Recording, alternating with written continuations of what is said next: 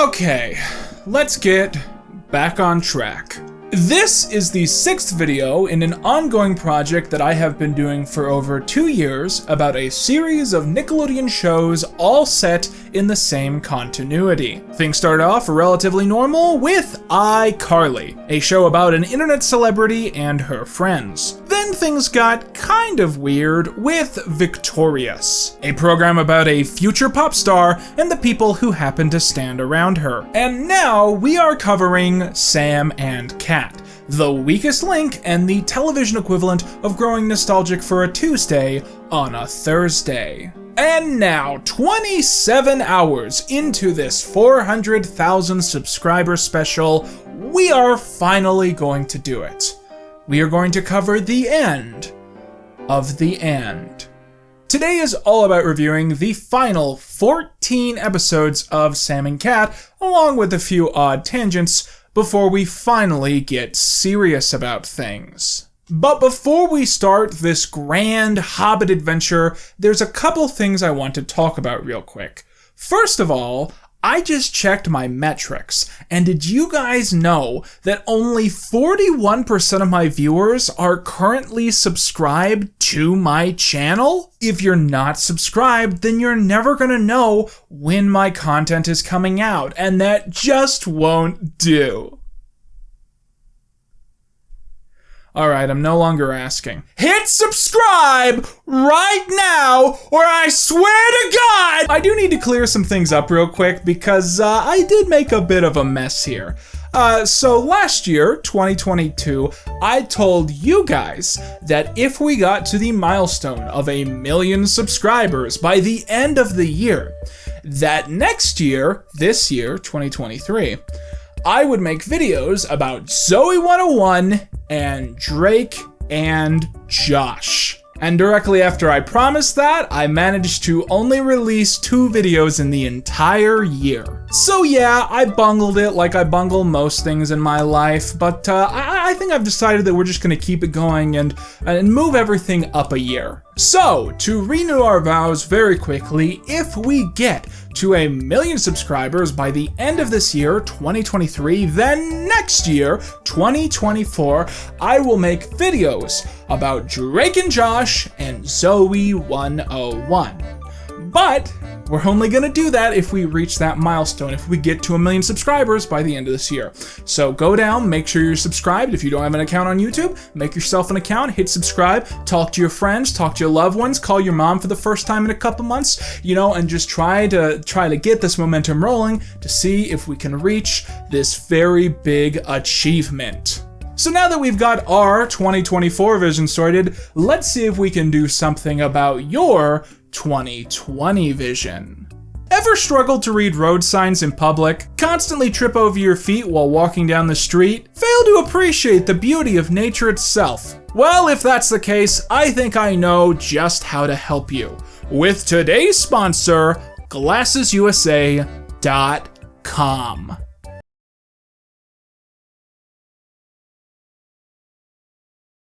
GlassesUSA.com is offering a big discount for you, my viewers, right now. And you can check that out and learn more by clicking on that link in the description below. Once again, that is the link in the description down below to find out more about our beautiful sponsor, GlassesUSA.com. With that, let's get back to where we were before. This is Sam and Cat, Season 1, Episode... Hey, Quinn, you hear that the Queen of England died?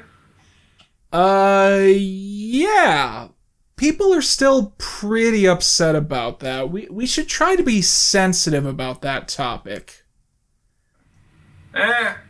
Fuck her. Hey, by the way, did you know that there's, another guy out there that does, this exact same bit? Nah, I'm pretty sure I'm the first person to do this. Okay, this is Sam and Cat, Season 1, Episode 21, #MagicATM. As the episode starts, we see Kat riding around the apartment hallway on some sort of motorized mini go-kart. Sam approaches, eating a massive watermelon, and rushes towards the offer to drive Kat's zingy thingy. She throws her watermelon into the arms of an elderly woman who collapses from the added weight. In just a few short moments, we have been reminded of so many character traits. Sam's gluttonous disposition, disregard for the safety of strangers and the elderly, and Kat's inability to be trusted as a babysitter due to her basically already acting like a child. Sam discovers the living room is filled with toys and demands Kat explain where they came from. Kat explains they came from an ATM. A magic ATM. Sam begins to question the logic of this, as Kat has no bank account before she discovers another zingy thing and the pair head off to race each other. Sam, Kat, and the two kids play in the street where they're approached by Herb, who you'll remember as their neighbor who looks homeless but actually isn't. Herb tells the kids that he just got a gym membership and it's in Beverly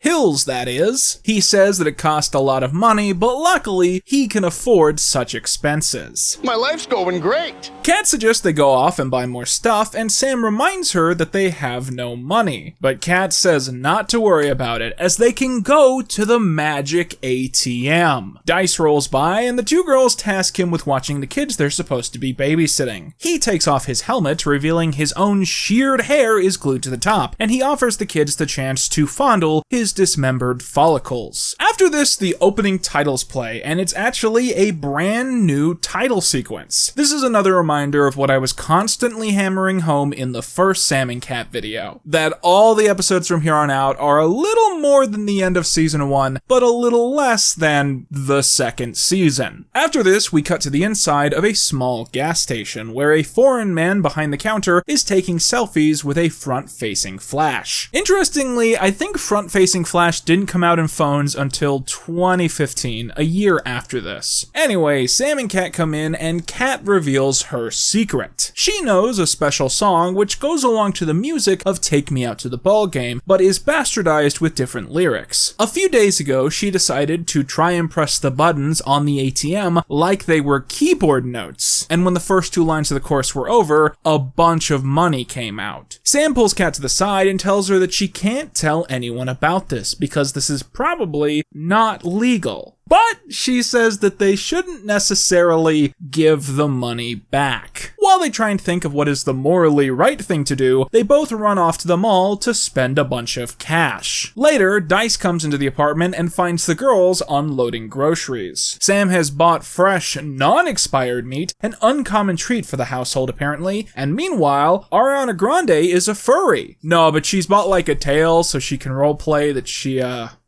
has a tail. So Dice has a convoluted story that's baked in the show's lore that I've detected you don't care about, but I'm going to tell you anyways. Dice's aunt, who's brought up like every other episode, is flying to Japan later that week, and she's taking her monkey with her. So Dice needs Sam and Kat to go to an animal hospital to pick up some monkey pills to help him sleep on the plane. Dice can't go himself, and initially won't say why, although he eventually admits he's in a spelling bee. I'm just grateful he isn't stripping again. It turns out that animal hospital is right by the gas station where the magic ATM is, and Kat wants to go steal more money, borrow more money. Sam is against this, as she's worried if they keep pushing their luck, they'll get in trouble, and she doesn't want to end up back in juvie. In quite a twist on their respective characters, Kat puts on a smooth voice and attempts to convince Sam that stealing money is actually cool and an awesome thing to do, reminding her that money can be used to buy tickets to the Lakers, violent video games, and fried chicken. Sam eventually cracks. So the next day, they go into the gas station, they drop the monkey pills, the pills get stepped on, and they try and collect him back up, and then Kat does the trick one last time. Once this happens, the shop owner rushes over as he's finally caught the person taking money from the ATM. Cops suddenly appear and arrest Kat on the spot. A police officer, played by Scott Bios, says Kat is going to juvie, and Sam, worried she'll never survive on the inside alone, alone, spills slushy down Scott Baio's pants, so she'll go with her. During a transition, we see a quick Nozu cameo from Victorious, and then Scott Baio ends up tailing down a speeding car, which turns out to be stolen. Scott Baio asks the girls what's in their bag, and they say it's medicine for a monkey, so he'll sleep on his way to Japan. He says they should never lie to an officer, and he eats the crushed sleeping pills, believing that they're candy. He soon passes out mid-car chase. Sam crawls into the front seat because there's no divider, #plothole, and she takes control of the cruiser, but refuses to give up the chase of the stolen car, #snitch. The suspect ditches the stolen car and runs, and Sam goes after him, catches him, and beats the shit out of him off screen. Later, the police gather everything in the apartment bought with the shady cash, and the officers say that the girls stole over $4,000 and they'll have to pay all of it back. Just then, the officers get some news. The culprit Sam apprehended and beat to non-consciousness is wanted in 3 states, and the reward for bringing him in is $5,000. The girls celebrate. We learned nothing! Yeah! Kat begins singing her bastardized version of Take Me Out to the Ball Game with different lyrics, and everyone in the room but Sam knows it. Even Dice and Herb run in to join with the chorus. Dice seems to have won the spelling bee. And we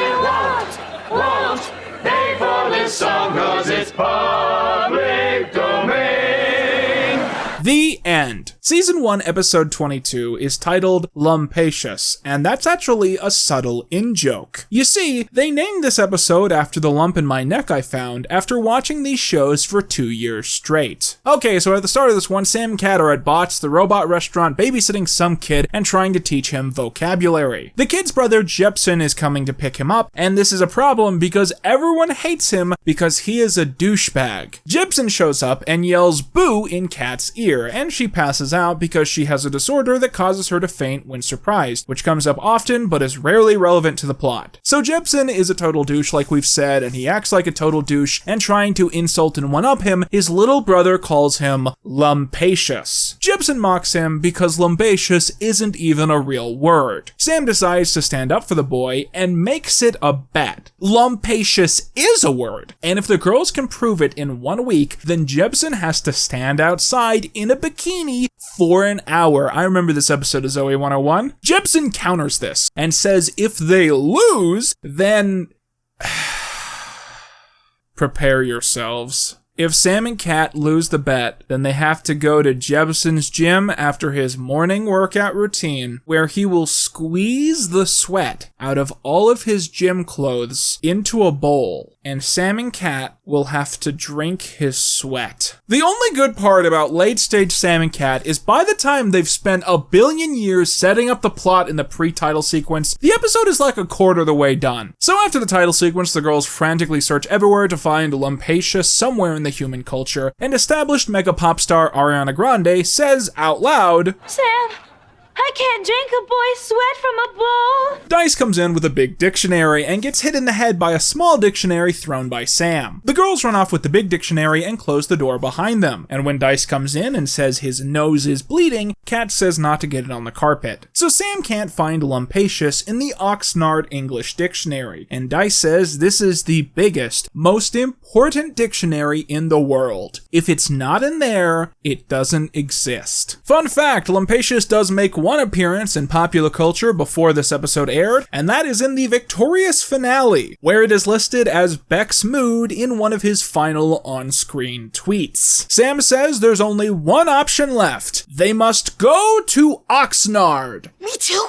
No. So they stock footage their way to Oxnard, where they meet a woman at the front desk. You'll notice they use pencils at the Oxnard Dictionary headquarters. I can only imagine this is due to the Frindle fiasco of 1996. Kat says she's scheduled a meeting there for Kat Valentine and Sam Pouquet. Sam insists that it's Puckett, but the woman at the front desk says it's written down as Pouquet. So you may have noticed that Sam and Kat is built pretty heavily on easy-to-miss references to legacy sitcoms of decades past. There was an episode that's an extended Laverne and Shirley homage. There was a story with Scott Baio from Happy Days. Then there's the next episode, which is a very direct Happy Days parody. Even the character Goomer, the only saving grace of this series, who has yet to show up in this run of episodes, is an extended reference to Gomer Pyle from The Andy Griffith Show and Gomer Pyle USMC. Anyways, so in that last scene, they did a joke that was a subtle, underhanded reference to a British sitcom I loved as a kid called Keeping Up Appearances. Keeping Up Appearances is about a stuffy, middle-aged woman named Hyacinth, who at some point married a very simple man named Richard Bucket. So her married name is Hyacinth Bucket. This isn't fitting of a noble woman who thinks so highly of herself, so sometime before the events of the series, she's apparently decided that it's actually pronounced bouquet. It's very kind of you to invite us, Mrs. Bucket.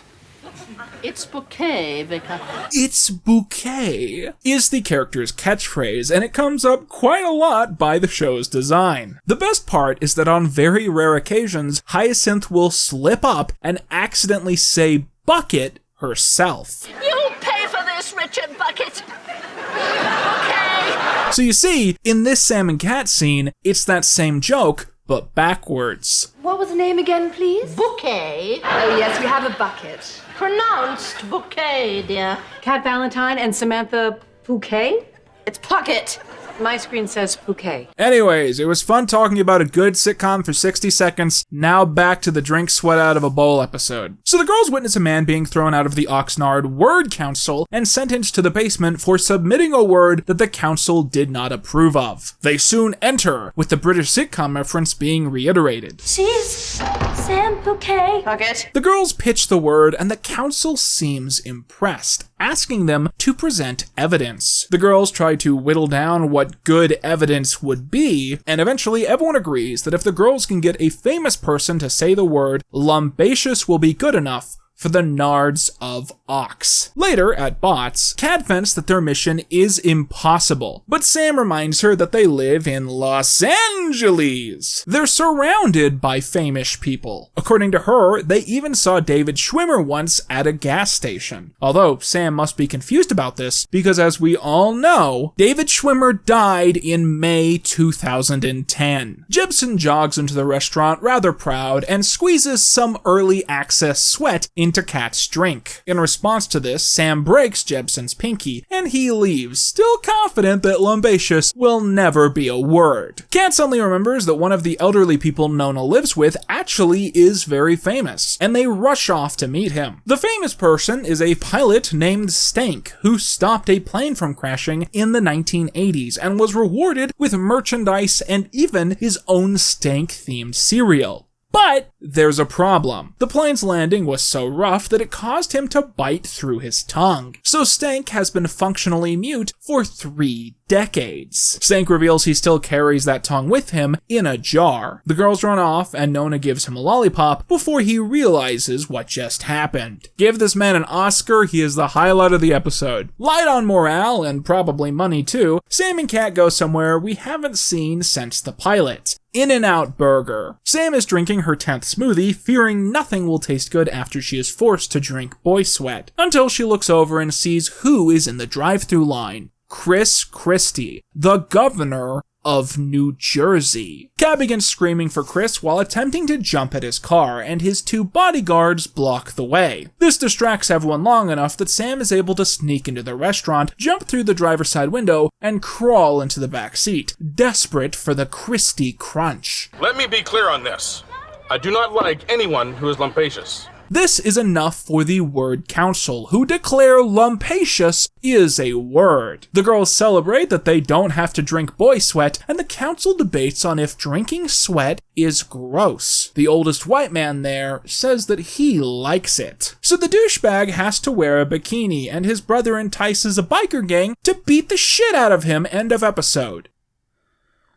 So, as you likely know by now, Sam and Cat was on TV after I stopped watching Nickelodeon, and thus a lot of context from the time is kind of lost on me as I work on this project. Because of this, I'm recording a little amendum to that episode, just filling you in on something which is actually kind of interesting. So the day that this episode premiered, Nickelodeon ran a special cross-franchise event called Gotta Spot It? With the main gimmick being that for each of the 3 teen sitcoms airing that night, there would be some recurring Easter egg for the audience to watch out for. For instance, in The Thundermans, props and characters would sporadically appear upside down. In The Haunted Hathaways, random costume accessories would sometimes appear on characters. And in Sam and Cat, a jester character played by Alan Weiserman would randomly show up throughout the episode. As far as I can tell, his cameos are as follows. 11 seconds in during the stock footage of Venice Beach. 1 minute in dancing on a table at Bots while shrunken down. 2 minutes in as a physical extra in the background of the same scene. 4 minutes and 14 seconds in on a pear pad in the background. During the opening sequence at 6 minutes and 34 seconds. 7 minutes and 44 seconds in as Cat slams the door on an injured Dice. 10 minutes in on a TV screen at Oxnard HQ. 12 minutes in the exact same place. Shrunken down on the desk at Oxnard at 13 minutes 5 seconds. During the transition at 13 minutes 19 seconds. Inside the blue robot's visor at 13 minutes 22 seconds. 17 minutes in as a framed photo at Elderly Acres. 18 minutes in at Inside Out Burger as an extra. 20 minutes in dancing in the background of the Chris Christie lookalike. And finally, peeking outside of a bush 22 minutes in. This character has the behind-the-scenes name of Weirdo, and his existence kind of begs a lot of questions. The most important one being, what is he? Is he God? Is he the devil? Is he a guardian angel like in iCarly? Is he a metahuman like in Henry Danger? Or is he a really lazy Waldo knockoff made by people fulfilling a corporate prompt in the least creative way possible? Either way, he's going on the list, I guess. More generally, I think the biggest thing this character illustrates is my constantly waning attention span with this show. If it wasn't for a comment left by Nick Declieux on Patreon, none of this would have been included, because I literally did not notice a single one of these cameos watching that episode without context. When I watch Sam and Cat, I'm not happy, I'm not angry, I'm in a catatonic state where I just stare at the screen and try not to think about the endless stream of nonsense that the show is dedicated to throwing into my face. Well,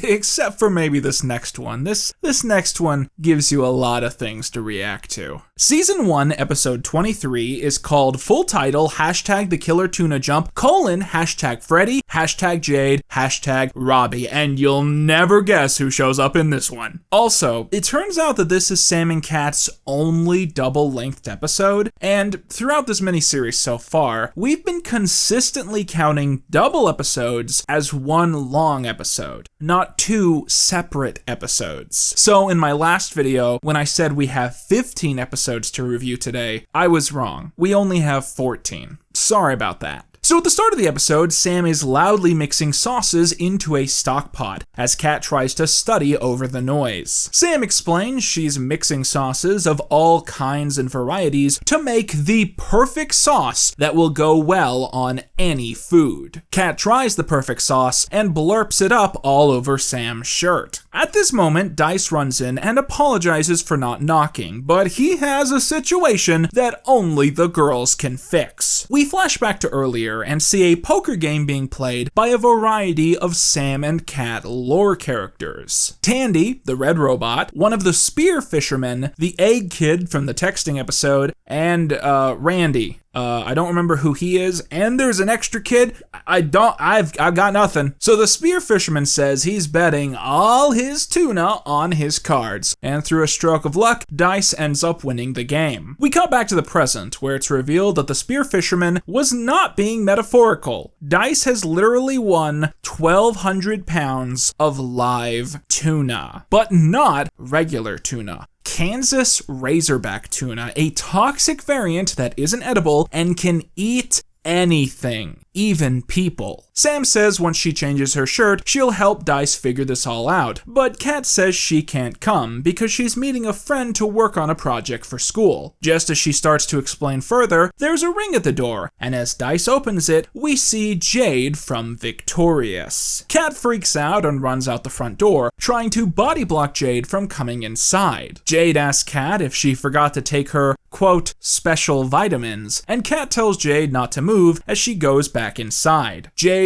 ignores these instructions. Kat explains to Dice that Jade West is the second scariest woman she's ever met. Sam is the first, and she's gone through considerable effort to make sure they never meet each other. If they ever do, Kat fears they would kill each other. Sam prepares to go out the front door, and to stop her, Kat wipes Sam's special sauce over her shirt a second time. Sam asks Kat if she forgot to take her, quote, special vitamins again. As Kat tries to explain, Jade comes in through the back entrance, and Kat screams from shock and passes out.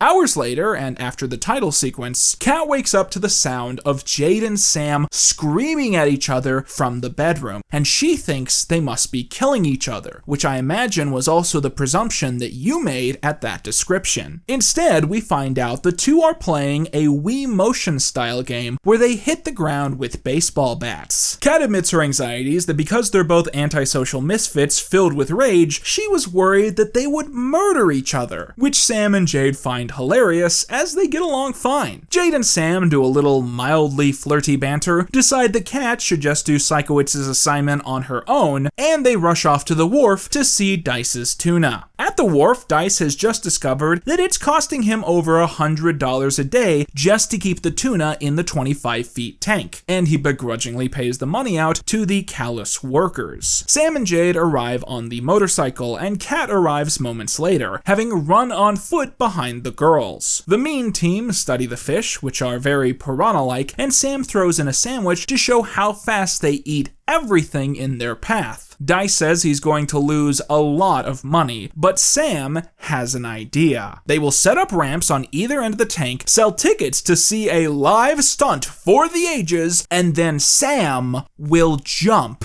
the tuna. So this is another reference to sitcoms of days of old. You see, back in the day, there was this old sitcom called Happy Days, which originated the character of the Fonz. The Fonz was known for getting up to a lot of antics and being good at a lot of things. So one day, while the character was water skiing on vacation, he was dared by a group of SoCal hooligans to jump shark-infested waters. He did, and today, jump the shark remains a common term for when a TV show does something so ridiculous or extra that it signifies the golden era coming to an end. Someone told me about this once, I can't remember who. So the entire joke of this episode is that Sam is going to jump the tuna while the show is going to jump the shark. To the extent that most associate Sam and Kat with being a weird legacy crossover show, and this episode is going to prove itself to be the weirdest and the most legacy crossover-y. The episode is also heavily a parody of the audience's expectations, and this episode is going to get way more dramatic and character-driven than normal, and I certainly think that the rest of the show is going to feel a little less intense following this adventure, but I'm getting a little bit ahead of myself here. So there's a running joke in this scene that Sam and Jade are such a natural pairing that Kat is trying desperately to overcompensate for the fact that she has nothing to say or do, with even the workers at the dock making fun of her for embarrassing herself constantly. Kat says that Sam jumping the tuna is way too dangerous, so they decide to get a local daredevil named the Dirty Skipper to do it in her place. Sam and Jade ride off on the motorcycle, leaving Kat breathing in their toxic fumes. Later, at Bots, Jade tells Sam about how she loves popping pimples, and Sam plays a trick on the Red Robot where she confuses him by requesting gibberish. This causes the Red Robot to short out, killing him. Thank you for killing my friend.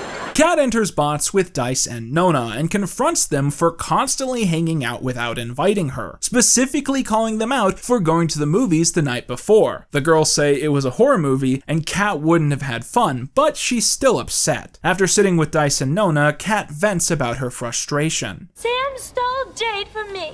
Oh, come on. I wouldn't say she stole Jaden. Well, I would. In the greater context of Kat's cross-franchise story arc, her motivations make some sense here. You'll remember that in Victorious Season 1, Kat and Jade weren't really friends. They were just peers in the same friend group. It wasn't until Jade and Beck broke up in Season 3 that Kat made the outward attempt to hang out with Jade outside of school, with it clearly being something she had to invest patience and effort into. So you could imagine that it's frustrating to see Jade and Sam become instant besties after knowing each other for just a few days, especially as this also can be compounded with her equally complex relationship with Sam. Here's my favorite fart noises I can make with my mouth.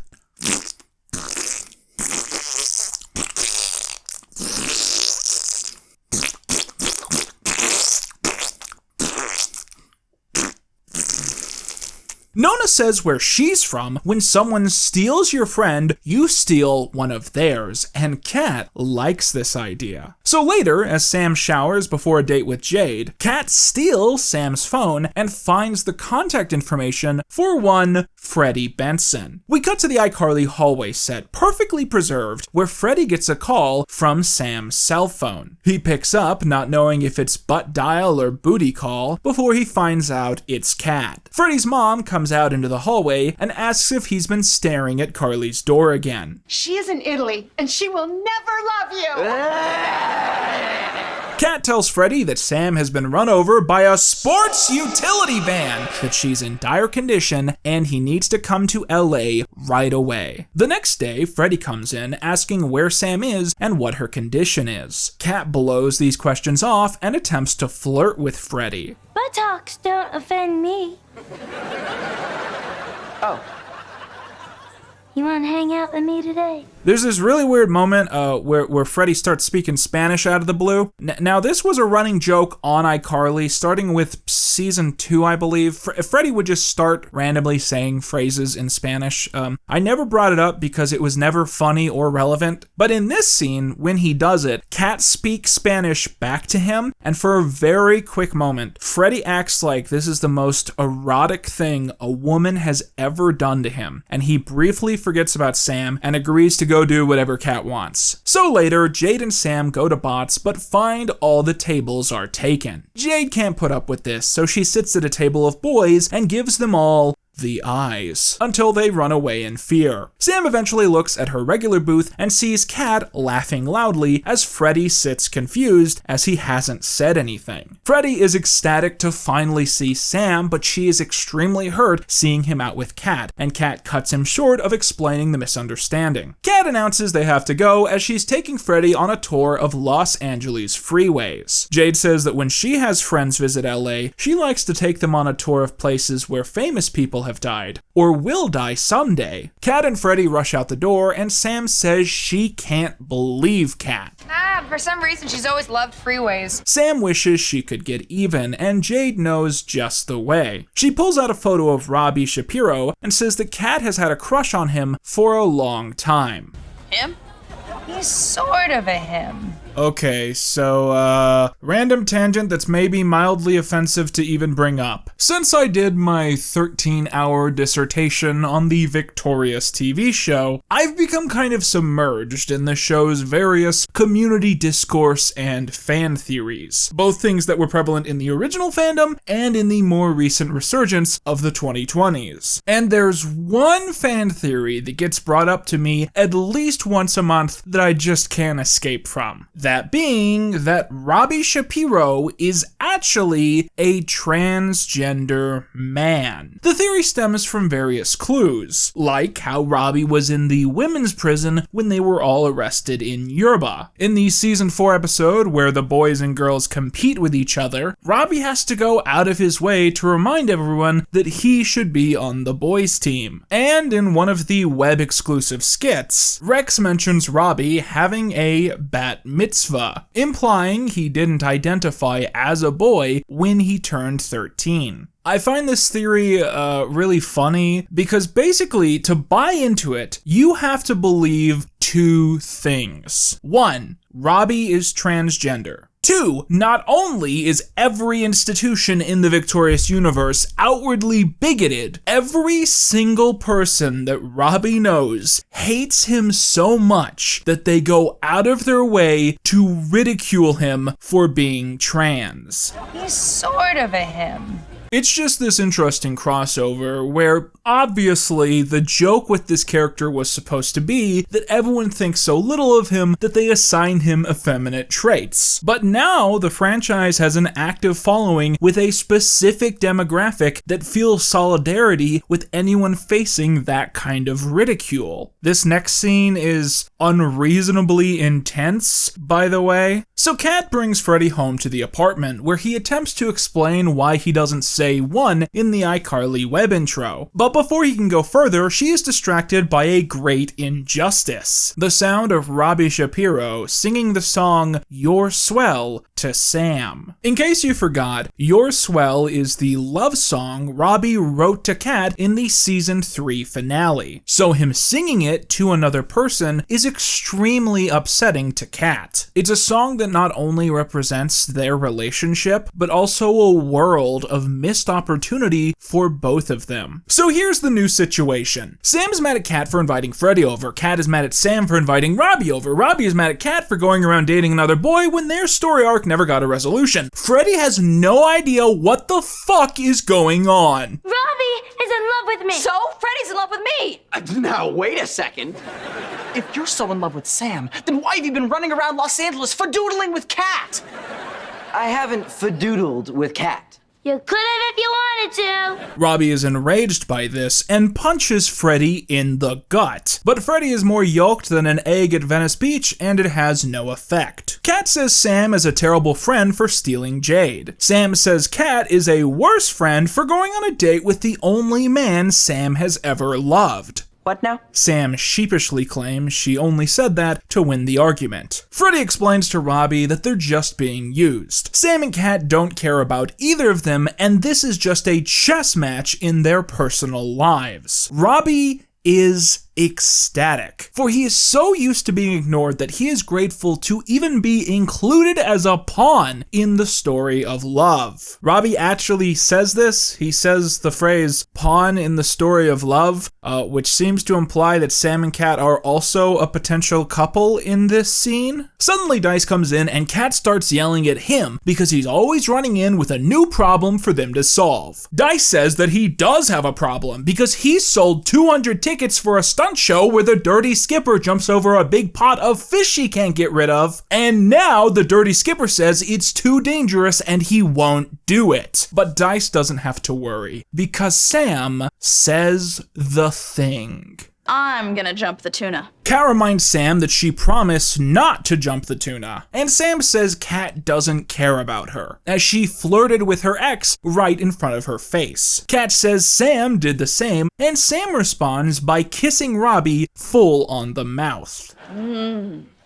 That was some tasty Robbie. Then Robbie makes this face. Dice is here and is like 12. This is weird. Kat runs off to her room and Sam formally agrees to jump the tuna. Robbie pulls out his phone and asks if Sam will please say that was some tasty Robbie a second time. Jade suddenly comes in and asks what she missed, as Freddy's mom calls him to ask about something he said earlier, as it's implied that she wiretapped him at some point. Later on, Sam and Kat are still fighting when Dice brings over a waiver so he can't be sued if Sam is injured or dies. Kat has had enough and says Sam will not be jumping the tuna, as it's too dangerous. Sam says it's too late because someone has to jump the tuna, and so Kat shoves Sam into a closet, saying she will be the one to do it. She nails the closet shut and begins her righteous switcheroo. Okay, so I actually really like this next running joke. At the event, Robbie and Freddy run up to Jade, and Robbie announces that they've been hanging out all day. Robbie says they've been having a great time and points out if you combine their names, it's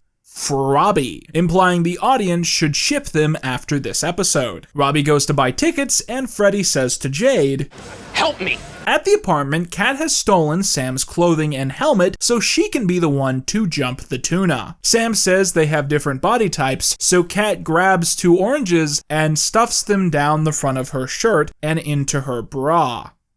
Do you think if I apply for witness protection, I'll be able to stop watching these shows? So Robbie and Freddie can't get tickets because the show is sold out, but they're told they can watch if they stand in the camera lift. Freddie says he doesn't even want to watch because he still has feelings for Sam and he's worried about her. Sam gets tired of being stuck in the closet and punches a hole through it. Nona ends up sitting next to Jade and tries to make conversation about a jazz musician she once dated, but Jade walks away. Nona says a meme phrase to a child. You like jazz? Kat shows up and drives really badly. While Robbie keeps flirting with Freddie, Sam meticulously breaks the rest of the door down before leaving for a reason I can't figure out. Someone dressed like Billy Shears gives a drum roll and it's time for Kat to jump the tuna. But Sam shows up and the motorcycle slips and hits the camera lift, and Robbie and Freddie both fall into the death pit. The credits roll, that's the end of the episode and both of their romance arcs.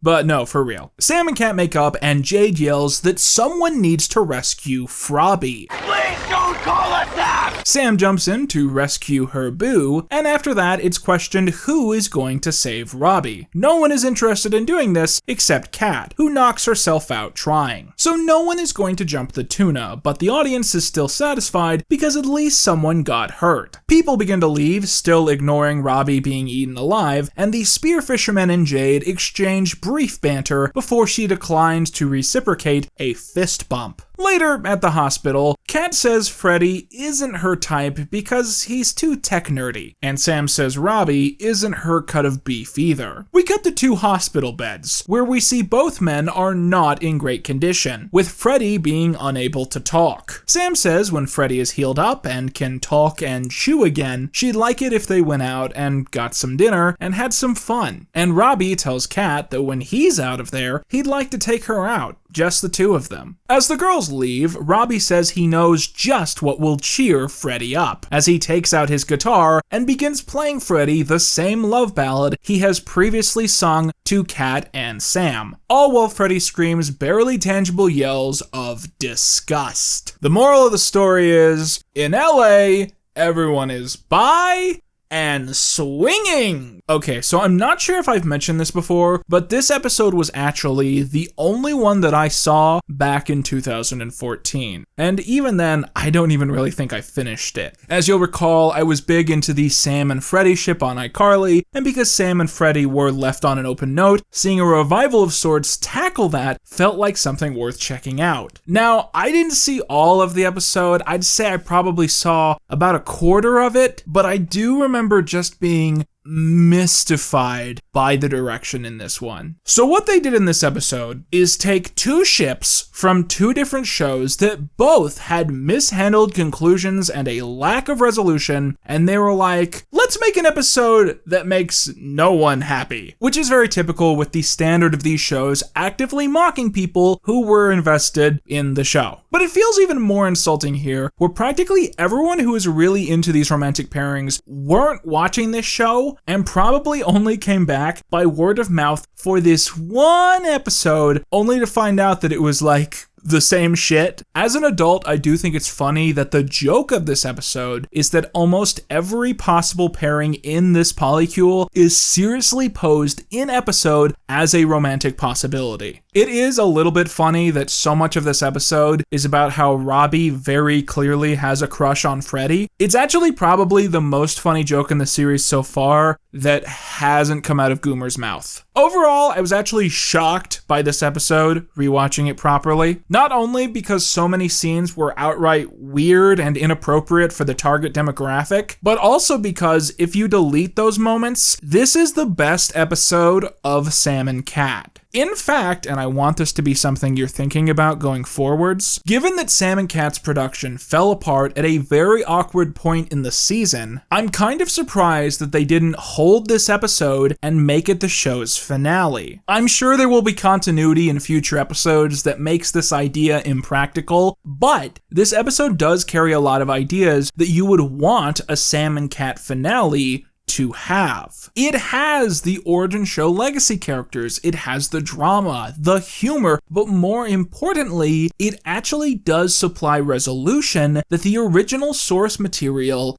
didn't. In the episode, Robbie and Kat flat out say that they're in love with each other, to each other's faces, and Sam and Freddy come very close to doing the same. About as close as they're emotionally capable of, honestly. And at the end of the episode, all four seem to recognize that their jealousy is probably indicative that they need to give their respective pairings a second shot. I honestly think Sam and Kat should have leaned into this crossover element more often than it did. This episode is like eating some really unhealthy junk food that's not good for you. It's tacky and cheap and has some real questionable ingredients, but it's fun. Any other episode of Sam and Kat is like eating marmalade mixed with uncooked rice. And much like the Psychowitz episode didn't find a use for him, this episode forgets to find anything to do with Jade. She's funny, she's charismatic, she steals every scene, and then she sits in the back of the room. And at the end of the day, this episode does jump the shark and does mark the show's peak because it rushes through too many cameo concepts that otherwise could have been at least 2 or 3 better standalone episodes.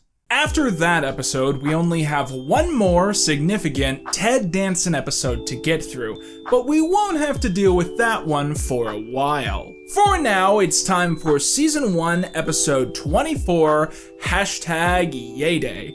And as you can see, this is another Christmas episode.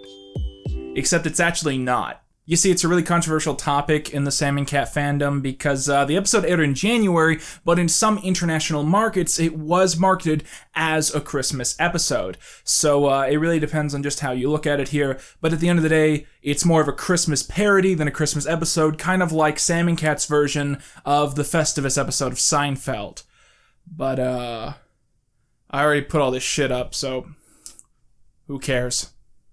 So at the start of the episode, Kat comes home to the apartment to see Sam throwing glass cups into the air as they shatter on the floor. Sam explains she's trying to teach herself how to juggle, and knives haven't worked out so well. Kat says she was just shopping at the mall and apologizes for leaving Sam to babysit alone. Sam apparently isn't aware that she is babysitting until she remembers that she left the children alone to have a battle. Giant scissors versus hedge clippers. The kids have ruined their haircuts, but luckily the rest of them seem intact. Kat says that she was out shopping for a special gift for Sam, but that she can't see it until Yay Day. She goes on to explain that this is a special holiday that she made up. By her logic, the best part of Christmas is gifts, and the best part of birthdays are gifts. But both holidays are bogged down by added sentimental meaning. Yay Day is the most logical, condensed model of the archetype. The holiday celebrates getting cool gifts and isn't about anything else in the slightest. Okay, here's the thing about fake holidays. I think if you're going to make one up, you should be forced to pick a specific date. Festivus is December 23rd, First Contact Day is April the 5th, Halloween is May the 1st, Possum Day is October 18th, Life Day is the 3rd Thursday in November. Yay Day is Saturday. That's all they say in the episode. It's Saturday. This episode aired on January the 20th, which was a Monday, so do I celebrate this on January the 17th or January the 24th? Once I have to put this much thought into celebrating a gag holiday, it stops being fun. After the title sequence, we see Kat on Yay Day Eve decking out the apartment in various Yay decorations. As this happens, we get our first sighting of Goomer in this batch of episodes, as he and Dice enter with the intention to stay the night and celebrate the holiday the next morning. Dice asks for a drink of coffee and Kat says no. Sam wakes up to find that Kat has covered her in balloons and says that she doesn't want to celebrate Yay Day. Goomer and Dice convince her to go through with it, and Sam eventually says she'll go along and get presents for everyone except for Kat, because Kat is a snooper. The last time Sam got Kat a present, Kat opened it early, and so Sam has sworn off giving her gifts. Kat says she's moved past having that issue ever since her doctor prescribed her special vitamins. And as she frantically explains this, she begins to unwrap Goomer's Yay Day gift. But Kat resists and Sam relents, and says she'll buy everyone presents, but only if Kat promises not to snoop. Later, Dice, Nona, and Goomer play karaoke, singing a PZB song in spite of his recent appearance on Alex Jones. Dice asks Nona where she learned to rap like that, and she says that in the 80s, she spent a crazy weekend in Vegas with the Sugar Hill Gang. This is a continuation of a kinda weird running joke from a few episodes ago, where Nona will occasionally list off the name of a guy she's dated or hooked up with, and then she gets cut off. But if you Google the names, they're all actual famous black guys from the 70s and 80s. You know, the first throbbing moon I ever saw was back in 1962 when I was dating Nipsey Russell. I was dating a professional basketball player named Bob McAdoo. Yeah, where'd you learn to rap like that? Well, back in the 80s, I spent a crazy weekend in Reno with the Sugar Hill Gang. So take that information as you will. Kat joins the group and Dice asks for a drink again, and Kat again says no. She then presents the trio a book she's written titled A Hard Yea's Night. This is the story she's invented to give the holiday lore, independent from reality that she's basically just made up. Sam comes in with gifts for everyone but Nona, and Kat breaks from this thought, begging to know what she got. Everyone talks Kat down, and Goomer begins crying, explaining, I can't read! You can't read?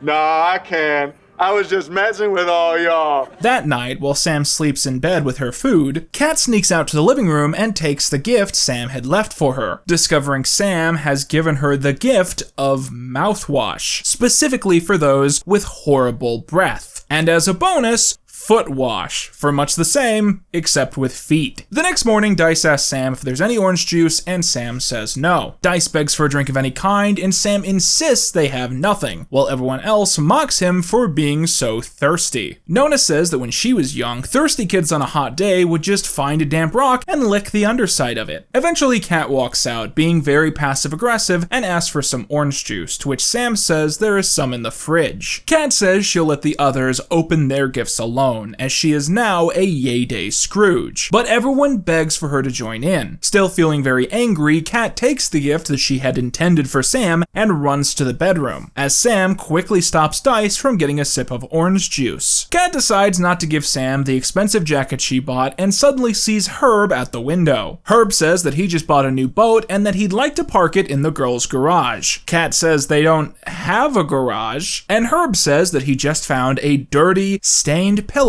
in the street. Kat offers to trade the expensive jacket for the pillow, but Herb says he has a lot of expensive jackets and a lot of expensive things, so this would be meaningless. But Kat talks him into it, and he heads back to his condo. My life's going great.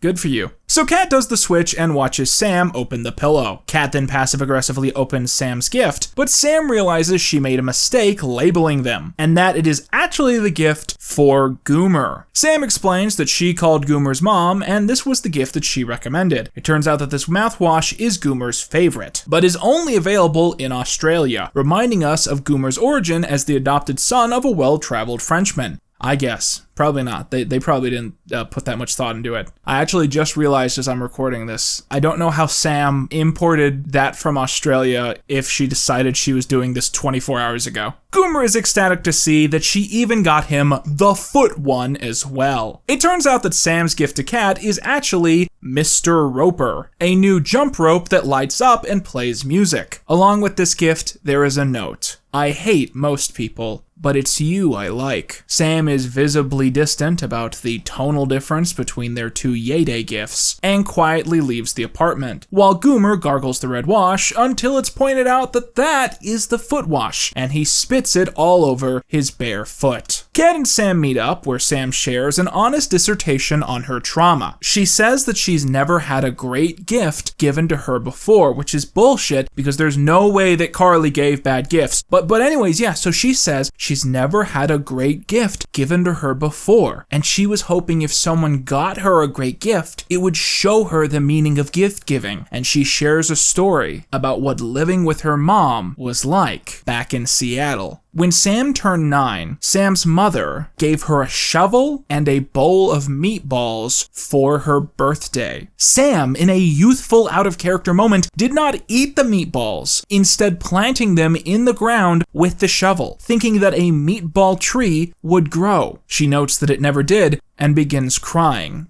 This is the closest that Sam Puckett has come to self-actualization in 7 years. Kat comes clean about snooping and apologizes for giving Sam a bad gift. Sam apologizes for pushing Kat off the bench and pushes Kat off the bench. In the credits sequence, Di spots a damp rock outside the apartment and decides to give in to Nona's advice and licks it. To his surprise, it is indeed refreshing. I'm glad we spent the whole episode building up to that. Season 1, episode 25 is titled #Brain Crush, and we start off with Nona, Di, Sam, and Kat arriving at Bots, which has been rented out for a birthday party for a kid named Otis. The red robot comes over to kick them out as it is an exclusive event, but the girls explain that they babysit Otis sometimes, and they were invited to the party. Sam casually insults the machine, as she often does, but this time it responds by predicting the apocalypse for the second time in the series run. I may be a machine, but I will live forever, unlike you humans who will one day all be dead.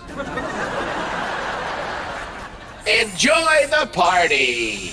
This is actually a thematically relevant start to the story. You remember in the Victorious video game when Pear Pads being released caused all of the characters in the game to become mindless zombies? Well, this episode is a direct adaptation of that extremely not played out idea. We find out that no one at the party is being very attentive, and this is because they're all glued to their phones. And more specifically, a new and exhilarating app, Brain Crush. A juggler hired by the party enters, and everyone notices that he is the most famous juggler in the world or something. And he begins juggling 3 wigs which are lit on fire. But no one cares because they're on their phones. When the cake comes out, all the kids are still not interested. They're on their phones.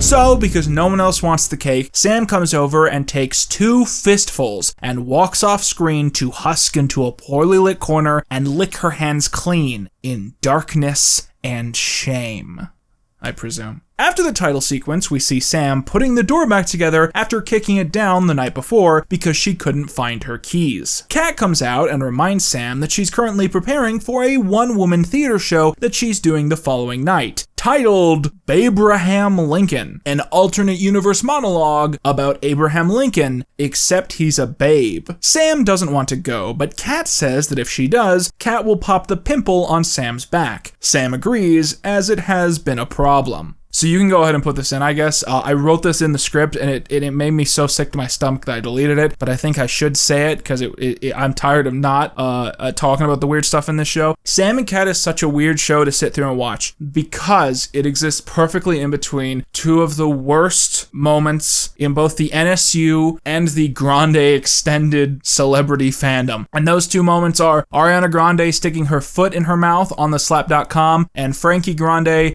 getting puss from a giant pimple just splattered all over his face like something that would get me demonetized. And because this show is in between those 2 moments perfectly, the show is just filled with all the feet shit, but it's also got all this like pimple stuff that you don't even think about that is mainly like the Henry Danger era. So you get the worst of both worlds, and it gives me nightmares. Kat says that she's heading to Elderly Acres as Nona can help her finish her costume and wash her laundry. Sam says, "Won't take much soap to wash this," which isn't appropriate, and Sam suddenly realizes Nona is apparently offering to do their laundry for free. Moments later, she emerges with several trash bags filled with clothing, as we learn that she hasn't done any laundry since the iCarly finale. This brings into question many things. For instance, does Sam just buy new clothes every week?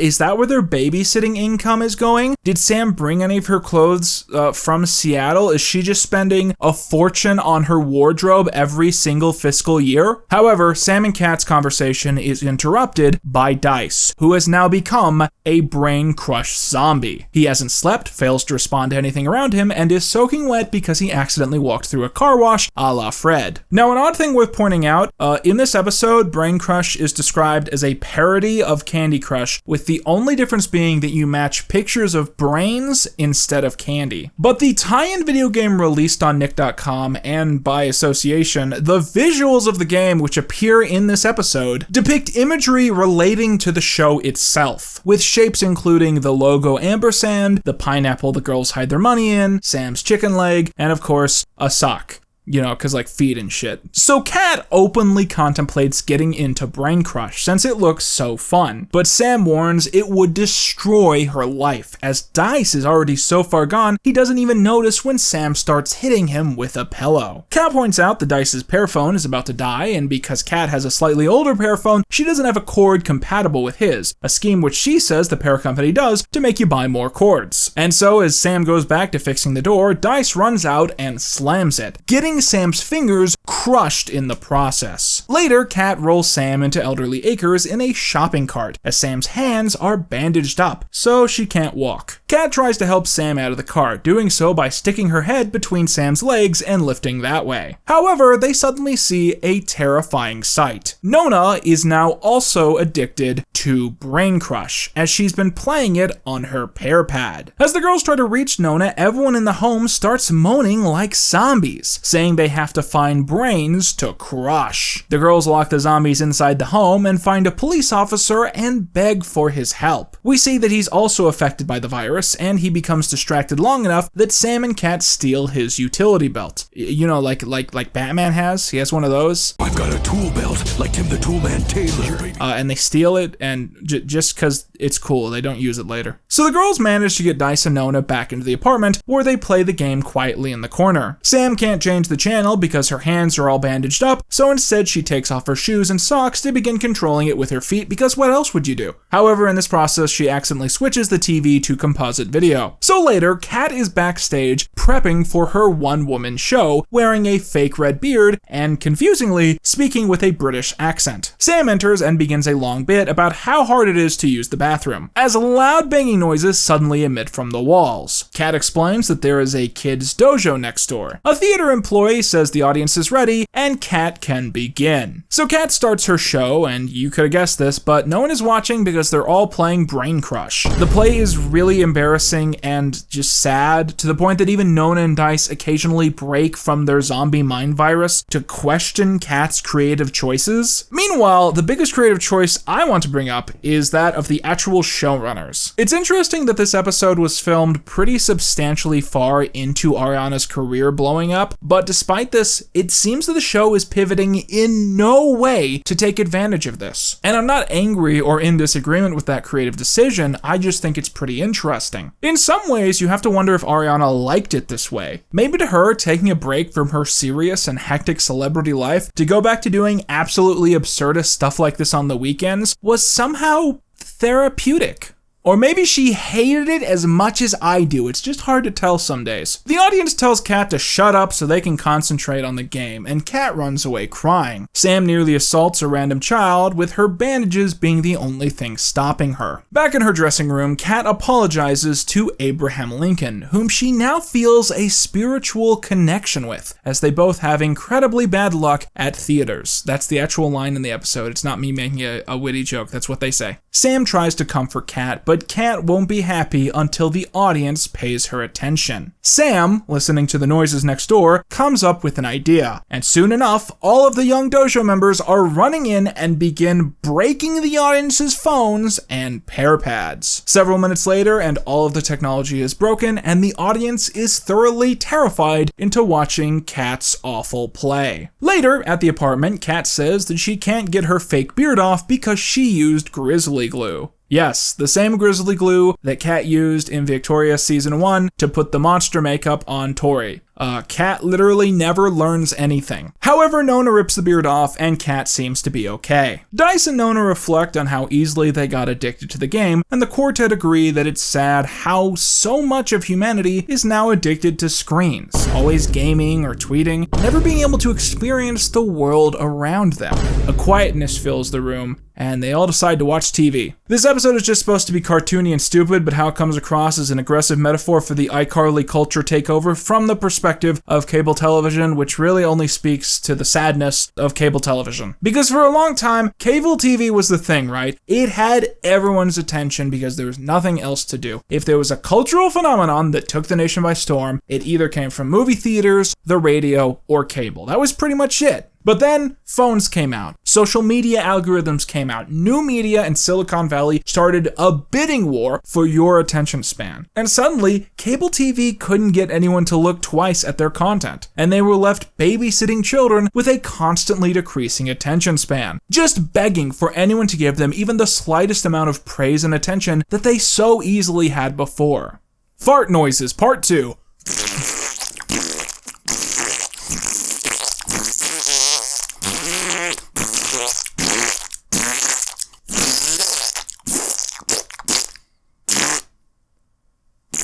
Okay, so at this point in the video, I'd like to stop for a moment and take a little break. I'll explain why momentarily, but first, let's go ahead and get caught up on our hashtag crimes of these 5 hashtag episodes. Hashtag crime number 104 is Sam and Kat stealing $4,000 from a buggy ATM. Hashtag crime number 105 is Sam pouring a slushie down Scott Bio's pants. Hashtag crime number 106 is police brutality, but Sam is a citizen and she was just acting out police duty, so I guess hashtag crime number 106 is snitch brutality. Hashtag crime number 107 is Dice and the Continuity Cameo Gang playing poker at Bots. Hashtag crime number 108 is Sam and Jade killing the Red Robot. Hashtag crime number 109 is Sam and Kat stealing a police officer's Batman utility belt. And hashtag crime number 110 is Sam recruiting an army of dojo children to break all of the technology in the audience of Kat's terrible one-woman show.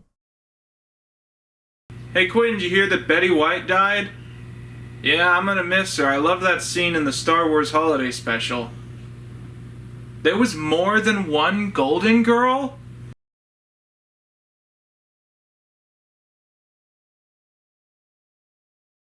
So the episode starts with us returning to a familiar location from the start of season 2-ish, the gas station, which Sam and Kat robbed earlier in the season. The girls are there to put up a flyer for their babysitting service, but decide they also want to pick up some Blue Dog soda on the way out. However, the store is swarmed with government agents guarding the stuff. And we learn that Blue Dog soda has been banned in California for having too much sugar. We meet a muscular government man who explains that thanks to his campaigning, the State Bureau of Interference has passed a regulation making it illegal to buy or drink Blue Dog soda. He then takes note of their babysitting advert and takes a photo. He explains he might use their service as he hates his son. Okay, so obviously the big point here is to introduce the narrative plot point of a soda prohibition. But it's also worth pointing out that this is basically a parody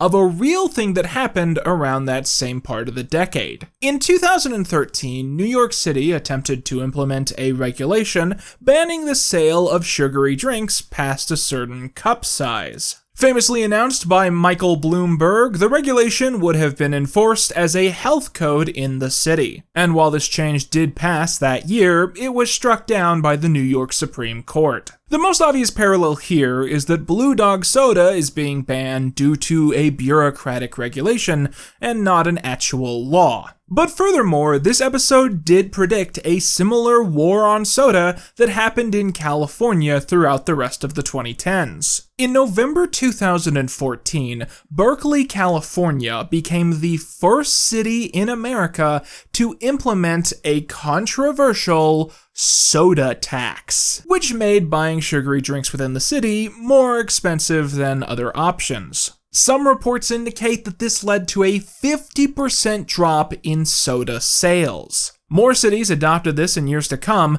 causing California's state legislature to ban cities from implementing local soda taxes until 2031. It's wild to think that we're actually closer to 2031 than we are to 2016.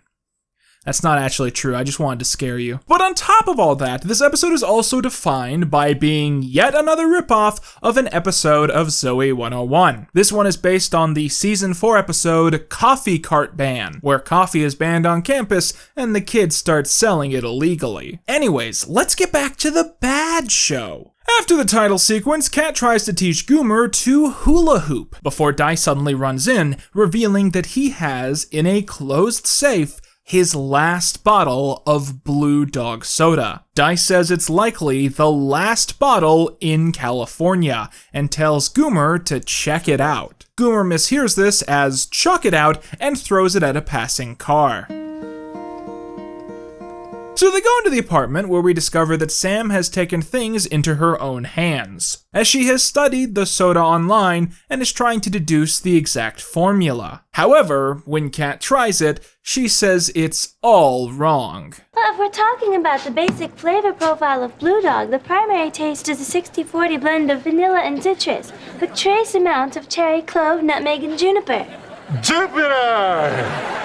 Kat promises she can make the soda herself, and it will only take 3 hours. Dice retells the story of Goomer throwing the bottle at the street, and Sam decides they're going to take sponges and get every drop that spilled off of the side of the road as they squeeze the soda into their mouths. Can you tell that this is supposed to be meth? So 3 hours later, the gang takes shots and declare Kat's blend is identical to the original, if not better. They all agree they should start selling the stuff, not to make money, but as a protest, but also to make money. Well, if we're gonna produce that much soda, we're gonna need a supply and distribution network, and also a comprehensive marketing strategy that'll inform the public about our product while not raising suspicion in the law enforcement community.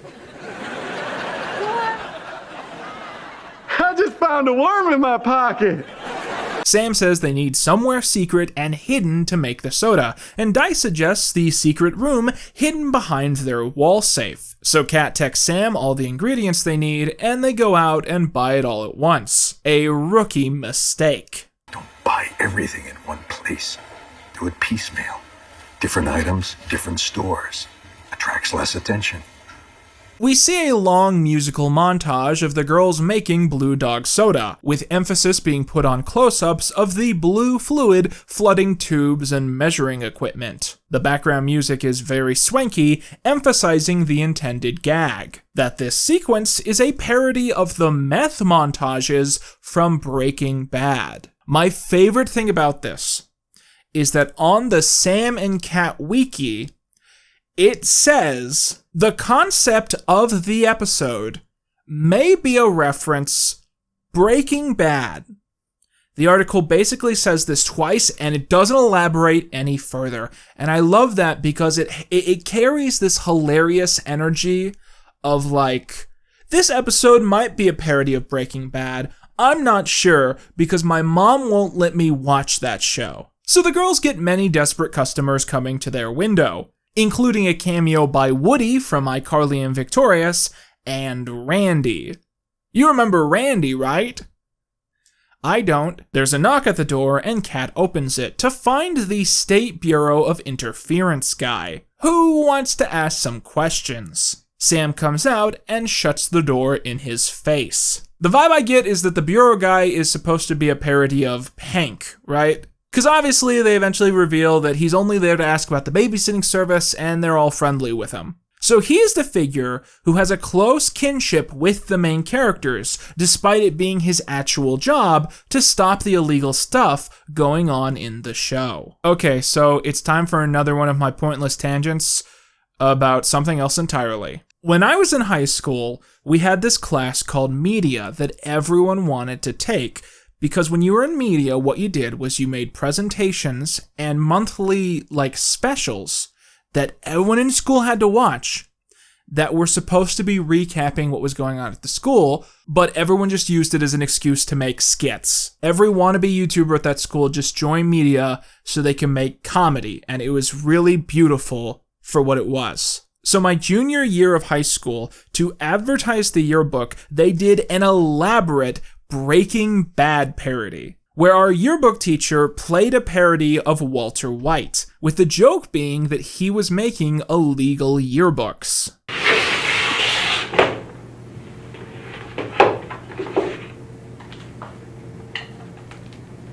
This is the best yearbook I've ever seen. I think we can make a lot of money together, Daniel. This other guy I knew named Brad, who was one of the funniest people I've ever met in my entire life, he played a parody of Jesse. And then they introduced a brand new character named Mitch. This was done explicitly so they could get away with directly copying Aaron Paul quotes from the show. This is my own private domicile and I will not be harassed.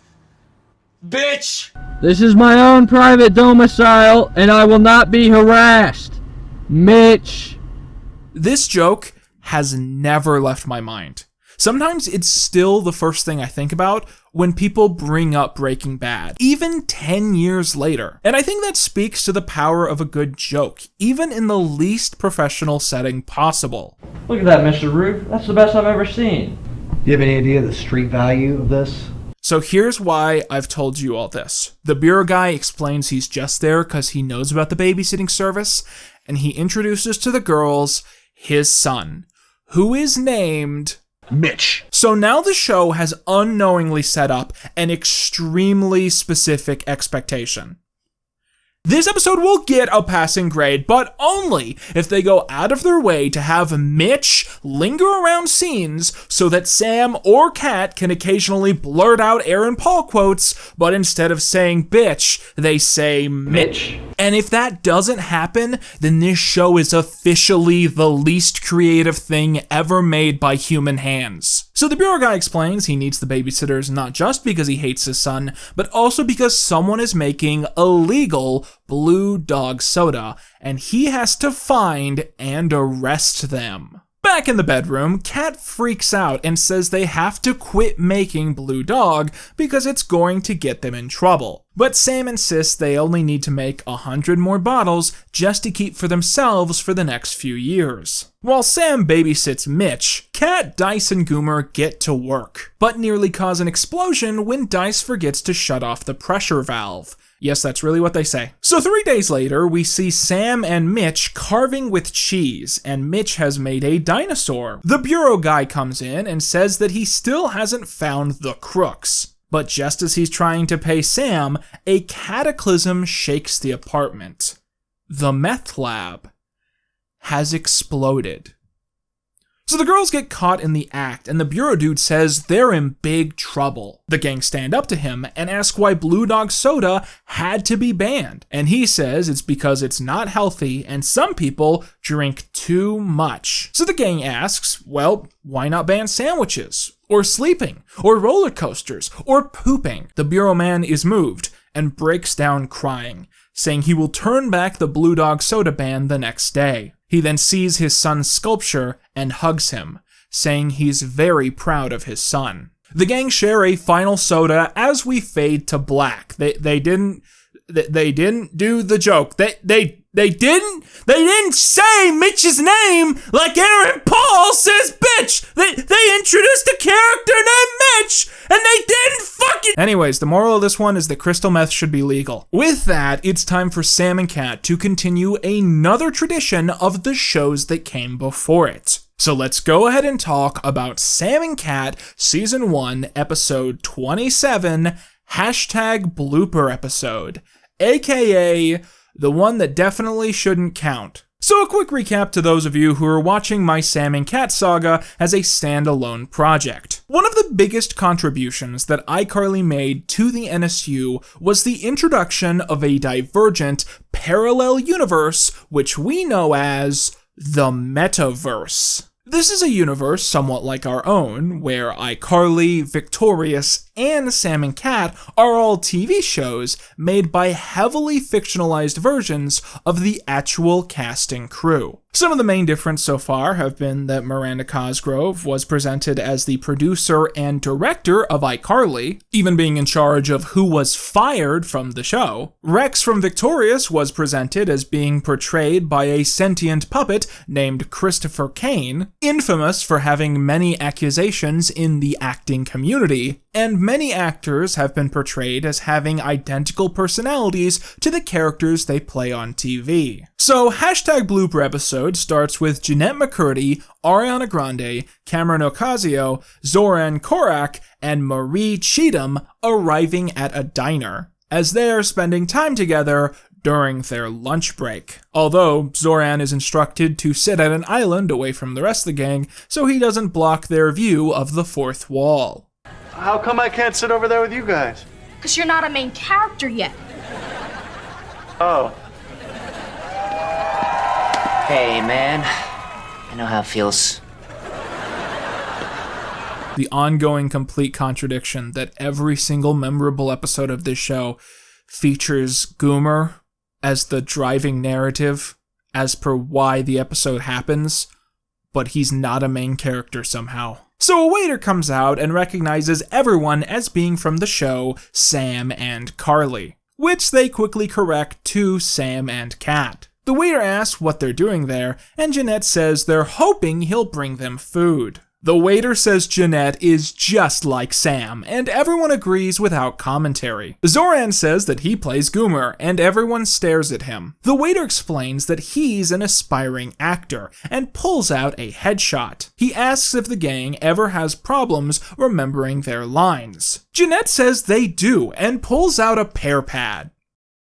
You know, like we have in the fucking real world. She says she has a bloopers reel prepared of them messing up their lines. They finish watching the first reel, and the waiter says he has to call his grandma and tell her about meeting them, despite him not taking their order. Then a teenage girl runs up to the table and says she loves Sam and Cat. She suddenly becomes lucid that she's actually in an episode right now and asks if she's missed the theme song yet, because she loves it. She loves the Backhouse Mike song. I'm never that far, no matter where you are. Believe in everything you come true. That's her favorite song. The gang say she's arrived just in time, and they play the song on their real-world actual pear pads. After the titles, Cameron says they only have 25 minutes left on their lunch break, and Cameron, buddy, you better enjoy that time while you can. Soon, they're approached by two teenage boys who recognize them all from the show. The boys ask if they ever get the giggles while filming the show, and so Cameron pulls out a compilation of the cast getting the giggles. Zoran stands up to watch the bloopers too, and Jeanette tells him to get back to his island. Hello, darkness, my old friend. Hello, darkness, my old friend. After the reel is done, he again asks to join them at their table, and they again tell him to stay away. Hello, darkness, my old friend. And you could have... The table is then approached by a mother who says that her daughter loves Sam and Cat, and there's just no way. There is no way that the cast of this show gets approached in public this often without people mentioning iCarly, Victorious, or the music of Ariana Grande. The mom wants to know if the cast ever has problems with the props while they're filming, and Marie pulls out a pear pad to show them another compilation. There are Family Guy episodes with fewer cutaways than this. Okay, now watch what happens here. First of all, the pear pad screen, being shaped like a pear, presents the video in a smaller, much smaller 16:9 box. So Nona expands this box with her fingers naturally, and this does not full screen the video. It zooms in the video while keeping it inside of the original 16:9 box. I can only presume that this means that pear pad technology lacks the ability to do full screen video. Doesn't that piss you off? Anyway, so they watch the compilation, and the mom is upset that she can't get her daughter to verbalize. I wish my daughter had friends. The gang call for their waiter again, but instead get two kids who want a photo, and they ask Ariana to take it. You want me in the picture, right? No. Oh, no. We want a picture with Marie. It turns out that the kids are huge fans of Marie and list a bunch of big-name TV shows and movies that the actress has been in. Gunsmoke, General Hospital, Katniss and Lacey, Beetlejuice, Search for Tomorrow. I'm shocked that they didn't include Quantum Leap, Columbo, Days of Our Lives in the 1960s, Soul Man, Dangerous Curves, Days of Our Lives in the 1970s, Days of Our Lives in the 1990s, The Nanny, Scrubs, Days of Our Lives in 2010, and finally Bizaardvark. But I guess that last one's a spoiler. So yeah, they take the picture. Is it a good pic? Yeah, fantastic. Don't get jealous, Ari. Don't get jealous just because you weren't in Quantum fucking Leap. Yeah, you suck, Ari. Yeah, I'm a fucking Marie stan. I will defend my queen. So the kids turn to leave, but the gang asks them to stop real quick and ask a question for a cutaway setup. So they do, and bang, you got yourself another compilation. Everyone's angry that the waiter hasn't even taken their order, but they all turn nice when another fan approaches. The fan identifies that the cast is going to be filming the meta bloopers episode that day, and says she knows this because the show's creator has tweeted that information out. Oh, he is a great speaker. Best person. Genius. The girl asks if there's going to be a commercial break, and they say yes, and Cameron shows her all of the commercials that they're going to show during that episode's break. This joke would be really funny if people still watched old TV shows the way they were intended to be seen. Their waiter finally returns and asks if they want their check. Everyone points out that they haven't even ordered yet, and the waiter says he'll take their order after they answer a simple question. Is it exciting to film their show? So Zoran pulls out his pear pad and shows the waiter a compilation of everyone being exhausted on set and yawning. A metacontextual joke about how they filmed very long hours on this show to make up for how few days Ariana had to commit to the show. Everyone says those were the wrong clips, and so Zoran plays the stunts compilation, with highlights including a group of babies climbing up a wall and Scott the Woz dying. The waiter says he'll get their order once he finds a pen and runs off screen. But then Jeanette notices something. Tandy, the red robot, Tandy from their show Sam and Cat, is also at the restaurant. Tandy, the actor Tandy, who plays himself in their show, reveals that he already ordered his food a couple minutes ago and they brought it out to him right away. Cameron says that he has to share since they've been waiting, and so Tandy murders Cameron. He disintegrates him with a laser. Cameron is dead now. Tandy, the actor who plays himself on Sam and Cat, just killed a child, and that child was Cameron Ocasio. Cameron Ocasio, the actor, is now dead in the metaverse. The red robot asks if anyone else wants his food, and everyone says no, because he just murdered someone. There is no attempt to call the police, and he just starts to roll away. A child then approaches Tandy and asks if anything has ever gone wrong with the red and blue robots. Tandy says that he actually has a compilation of just that, and shows some cutaway bloopers on his welder visor. Except all of the clips aren't bloopers, but actual scenes from actual episodes where the robots are malfunctioning to fit the narrative. At this point, you could argue this episode is as much a clip show as it is a blooper reel. The kid asks the red robot if he's dating the blue robot, and the red robot gets frantic and begins insisting that someone hijacked his phone and those texts weren't from him. The kid walks away, not knowing how close he came to being murdered by a bloodthirsty android. Also, during that last compilation, Zoran has taken Cameron's spot at the table, the group readily adjusting to the murder of a 14-year-old. A bunch of waiters bring food to the table, and Jeanette thanks them for bringing them the food that they ordered. However, Zoran loudly points out that the food is for someone else, and the waiters come back to seize the seasoned delicacies. Ariana begins crying, and Jeanette comforts her, leading to the first time in the show that they've actually addressed the 5'1" elephant in the room. You got a huge music career going for you. double platinum.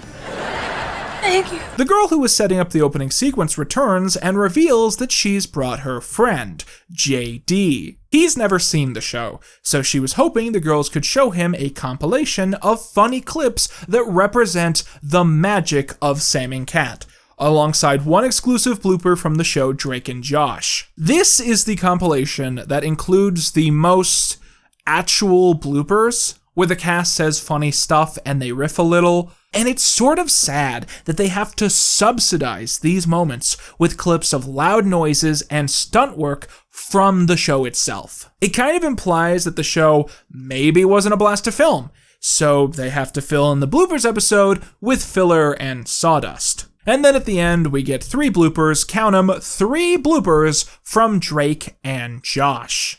You won the scoring game! That didn't make any sense, I'm sorry.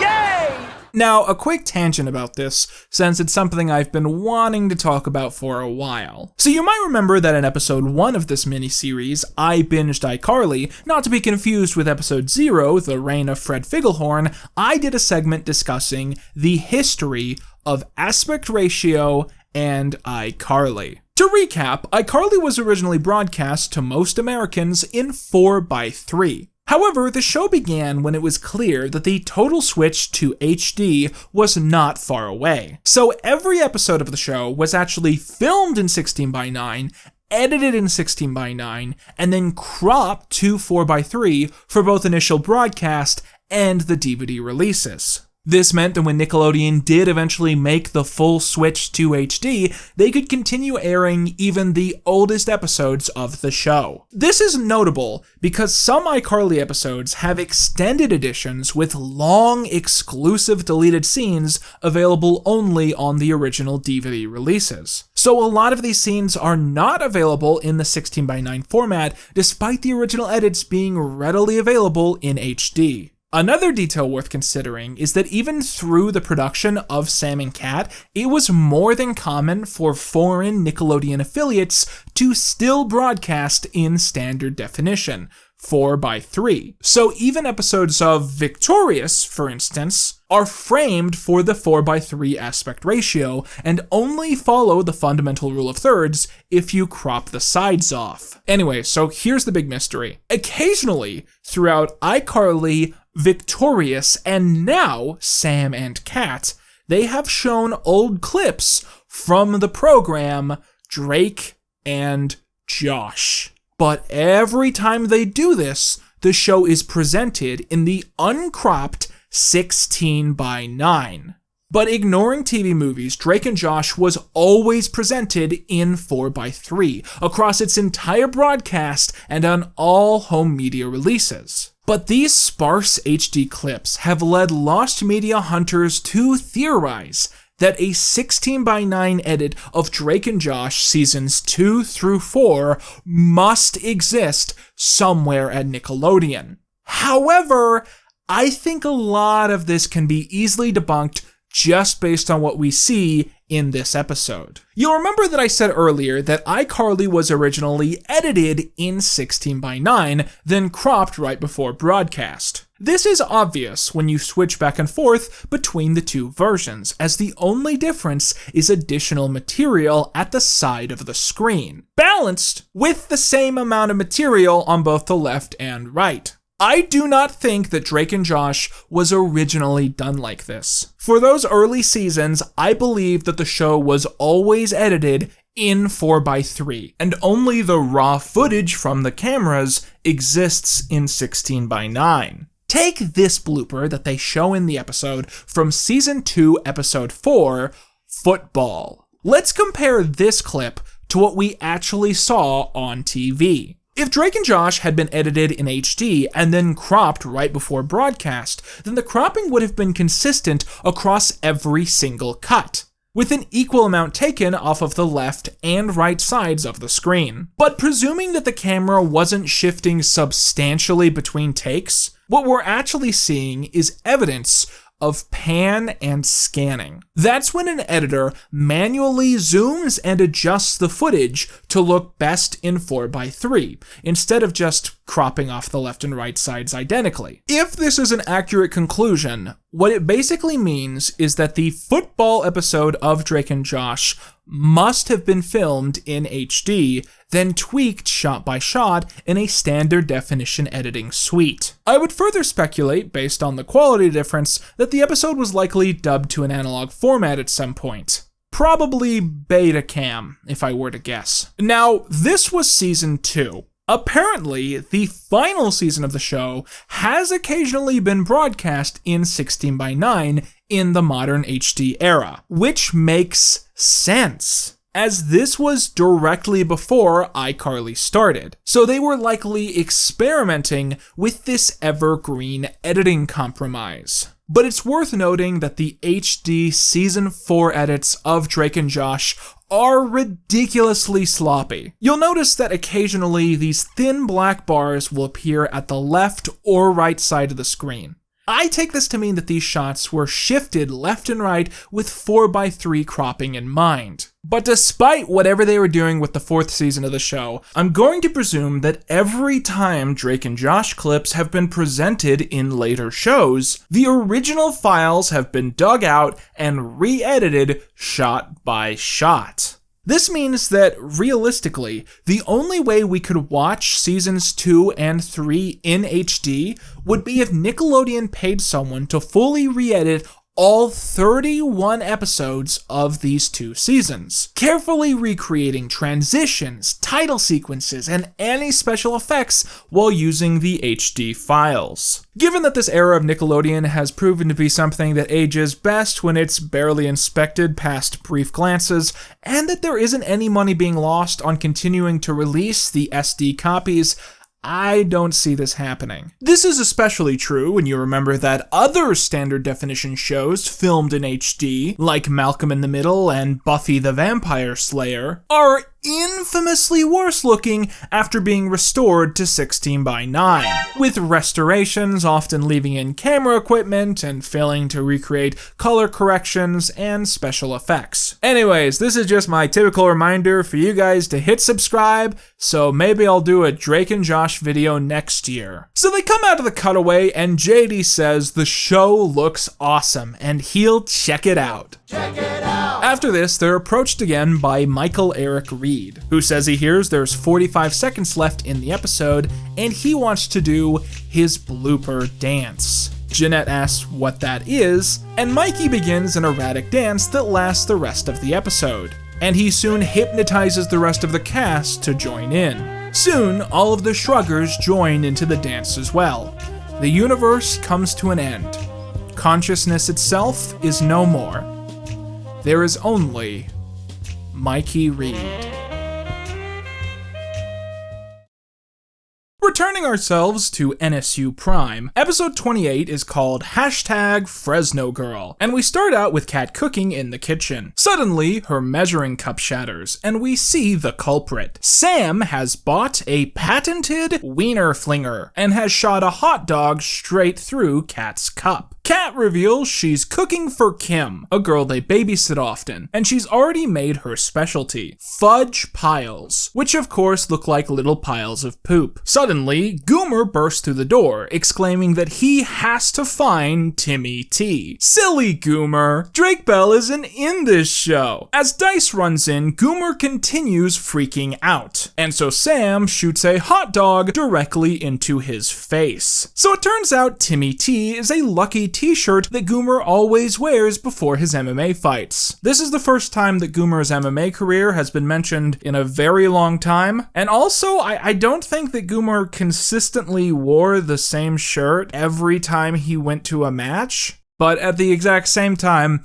I don't feel like checking. Editor. Okay, so post a picture of Timmy T from later in the episode, and then put that next to whatever Goomer was wearing in the motorcycle missing episode. If it's the same, good for them. But if it's not, morons. Dice notices Kat's fudge piles and tries to eat one when offered. However, the ball solidifies in his mouth, and he fails to swallow it or even pry it from his teeth with a fork. So Kim finally comes over, and her mom is hot. I won't linger on it. I'm right. I've said it. Let's move on now. Kim's mom says her daughter is stressed out because she has a math test coming up, and if she doesn't pass, she will be forced to take summer school. As her mother leaves for a cruise, Sam and Kat promise that they'll do anything to help her pass the test. The two theorize that the girl just needs some healthy motivation, so they ask her what she wants more than anything else in the world. She responds, a Fresno girl doll, and Sam and Kat agree that if she gets a B or higher on her test, they'll buy her the doll. Sam and Kat tell Goomer to help Dice get the fork out of his mouth, and Goomer manages to pull the fudge loose, along with several of Dice's teeth. So after the title sequence, Goomer is seen covering bots with missing posters for Timmy T. The Sam and Kat wiki states, Timmy T is a reference to Timmy Turner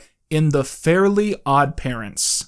This is written with confidence, because the editor's mom lets them watch that show. So Sam approaches and points out that there's a problem with Goomer's flyer. Because of poor phrasing, onlookers are natural to believe that Tommy T is Goomer's name, and that he is missing, not the shirt. Also, the reward for finding the shirt is listed as a free trip to Hawaii for you and all of your friends. Sam meets with Kim and Kat, and the girls reveal that Kim didn't get a B. She got an A 92 to be exact. So the girls leave to buy Kim a Fresno girl doll and pass Randy with his Boy Scout troop. The scouts run over to Goomer and excitedly say that they're going to Hawaii because they found Tommy T. Goomer asks where Tommy T is, and the troop say that he's Tommy T. Goomer becomes overwhelmed and runs from the restaurant, with the boys not far behind. So at the Fresno Girl shop, we see that Fresno Girls are the in-universe parody of American Girl dolls, meaning this episode is likely intended as a callback to Season 1, Episode 15, where we met a mysterious man who treated a little girl doll like his actual daughter. What a weirdo.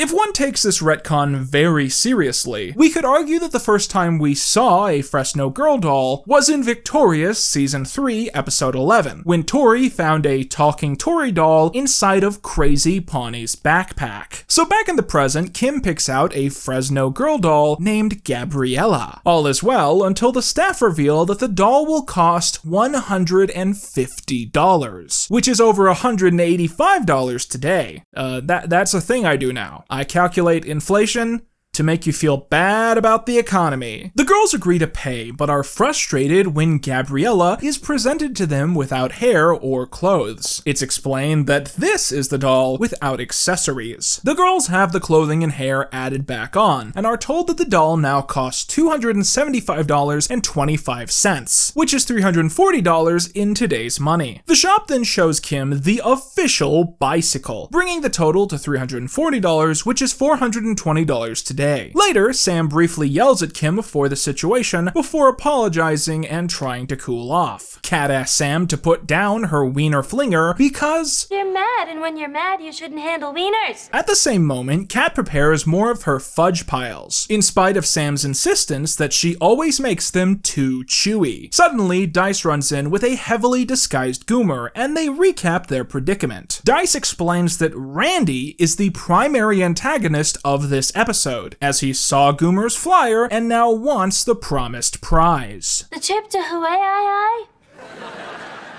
It's pronounced Hawaii.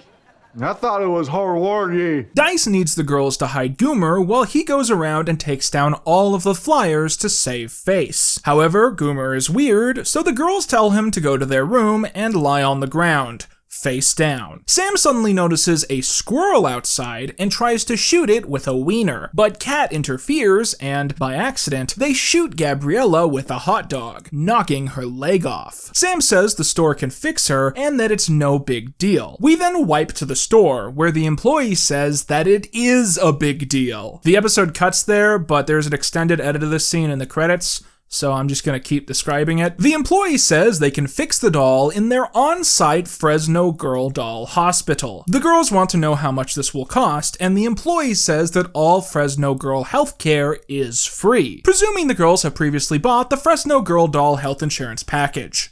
Laugh track. Meanwhile, Goomer is ambushed by Randy and his friends, who say that they found Tommy T and now they want their reward. They all jump him at once, resulting in a mobile mob. Meanwhile, Gabriella comes out of the hospital in a miniature wheelchair. I looked this up. This is an actual American Girl doll wheelchair. I think that's really cool. So they get their bill, and fixing the doll will cost Sam and Kat $223, which is $275 today. Sam says that they're going to pay the bill, but first they're going to give a gift, as they'll be giving everyone who works at the store one of Kat's fudge piles. As all of the staff and security chow down, Sam goes to the announcer mic and declares that for the next 5 minutes, all Fresno Girl dolls and accessories are free. The room fills with chaos, as no one is able to do anything because of the fudge piles, and in the confusion, the trio run off without paying. Dice discovers that Goomer has been kidnapped by Randy and his gang, but the girls don't care. The Sam and Kat Wiki helpfully gives these notes about the episode. Goofs. Goomer would have taken his shirt off before taking the picture of Tommy T, so he wouldn't have been beat up by Randy and his Boy Scout troop. I think when they wrote this one, they thought that he took the photo that day. I don't think he did. Randy could have been arrested for kidnapping Goomer. Goomer could have filed a restraining order against Randy and his friends. I truly believe that critical thinking in media would be dead today if it wasn't for the Sam and Kat fandom wiki. Wiki's so dumb. I'm not saying wiki, it's wiki. It's time to give Kim her allergy medication, so Kat goes through her backpack to find it, where she finds Kim's real math test, which she got a D- on. Sam says she's very disappointed. When you pull a scam, you always destroy the original evidence so you don't get caught. So Randy comes in holding a roll of freshly used duct tape and says they'll never see Tommy T again unless he gets his tickets to Hawaii. The trio ask if there's anything else Randy might want instead of a trip, and he says his birthday is coming up, so he'd like a date with a girl, a real classy girl. No trash. So Sam and Kat come up with a compromise. Kim will go on a date with Randy, and in exchange, she will get Gabriella back. Later, during the big date night between Randy and Kim at Bots, the girls say that everyone won, but Goomer says he didn't win. He just got kidnapped and never found his Tommy T. Dice tells him to take his shirt off and turn around, and we see that Goomer was wearing the shirt backwards the whole time. 2 quick notes about this episode. First of all, it's strange how similar this episode is to the episode of Victorious where Robbie sells Rex, at least in terms of the resolution. The fact that forcing a tweenage girl to go out with a tweenage boy who she's secretly not interested in helps cause the happy ending where a personalized object ends up in the original owner's hands. It's either a strange coincidence or really lazy reuse of material. Secondly, according to IMDb, this episode is the final appearance of Randy. I suppose it is entirely valid to presume that because he just kidnapped a grown man and tied him up with duct tape for a ransom, he is in juvie now. The show will never be the same again. So season 1 episode 29 is called #StuckInABox, and you'll never guess what happens to Kat in this one. So at the start of the episode, Kat is riding her bicycle mid-air, and it's hanging from the ceiling. This is actually pretty nostalgic, as the Shea household also had a bunch of bicycles hanging from the ceiling in iCarly. I never figured out why though. Thinking about iCarly for more than 5 seconds gives me major whiplash when I then go back to watching this show. And I remember how insanely stupid the premise of this show is. 5 episodes to the finale, and I'm still not used to Sam Puckett and Kat Valentine living together and being forced to have conversations. So Kat explains that she went down to the supermarket where she met a man named Chico, who said he had a toolbox in his van. She invited him back to the apartment and asked if he could attach her bike to the ceiling. He did, and then left, and Kat has been stuck up there for 5 hours. Please help me down.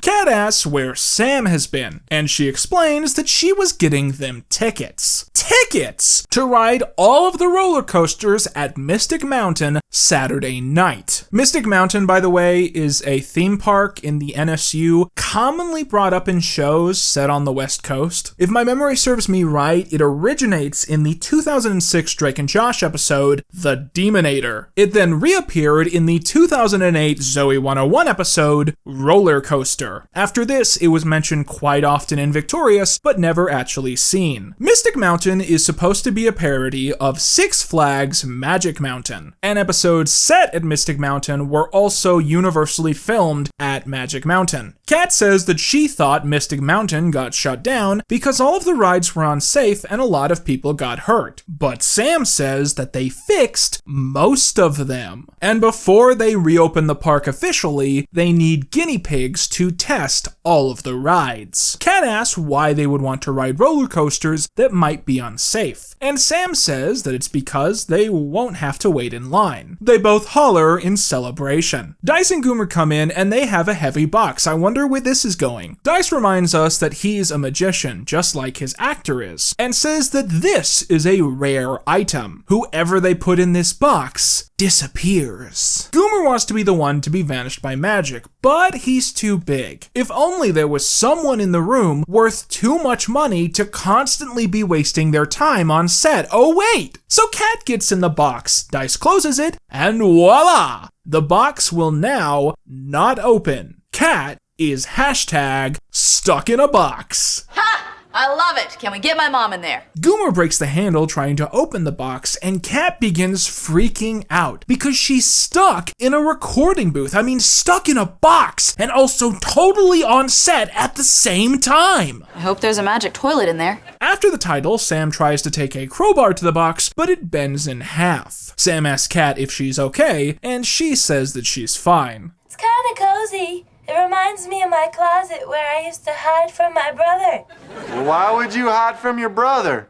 Just, to survive. In short time, Kat's brother will cease being a mystery to Goomer. So later, Sam, Dice, and Goomer eat at Bots along with the box, and they're approached by the Red Robot. Goomer asks if he has lasers, and the Red Robot says he has one laser in his finger, which we previously saw in an alternate universe when he murdered Cameron Ocasio. The box reflects the death laser, and it catches Goomer's burger on fire. Goomer throws it behind him, getting 2 kids in trouble with their mom. You never saw me!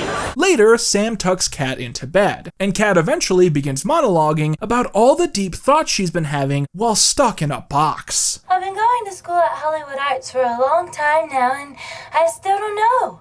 Do I want to be an actress or a singer? Sam quietly walks out of the room while Kat discusses this with herself, ultimately ending with Kat singing while the box rocks back and forth. So there's a lot of scenes in this episode of Jeanette McCurdy acting to the box, like just talking to the box as it says Ariana sound bites. And it's the most dull this show has ever been. I'm tempted to say that it's almost the most embarrassing the show's ever been, but I know that's probably not true. But oh boy, is it still embarrassing watching this episode. Miranda Cosgrove also tried to have a singing career while iCarly was on the air, and so there are Carly Light episodes in that show. But what they didn't do was go like, hey, Record 15 minutes of Carly Shay soundbites, and Jeanette can sit next to a CD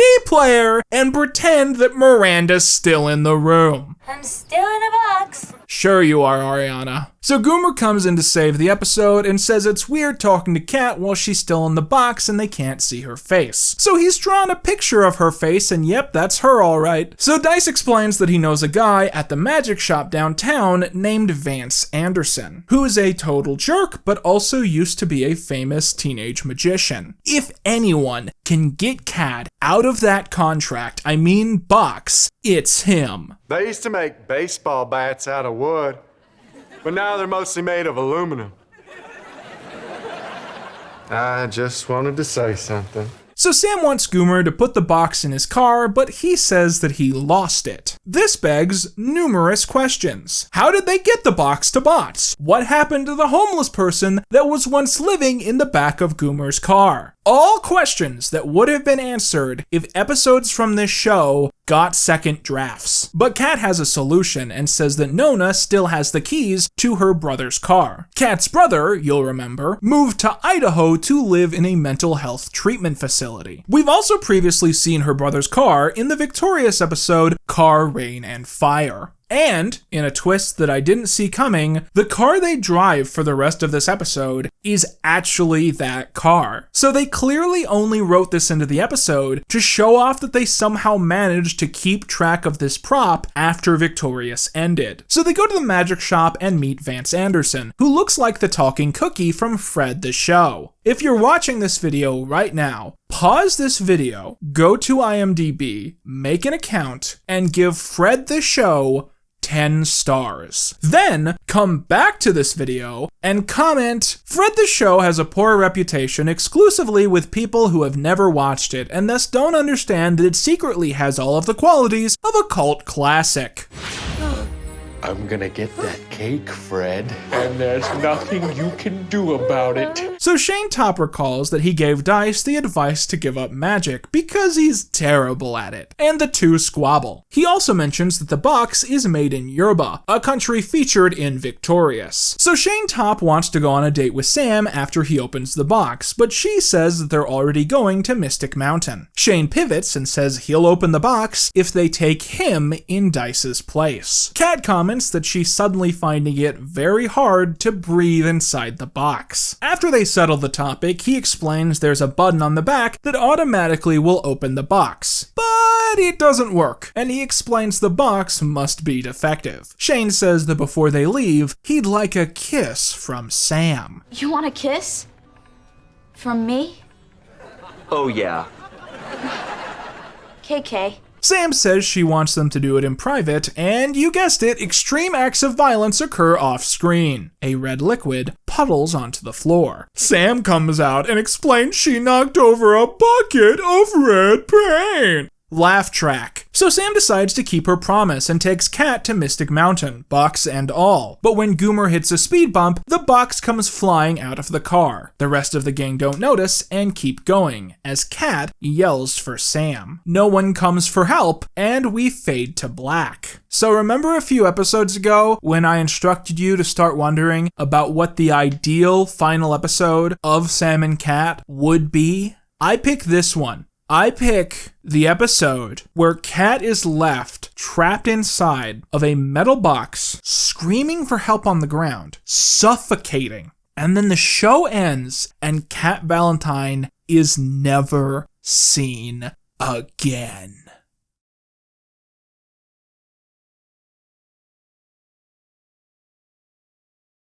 Okay, so there's two main characters whom we need to get reacquainted with here. The first is Neville. Neville Papperman was first introduced in iCarly Season 1, Episode 6. Neville. In the story, the iCarly trio find out about a web blogger who operates the website Nevillosity.com. He's known for being a trendsetter online, but has never posted about the iCarly webcast. So the team decide to email him and get a response, as Neville wants to interview Carly in person. But when Carly shows up to Neville's home, she discovers that he's even younger than she is, and that he's a mama's boy who loves eating an inhuman amount of Tapenade. Even worse, Neville tries to coerce Carly romantically in exchange for a good review. But when Carly shoves Tapenade into his face, he swears that she'll rue the day. So Neville spreads hate and animosity about Carly through his website, and the gang tries to figure out what to do. Eventually, they realize that there's only one way to take a boy like Neville down: by telling on him to his mother. So Neville gets grounded, and the trio think it's all over and that they never will rue the day. Next up is Season 1, Episode 11, I Rue the Day. In this episode, the iCarly set begins to suffer technical difficulties that make doing the web show nearly impossible. While the gang are confused by this at first, they eventually figure out the culprit is Neville, who has hacked their servers as revenge. iCarly.com is effectively offline. This is upsetting to the gang, especially moments later when Spencer announces that he has booked the Plain White T's for their web show. So they break into Neville's house to play an Uno reverse card, but it doesn't work and Neville is still the ultimate victor. Luckily, Carly remembers that her dad is a Navy SEAL or something, and she gets the military to SWAT his home and threaten Neville into giving the website back. You called in the military? I don't play around. The Plain White T's perform,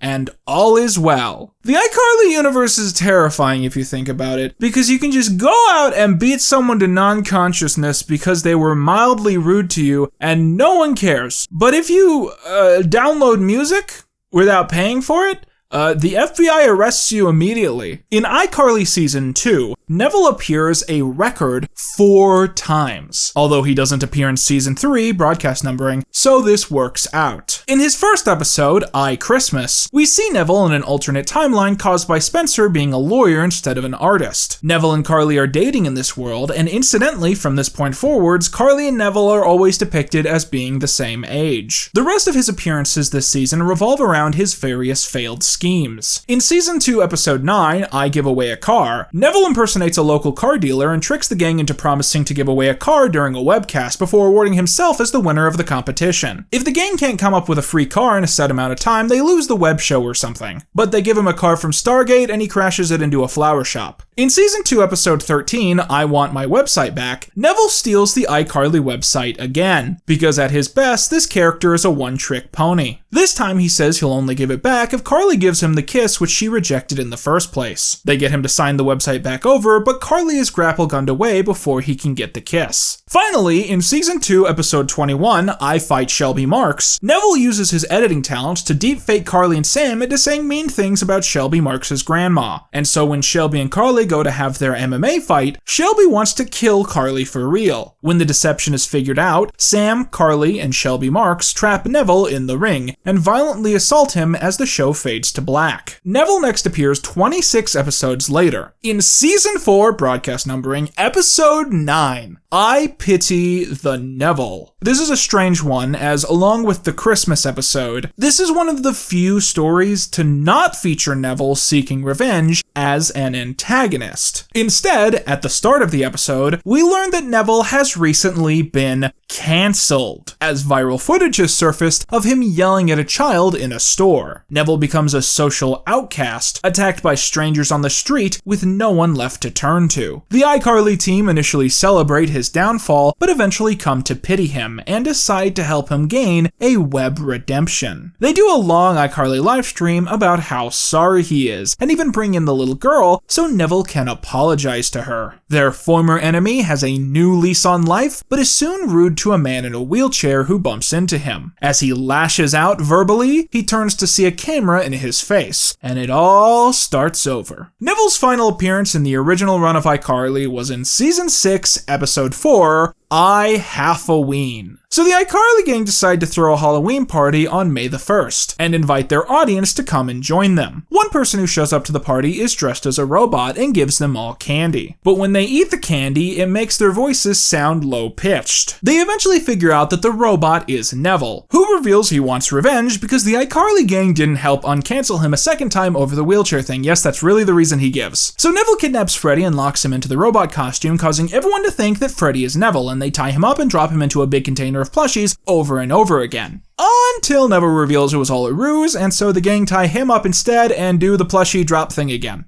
This episode is so bad. None of this makes sense. How is giving your nemesis candy that changes their voices a competent evil scheme by itself? And how is dropping your literal stalker into a big pile of plushies competent payback? iCarly Season 6 is bad and deserves to be made fun of. So it just happens that Neville doesn't appear in iCarly Seasons 3 or 5. And perhaps the reason for this is that in those seasons, the gang are dealing with an enemy of a different form. Starting off, Season 3, Episode 17 is called iPsycho. And in this one, the gang are planning for a trip to the internet convention Webicon in Olympia, Washington. As they pack, they receive a V-mail from a girl named Nora Derschlit. Nora explains that she's iCarly's #1 fan. She lives 15 minutes from the convention center and was hoping the trio would come to her birthday party. She's turning 16 years old, but she'll be celebrating alone, as her parents are on a trip to Wyoming and she has no friends. Ultimately, the gang show up to the party, but it's a bit stale and depressing, so they do a surprise webcast and invite all of Nora's friends to come and hang out. The party goes great. Trina is there for some reason, Nora kisses Trina, it's a good time. But as things die down, the trio say they have to get to their hotel, but Nora says she first wants to show them her basement, which is always a good thing to hear from a fan. And yep, Nora locks them in a sound booth and says they'll never be allowed to leave because without them, she'll go back to being the loser she was before. Also, Nora has a pet chicken named Maurice. This is not important to the greater recap of this episode, but it will be on the test. So the gang convince Nora to let them send a coded message to Gibby, who travels across the state and eventually finds Nora's house. He breaks down her front door, fighting her in the basement, before finally taking his shirt off to reveal his hidden power level, which allows him to defeat Nora and save the trio. It's funny how a little context changes how you look at these shows. I distinctly remember when I reviewed this episode, I gave it a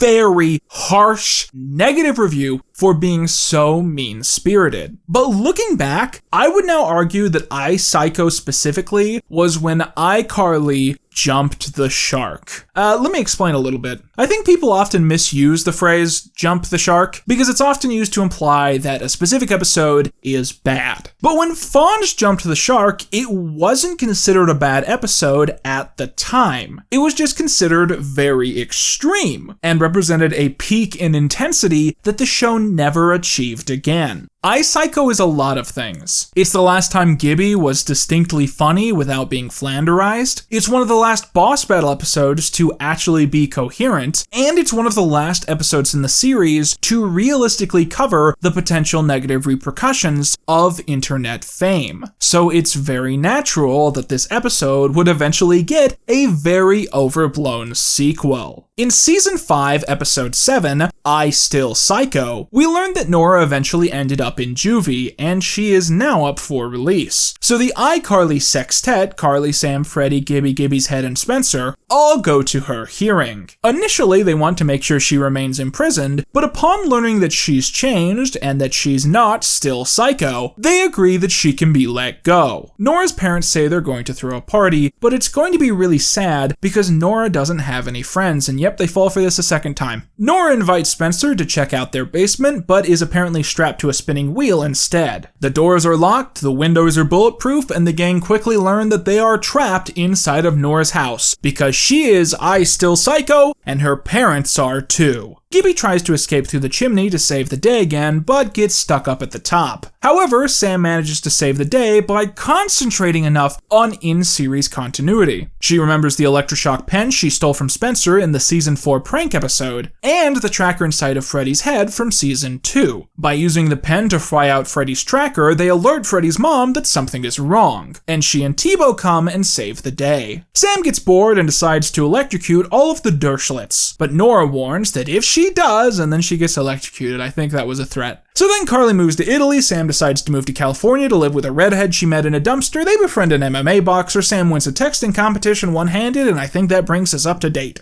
So yeah, Sam and Cat Season 1 Episode 30 is called #SuperPsycho, and this is the third part of the 4-part Psycho trilogy. This is one of the biggest episodes of the show so far, and it really only holds any value if you have seen all 10 of the episodes I just discussed. And you see, this is the thing that really confuses me about Sam and Cat. In a big way, it's a reboot, a revival meant to appeal to a brand new demographic, but it's also stocked full of these legacy characters from years before. Perhaps the older audience would appreciate these cameos, but they mostly have shuffled away due to the changing content. And to new audience members who are not familiar with the legacy material, what is supposed to be the appeal of these deep-cut lore cameos that they potentially have absolutely no recognition of? Just hear the sleigh bells singing. It's been 3 years. Please, for the love of God, just kill me.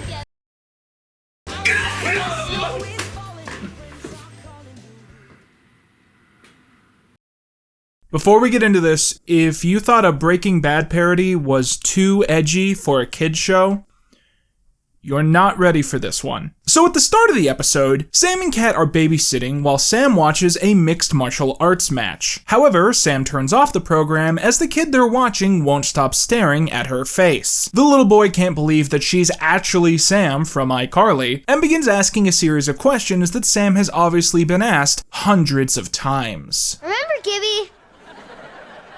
No, I don't remember Gibby. Even though I did the iCarly web show with Gibby for 4 years, I have no memory of that. Who's Gibby? The kid wants to know what being on iCarly was really like, and Sam says it was a lot of fun. They got to go to Japan, met the First Lady, and got kidnapped a few times. Cat has never heard that story before, so Sam quickly recounts the entire Nora saga. When asked where Nora is now, Sam says she's locked up in prison, somewhere near Seattle. We cut to what was, in iCarly Season 5, the Washington State Women's Penitentiary, but we see that it's since been renamed Prison somewhere near Seattle. We see Nora exercising in the prison gym while facing a do-it-for-her collage dedicated to her hatred of the iCarly web show. The prison guard suddenly hears a noise, like someone is scratching at the door. She opens to see a chicken is sitting outside the room, and as she's distracted, Nora covers her head with a bouquet and begins slamming it into the ground. Back in California, Sam finally asks what Cat is doing. Cat explains that her favorite juice is cranberry juice, and her favorite food is apples. So she's soaking apples in cranberry juice to make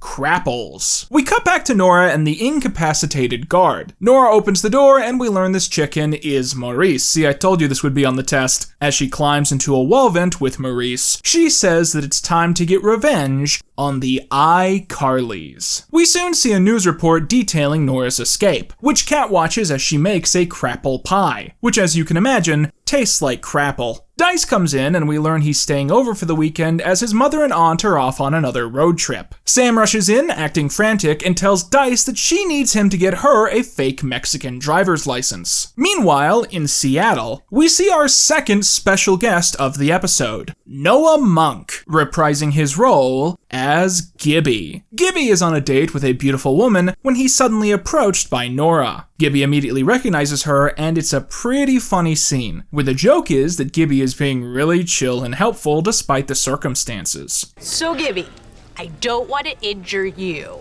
Cool. But I would like to locate and destroy Carly, then Sam, then Freddie. Ah, fun. Nora wants to know where all of the former iCarly members are, and Gibby drops some bad news. Carly has moved to Italy, which is too far for Nora. But Sam lives in California, and Gibby says he can text her Sam's home address. Hey, good luck. This is actually a very good metaphor for white man's role in society, as he knows that obedience, ambivalence, and even allegiance to evil is the only way to maintain personal balance in his life. And I'm just messing with you, it's fart noises time.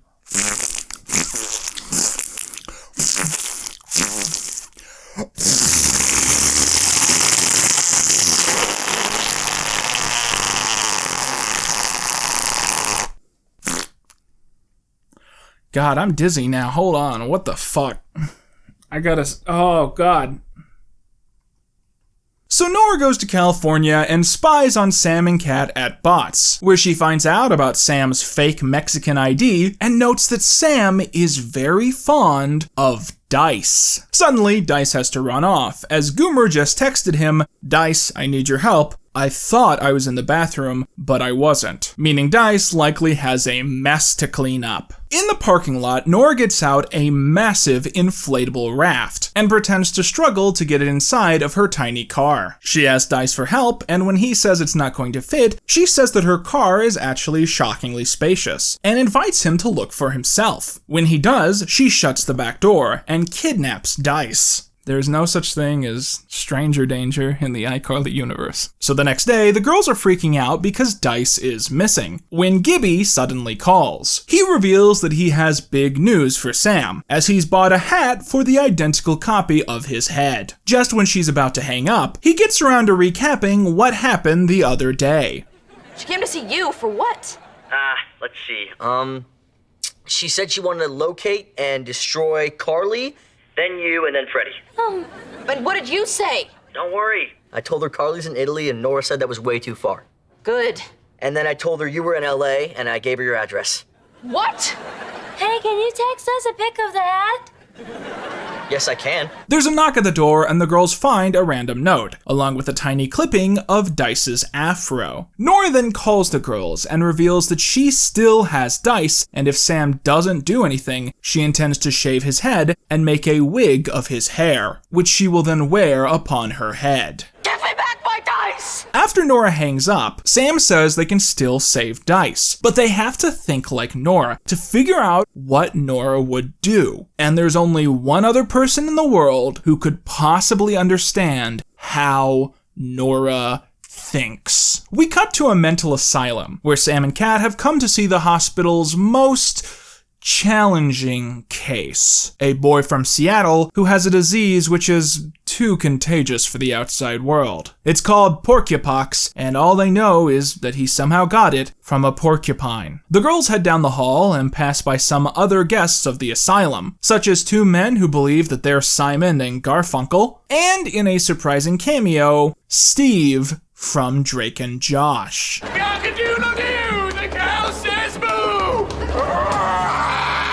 This is one of the weirdest moments in this episode because if it wasn't obvious, that isn't Jerry Trainer. It's just some guy in a Bane mask, and all of the audio from this scene is taken from the Drake and Josh raw footage. This is one of the moments from the show that I've heard so much about. So many people have told me about this weird little moment, and my only guesses are that Jerry was busy this week, or that the episode is filled with so many character cameos that it wasn't cost effective to pay Jerry Trainer to do this bit, or that they didn't want to have Sam draw attention to the fact that Crazy Steve and Spencer look identical, so once they wrote him wearing the Bane mask, no one really wanted to bother Jerry to even do the scene.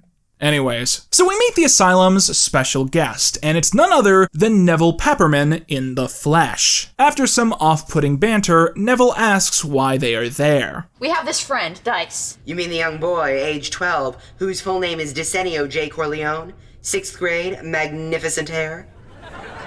How do you know so much about Dice? I know a lot of things about a lot of things. Okay, so here's why this episode is so weird. This is a parody of Silence of the Lambs. And I don't just mean this scene, I mean the entire episode is a carefully planned spoof of the movie Silence of the Lambs. Nora is supposed to be Buffalo Bill, and Neville is supposed to be Hannibal Lecter. And most of the weird creative choices in this episode can be explained by an attempt at a parallel. For instance, the reason Nora is obsessed with shaving Dice's hair and wearing it as a wig is that in the original movie, Buffalo Bill kills people and steals their skin. This reference is so dedicated that Neville's doctor in this episode is played by Anthony Heald, who also played the sanatorium director in the original franchise. Literally. What Nick Jr. ass kid watching Sam and Kat would understand this fucking joke. As a gag, I checked the Sam and Cat wiki, and I am very disappointed to report they have a long, dedicated section explaining all of this. They even pointed out connections in the episode that I didn't notice. The reason this is sad is that I really wanted to go to the wiki and to have it say like, Neville's role in this episode might be a reference to the movie Cats and Dogs 2, The Revenge of Kitty Galore. Sam explains that she wants Neville's help, and as she passes him a note through a box, Neville grabs her arm and begs her to let him free. Once the moment has passed, he reads the note and sniffs Dice's hair, doing the little fava beans teeth thing. Neville licks a stain on the letter and says it can only be one thing: donkey sauce at Aloha Burger. Neville says the best place to hide someone is in an abandoned house, and there are 3 abandoned houses near Aloha Burger. When Sam questions why he knows this, Neville explains that he's training for his junior real estate license. One of the abandoned houses is on Crosby, one on Stills, and one on Nash. Haha, get it? Before Sam goes, Neville asks a question. What's the deal with Carly's mom? Sam has had enough stupid questions about the webcast and runs off. We cut to one of the 3 abandoned houses, the one which came with the convenient decor of the well from Silence of the Lambs sitting in the middle of the living room. Sitting at the bottom, Dice complains to Nora that he has no food, and Nora says she'll only feed it if it puts conditioner in its hair, and if it doesn't, it will get the hose again. Dice refuses, so she throws down another hose, still wound in the packaging, revealing the well is littered with them. Cat comes to the door, looking oddly HD for some reason, and reveals that she and Cat are checking houses separately. So Nora decides to pull out the Old Faithful. You want to come check out my basement?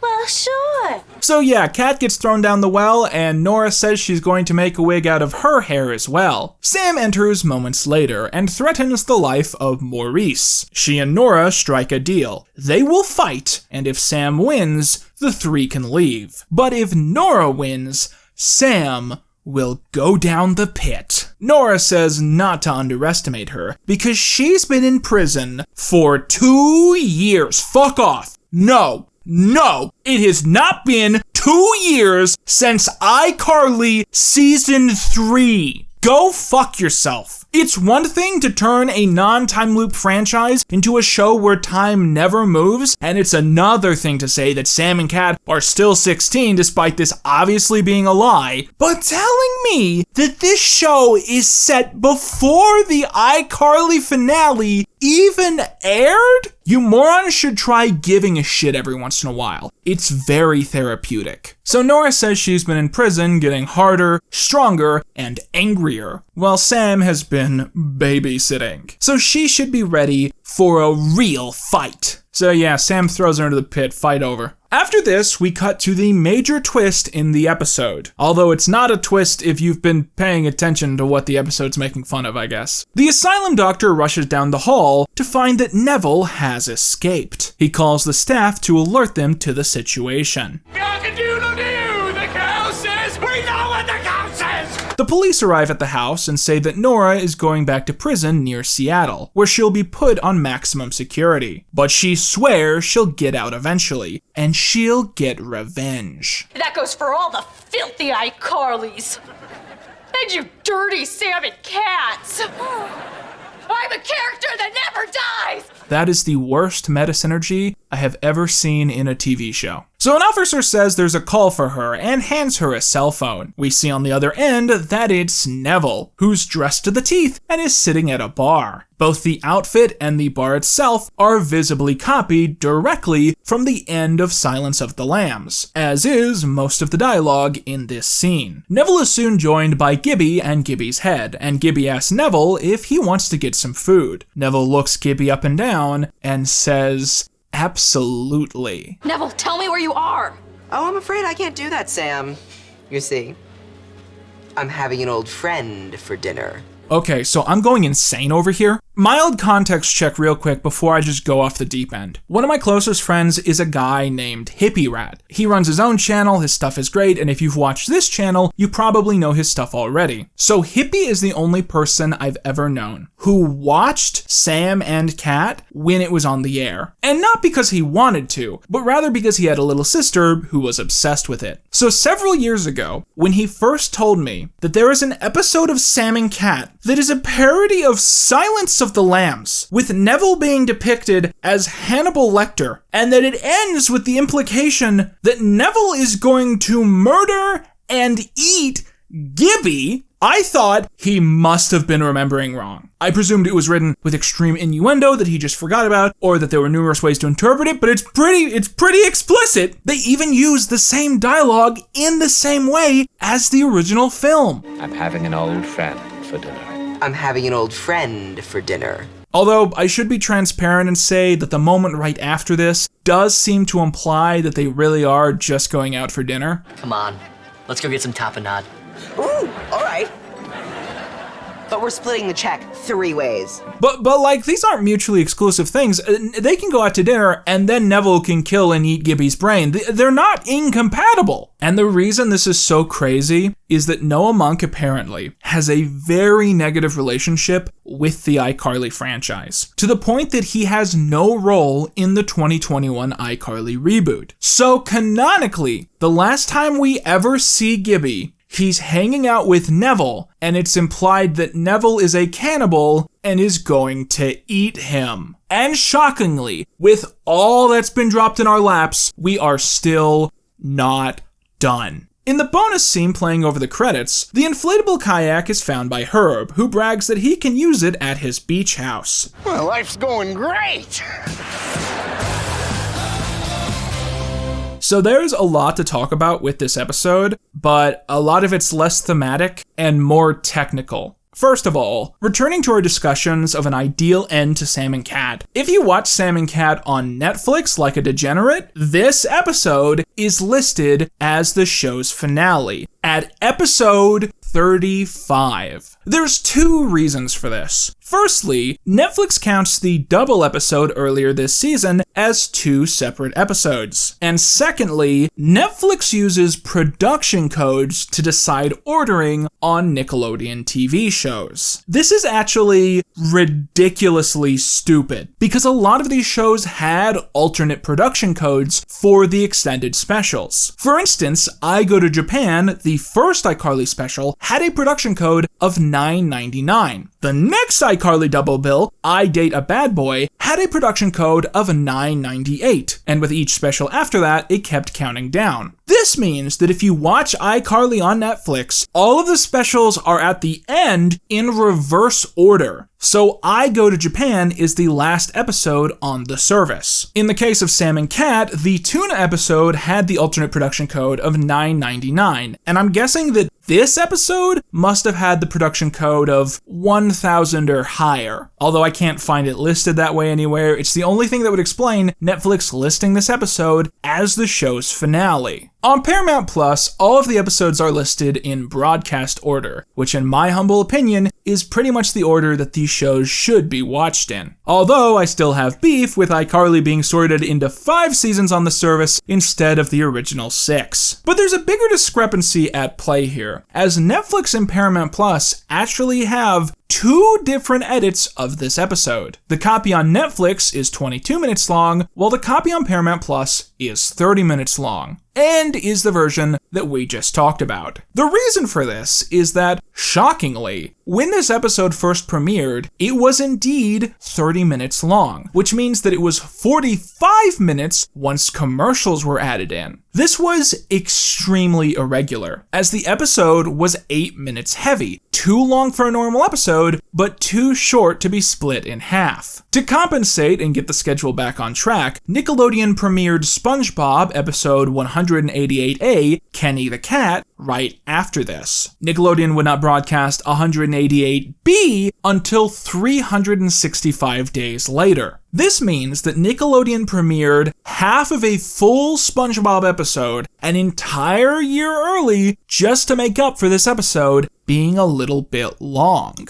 Obviously, this wouldn't do for syndication. So after this, a 22-minute cut was made, and that's what aired on TV after this. The 22-minute edit is weird, because I do think that there are scenes that you could cut out entirely without hurting the episode, like Nora's entire phone call, for instance. That's never brought up again and honestly feels ridiculous when you realize that she has to be right outside of the apartment, but Sam and Kat just act like she could be anywhere. Instead, every scene in the episode is included, but pretty much any banter or jokes that don't further the plot are very awkwardly cut out. With that out of the way, the final thing I'd like to discuss is just some details about the timeline of the show. A lot of these old Nickelodeon sitcoms have somewhat detailed production details online, meaning it's very easy to figure out when certain episodes were filmed. However, the final 14 episodes of Sam and Cat are an exception to this, as we only know that they were all filmed between September 2013 and April 2014.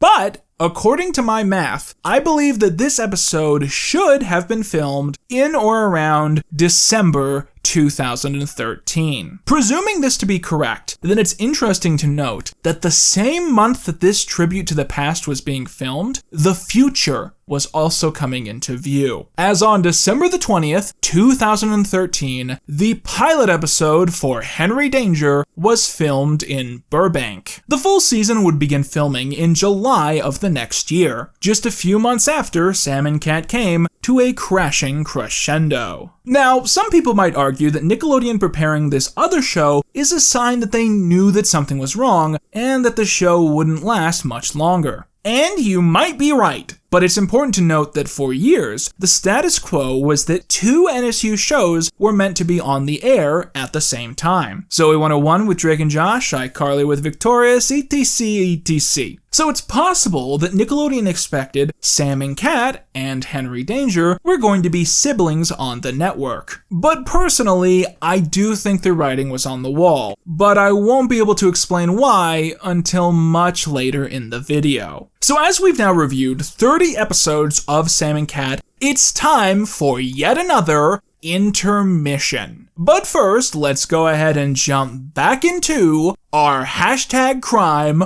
recap. Hashtag Crime number 111 is Sam, Cat, Dice, and Goomer making a meth lab. I mean Blue Dog Soda Lab. Hashtag Crime number 112 is the trio causing an explosion inside of their apartment with the aforementioned Blue Dog Soda Lab. This next one is confusing, but I've set a pattern and I have to stick to it. In my iCarly videos, I stated very clearly that crimes committed inside of the April Fool's episode would not count, because they take place in an alternate dimension. However, in my Victorious saga, I reviewed the second iCarly bloopers episode, which featured Christopher Kane attempting a blatant scam. Because Christopher Kane is the main character of that iCarly episode, I jokingly listed this as iCrime number 70. But because the Sam and Cat series started with Hashtag Crime number 71, I have set the clear precedent that crimes committed outside of NSU Prime do count in the official rankings. This makes Hashtag Crime number 113 the Red Robot murdering Cameron Ocasio. And since we're streamlining our rules, let's go ahead and backpedal and make iCrime number 114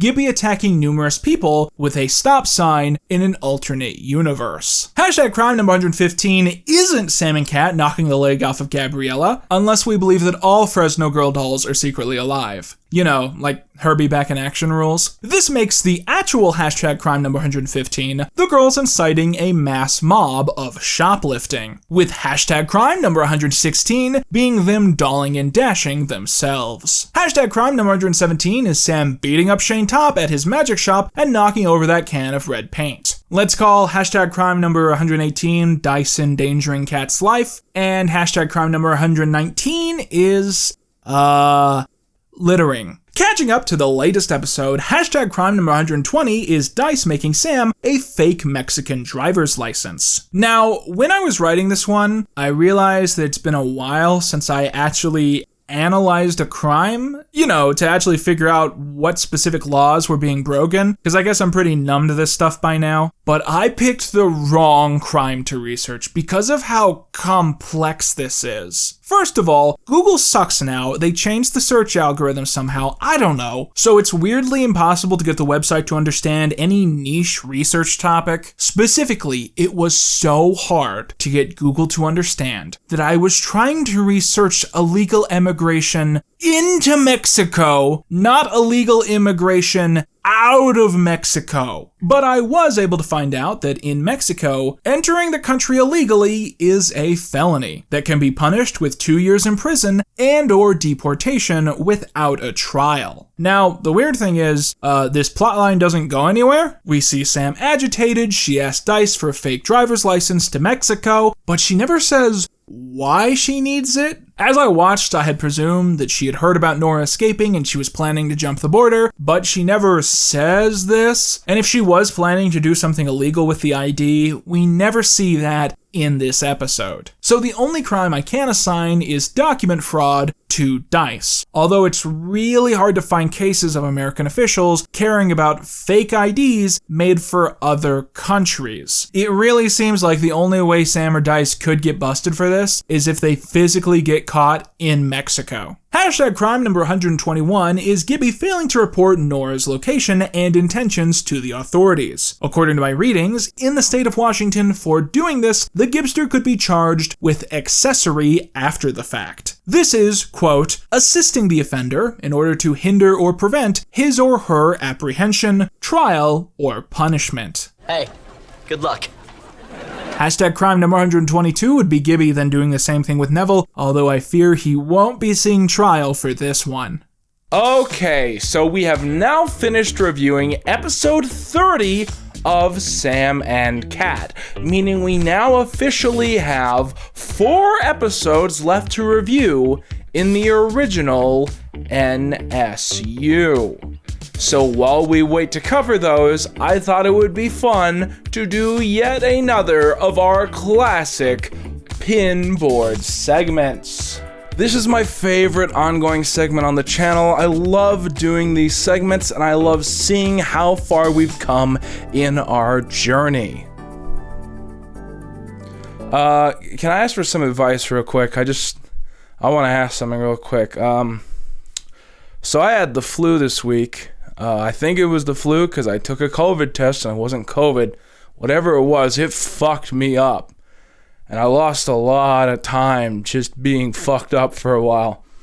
And now I'm kind of getting better. I'm getting back to where I was. But I just got to ask something because it's been so long since I've been sick. I don't know, you know? So I just wanted to ask, when does this become worrying? Like when is this like an uh-oh moment? Do you know what I mean? Like I don't think I could get worse, but is that just something that eyes do? I don't know. It is fair to say that most of the time when we're using this pinboard, we're usually using it to analyze characters from whatever franchise I'm talking about at that specific moment. For instance, last time we were here, we analyzed Woody. You know Woody? The guy? And today we're going to continue that trend as we talk about the myriad characters in Sam and Cat and beyond. So the last time I did a pinboard segment about Sam and Cat was right after episode 10, and one of the big points that I hammered home was that Sam and Cat had already lost the plot. This show was supposed to be about 2 legacy sitcom characters running a babysitting service, but by episode 10, it had changed to instead being about a rookie MMA boxer being trained by a 12-year-old. And by all accounts, it was a better show for it. But I'm now in a weird place where I think the show has done that a second time. Because the show has definitely lost the plot when it comes to why Goomer is in the show and why Goomer is endearing. I want to compare it to Spencer from iCarly. Now, for those of you who haven't seen my iCarly videos, haven't seen my other videos, haven't seen me mention this as an example 100 times, in the early seasons of iCarly, Spencer was an artist. He made sculptures, he tried to sell them, he tried to get them into museums, and that was his defining character trait. It was what, inspired all of his B-plot antics. But then towards the end of the show, it shifted in a really weird way where he instead became a sitcom guy, right? Like Spencer's big trait was he almost knew he was in a sitcom, and he would run around and do weird sitcom B-plots that had nothing to do with his career or his character. And he would do weird stuff that didn't make sense exclusively because it filled up the episode pretty okay. And this isn't really a hot take by this point, but taking an important character like that and butchering his motivations and his reason for being on screen kind of was one of the big things that made iCarly borderline unwatchable by the end. And the sad thing is that Goomer and Dice, the characters in the show that would make it watchable if they were the only characters, by this point in the series, that is exactly what's happening to them, because they're constantly in scenes where it's like they don't know why they're there, they don't know why they're acting how they are, and they're acting like they almost know they're in a sitcom. Like Goomer hasn't brought up that he's a boxer in quite a long time, and you're really just starting to feel the show getting worse, which is shocking because it always sucked ass. Overwhelmingly though, the big thing that stands out to me when I look at this pinboard and I look at all these characters is we're 30 episodes in. I've watched 20 more episodes since the last time I did this. And I'm out of things to say. I don't have anything new. I rewatched that last pinboard segment right before I did this, and I handled it then. I was just right about everything. And at some point, what else do you want me to say? What do you want me to stand here and say about these goddamn characters? Do I really gotta kind of be here and be like, did you ever notice that Dice has a fedora on? Did you ever notice that? Did you ever notice that sometimes Nona will come on screen and she'll be like, back in the 90s, I dated O.J. Simpson, and then they changed the topic. Isn't that wild? There's nothing fucking else to say. I hit the nail on the head last time I fucking did this. I just realized my voice is deeper today. And as I've been recording this, I've been like, I sound like shit. And I just realized it's because I've been trying to do the presenter voice. Look, this is the presenter, but I can't do it today, so I'm just gonna talk like this for a while. Sorry, guys.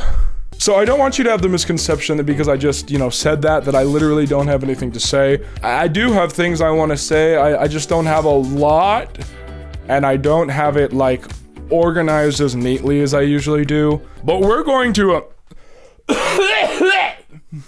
But we're going to officially start things off here with some string theory. So 12 months ago, aka 1 year ago, aka 2 videos ago, I did a video about the second half of the show Victorious, and in that video I did an intermission where I got some string out and I ranked all of the ships in the show Victorious. Well, today I'm going to be doing this again, except today we're going to be talking about all of the ships, implied and otherwise, in the Sam and Cat episode, hashtag the Killer Tuna Jump, hashtag Robbie, fuck. Today we are going to be talking about all of the implied ships in the Sam and Cat episode, hashtag the Killer Tuna Jump, hashtag Freddy, hashtag Jade, hashtag Robbie.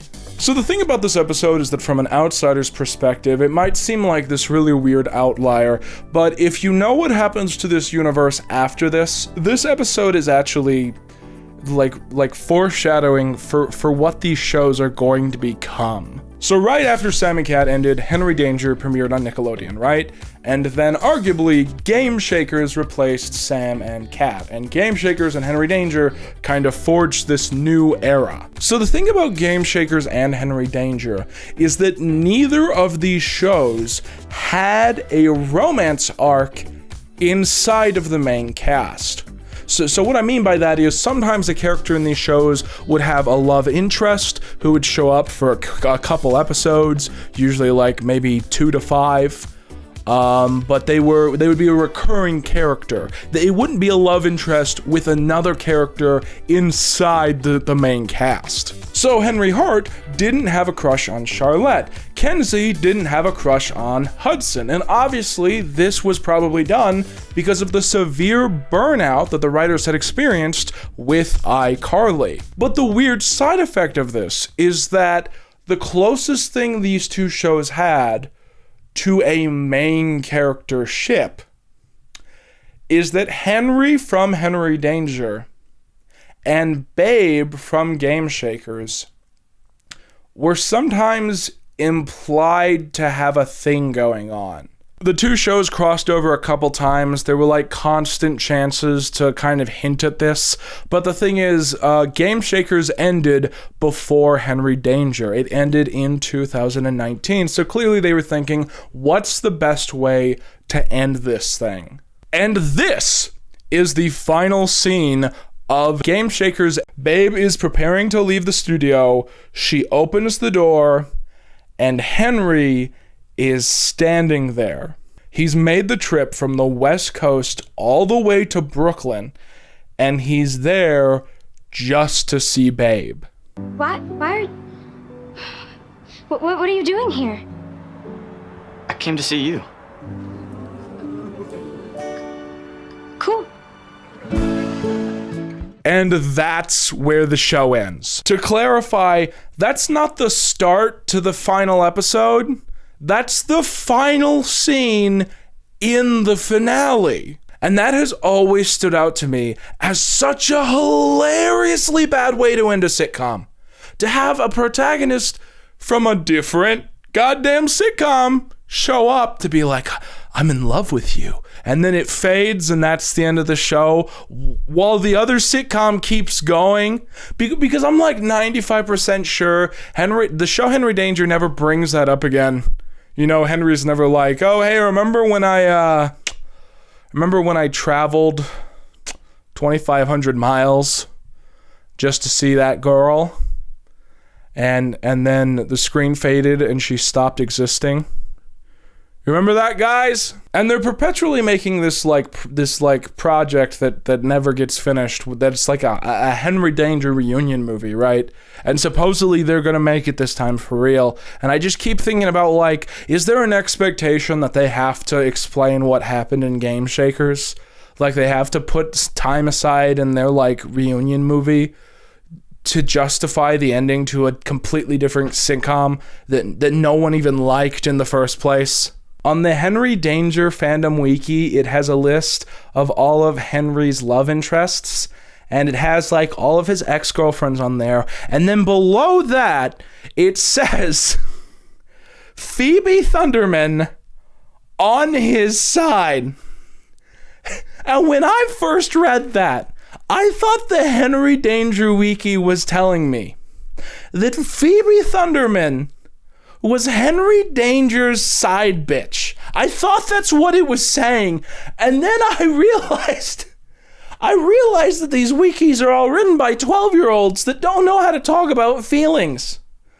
And they were just trying to say that it was like a one-sided crush in some fucking like crossover special.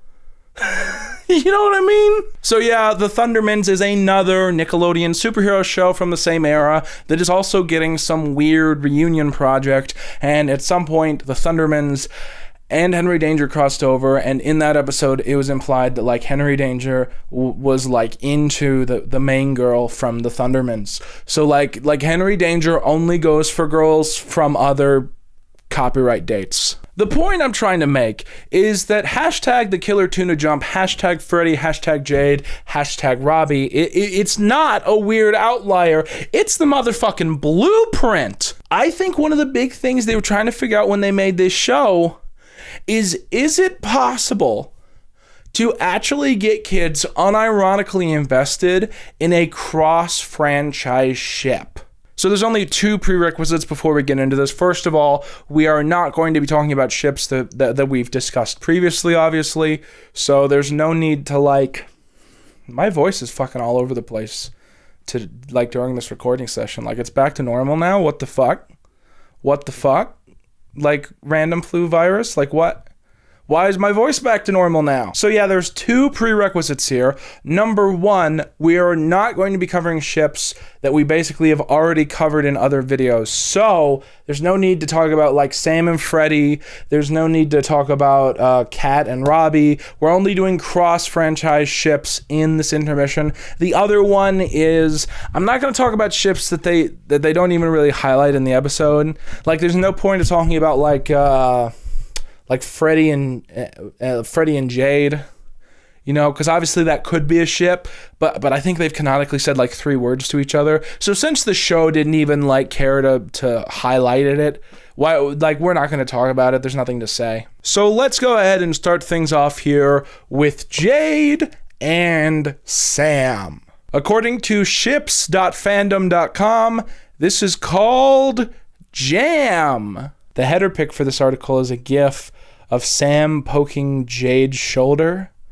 Wow, physical contact. Impressive. So this is one that's definitely like implied in the episode, and I don't mean implied as in like, oh, it's implied that Sam and Jade have feelings for each other. I mean, it's implied that the writers want the audience to start shipping them because the writers think it would be funny. And I say like the writers there, but there is a little mystery here in my opinion, where it's not entirely clear if all of that was in the script, or it's just something that like the actors kind of came up with on set.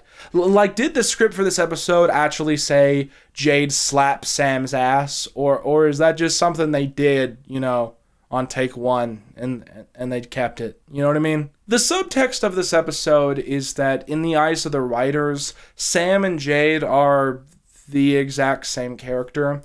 And I know that in like a more actualized sense, like analyzing these shows individually, they aren't literally the same character. I think a writer with talent could have them in a story and highlight how they're different more clearly. But I really think the point that the writers had with this episode is that like, oh, Sam and Jade are almost the exact same character. I do think it's notable that kind of while I was writing this segment and right before I got really, really sick, I saw this post on Twitter that was like a photo of Sam and Jade from their individual shows, clearly made by someone that didn't know they have met. And it was like, who would win in a fight between Sam and Jade? And that represented to me that, at least to the internet, they're in the same category of character. And that's just such a mean thing to do to Jade. Because I think when you bring that comparison up, I think pretty much everybody agrees. It's like among other normal human beings, Jade is a badass. But among other badasses, Jade kind of sucks. She's a hot topic badass. So my big point here is that I think shipping Sam and Jade is almost sort of narcissistic. You know, it would be really egotistical of Sam or Jade to be attracted to each other because, at least from this episode's perspective, they're so similar that like I said, it would be narcissistic if they were dating each other. Like it'd be kind of fucking weird. This is a piece of trivia you might care about. When I did this second Victorious video, I printed all the characters on photo paper, and I almost have never done that otherwise because it's such a hassle to like figure out like what size to make the pictures and shit. So for that one video, I printed everything on photo paper. So this is the original. And for any other like pinboard segment, if I'm gonna use an old photo, I gotta print it again. But like Jade and Robbie are originals. I lost Kat, I don't know how, but yeah, it's like these have held up pretty good. Next up, let's go ahead and do Sam and Robbie. Now, it's hard to take this one seriously because not even the episode does. Robbie's not really into Sam. He's mostly there to, like, kind of confront Kat, and Sam's only using Robbie to make Kat jealous, so these two should never speak to each other ever again. Which I have a string for that. Fucking string's not long enough. I'm gonna have to move it. The string wasn't long enough, so I made adjustments. Didn't feel like cutting a new string. Okay, now it's time for the big one. Kat X Freddy. Now, it might shock you to hear that I actually don't mind this one as much as I expected. I've outed myself many times as a former SETI shipper, but I think that really had more to do with the format of the show and that I understood what basic good storytelling is. Nowadays, when it's like a completely different franchise and I see them together in a room, I'm like, okay, sure, yeah. I guess in the end, Freddy is just somebody Sam used to know. Foreshadowing number -1. At some point, you start respecting Freddy too much to actually want him to be in a relationship with someone like Sam. Like that weird season 5 storyline in iCarly, it was all like, oh, Freddy and Sam are not good for each other because they equally make the relationship toxic. Because Freddy is into trains when Sam isn't. And Sam enjoys destroying everything that Freddy loves. They are equally at fault for what happened. Kat at least has the decency to like flirt with Freddy and to do things with him that they both enjoy. And in the fucked up world of these shows, that immediately makes this like an S tier ship. I want to give them a red string. You know, if for some reason we're making ourselves exist in a world where iCarly and Victorious are going to get rebooted again as one show, and we have to pick cross-franchise ships. Like, we can't pick any like Jade and Tori or Freddy and Carly. Like, we can't pick any of that shit. We have to pick cross-franchise ships. I do think this is the S tier ship. So I want to give it a red string, but I lost that weird like little bundle of yarn. But this room has been covered for a year with just little snippets of yarn from the last video. Cuz I just don't like sweep in here, and I just looked on the floor and look at this. This is just like a bit of yarn I cut for the last time I did this. It's just been on the floor. So we got a bit of red string. I guess I'll put it up. An important thing I want to point out is that we're not necessarily analyzing the plot of this episode. We're analyzing the vibes, because obviously Kat actually doesn't give a shit about Robbie. She's just being a manipulative asshole. But I don't think that should like actually have anything to do with the quality of the ship. The idea of the ship is that we're imagining an ideal world where this show is good. So the vibes here were good, so that's why it's a red string ship. Okay, next, let's go ahead and talk about Robbie and Freddy. I'm gonna go ahead and give these guys a pink string, okay? They're getting a pink string. That's good. So for those of you who haven't seen the Victorious videos for some reason, close this video. Those videos are better. Just go watch the Victorious videos. But anyways, you know, in case you don't want to watch them and you want to recap, or you forgot, or you don't care, you want to hear me talk or whatever. So white string means two characters should be friends, but they shouldn't be dating. Gray string means no contact, I think. That means these characters shouldn't talk to each other. The pink string means that this is like a solid storyline idea. So I think in the video I said Troy and Britta. Like, Troy and Britta never pissed me off as a ship in Community. But obviously they shouldn't have stayed together. It was like a fine thing to do for a couple episodes. So I think Freddy and Robbie, if you took them away and you separated them from this episode, Freddy and Robbie could be like an interesting little arc.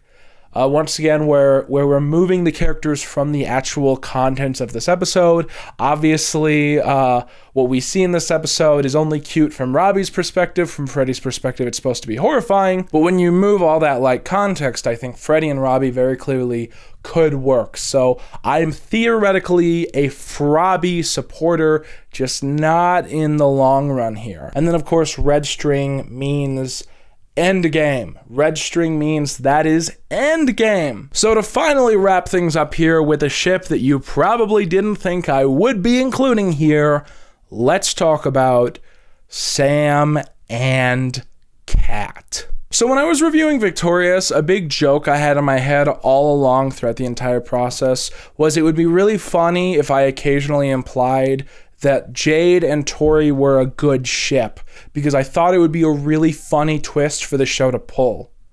And then I was completely blindsided when towards the end of the show, they had a full episode directly referencing this ship. And by the end, I think we all know it was no longer a joke. I actually do think Jade and Tori are a great ship, and even if you don't agree that those two characters should be together in that show, I think it's a very interesting dynamic that I don't think any other live-action sitcom has ever done. You know, the theoretical idea of a will they, won't they storyline, you know, between two girls, you know, where one of them acts like they hate the other. I mean, I can't think of a live-action sitcom that has done that idea, like really properly played it out over a couple seasons. But like, yeah, Jory all the way. I have a point here, and that is that when I started Sam and Cat, I had the exact same thing in my head. I said to myself, it would be so goddamn funny if throughout this entire show, I was shipping Sam and Cat. And I think if you rewind and you watch my review of the pilot episode and the ways I described so many of the scenes, it's really obvious that was my angle and that was my expectation going into the show. As Ringo Starr once said, "Oh my fucking God, these bitches gay. Good for them. Good for them." But the more that I watched this show, the more that I really started to hate these two characters being together. And the weird thing is that exactly like in Victorious, I think at some stage this was done on purpose. Because while in Victorious, Jade and Tori are sometimes sarcastically coded as like a will they, won't they teenage dream sort of vibe, in Sam and Cat are directly coded constantly as an angry married couple from the 1950s. You're here babysitting with another girl. Oh, you're never home.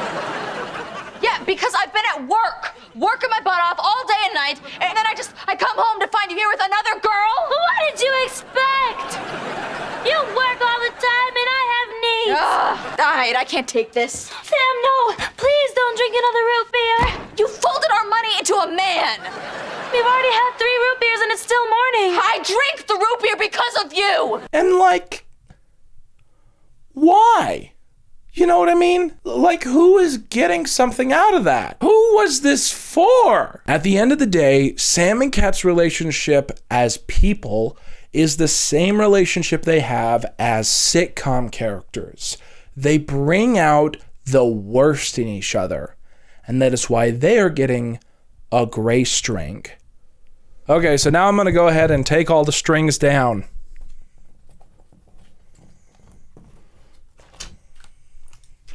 Because none of that was fucking real and none of that mattered. So, I still have one last thing I want to talk about in this segment. You know, one last important thing that I have a good amount of script for. But it's very clear, as I've been recording this, it's been very obvious that I'm not quite back up to 100% health-wise. So I'm going to go ahead and take a few days off and try and get up to 100%, and then I'm going to come back and film the rest of what I've written, and when I do that, we'll do the infinity gag again, so it'll all be worth it. It'll be a genuine good time. Okay, so it's been a few days, I'm back, I'm feeling great, I'm having a good time. My ear feels kind of weird, but we're here and we're going to try and finish up this whole shebang. Last time we were here, we went ahead and ranked all of the ships in hashtag the Killer Tuna Chump, hashtag Freddy, hashtag Jade, hashtag Robbie. And now we only have one last thing I want to talk about in the NSU before we move on from the pinboard. But first, I want to talk about...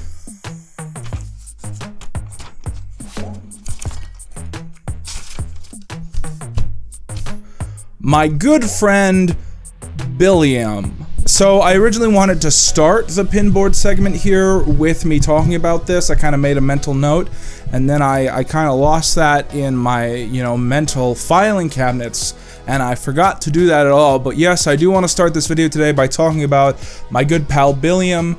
I wanted to give you guys a little call to action, just talk about something that happened with him. So Billiam was recently a victim to a phishing scam that has become, more and more common on YouTube, where basically he was tricked into giving his YouTube password away to a group of scammers who hacked his account and for a couple days took it over.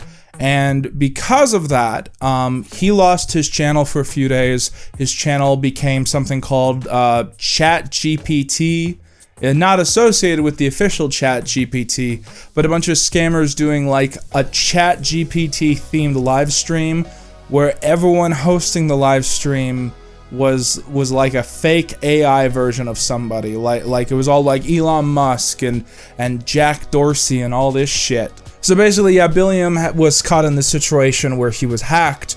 He had his channel taken over. There was this scam stream running on his channel for a couple days, and then eventually he got the channel back, right? He was able to reobtain his channel. And you might be wondering why I'm talking about this. And the reason is that I like to kind of try and use some of my content to spread a little positivity, and I wanted to spread the word about what had happened, because what I hate about this stuff is whenever this happens, this awful thing happened to Billiam, and then because of this, he now has to face negative repercussions and nothing but negative repercussions. I'm gonna unwind myself because I don't know why I turned like that. There we go. So basically, because his channel was hacked and this scam live stream was on his channel for a couple days, he lost 40,000 subscribers before he got his channel back. And another side effect is whenever this happens, the algorithm, thinks very negatively of his channel now. I think his latest video underperformed a little, and in my eyes, that's the YouTube algorithm being like, oh, that live stream you didn't perform very well. You had some negative retention there, and it's like, well, that's because it wasn't him. It was someone hacked his channel. So, he lost all these subscribers, his videos aren't performing like they should. I thought it would just be kind of a nice thing to do a little pinboard intermission. This is an intermission in the pinboard segment. The pinboard segment is not an intermission, but this is an intermission in the pinboard segment where I'm telling you that you should go and subscribe to Billiam's channel, because there's two kinds of people I'm hoping to target with this segment. The first is there's at least like 20-30,000 people who unsubscribed from Billiam's channel because they just saw this scam account running in their subscription feed and they were like, what the hell is this? And they unsubscribed. But they never figured out like, oh, that was Billiam's account and I need to go back and resubscribe now. So he's still, he's never regained those followers he lost. So I'm hoping that some of you are realizing what happened and are rushing back to subscribe to him again. And then also, as an additional thing, I think there's a lot of you out there that don't know about Billiam's channel, that don't know his content, and I think you should subscribe because his stuff is great. And to help kind of spread the positivity, in the pinned comment of this video, I have linked my favorite Billiam video. It's not one of his most popular videos, but it's a video I think about all the time. And when his channel was down for a couple days, it devastated me that I couldn't go back and rewatch this video for the upteenth time. So basically, go to that link, add that video to your watch later, subscribe to the channel. I just thought this would be a nice thing to kind of do for my friend.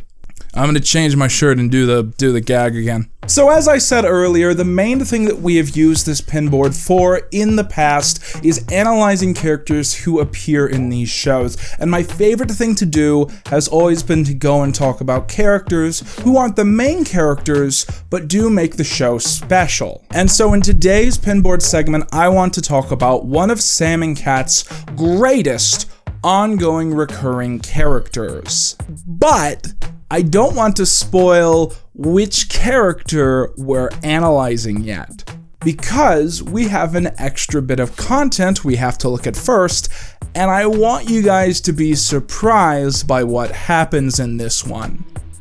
So, with absolutely no setup, I would now like to review an episode of Henry Danger, which is relevant to Sam and Cat. This is Season 2, Episode 7, Secret Beef, which originally aired on November the 14th, 2015.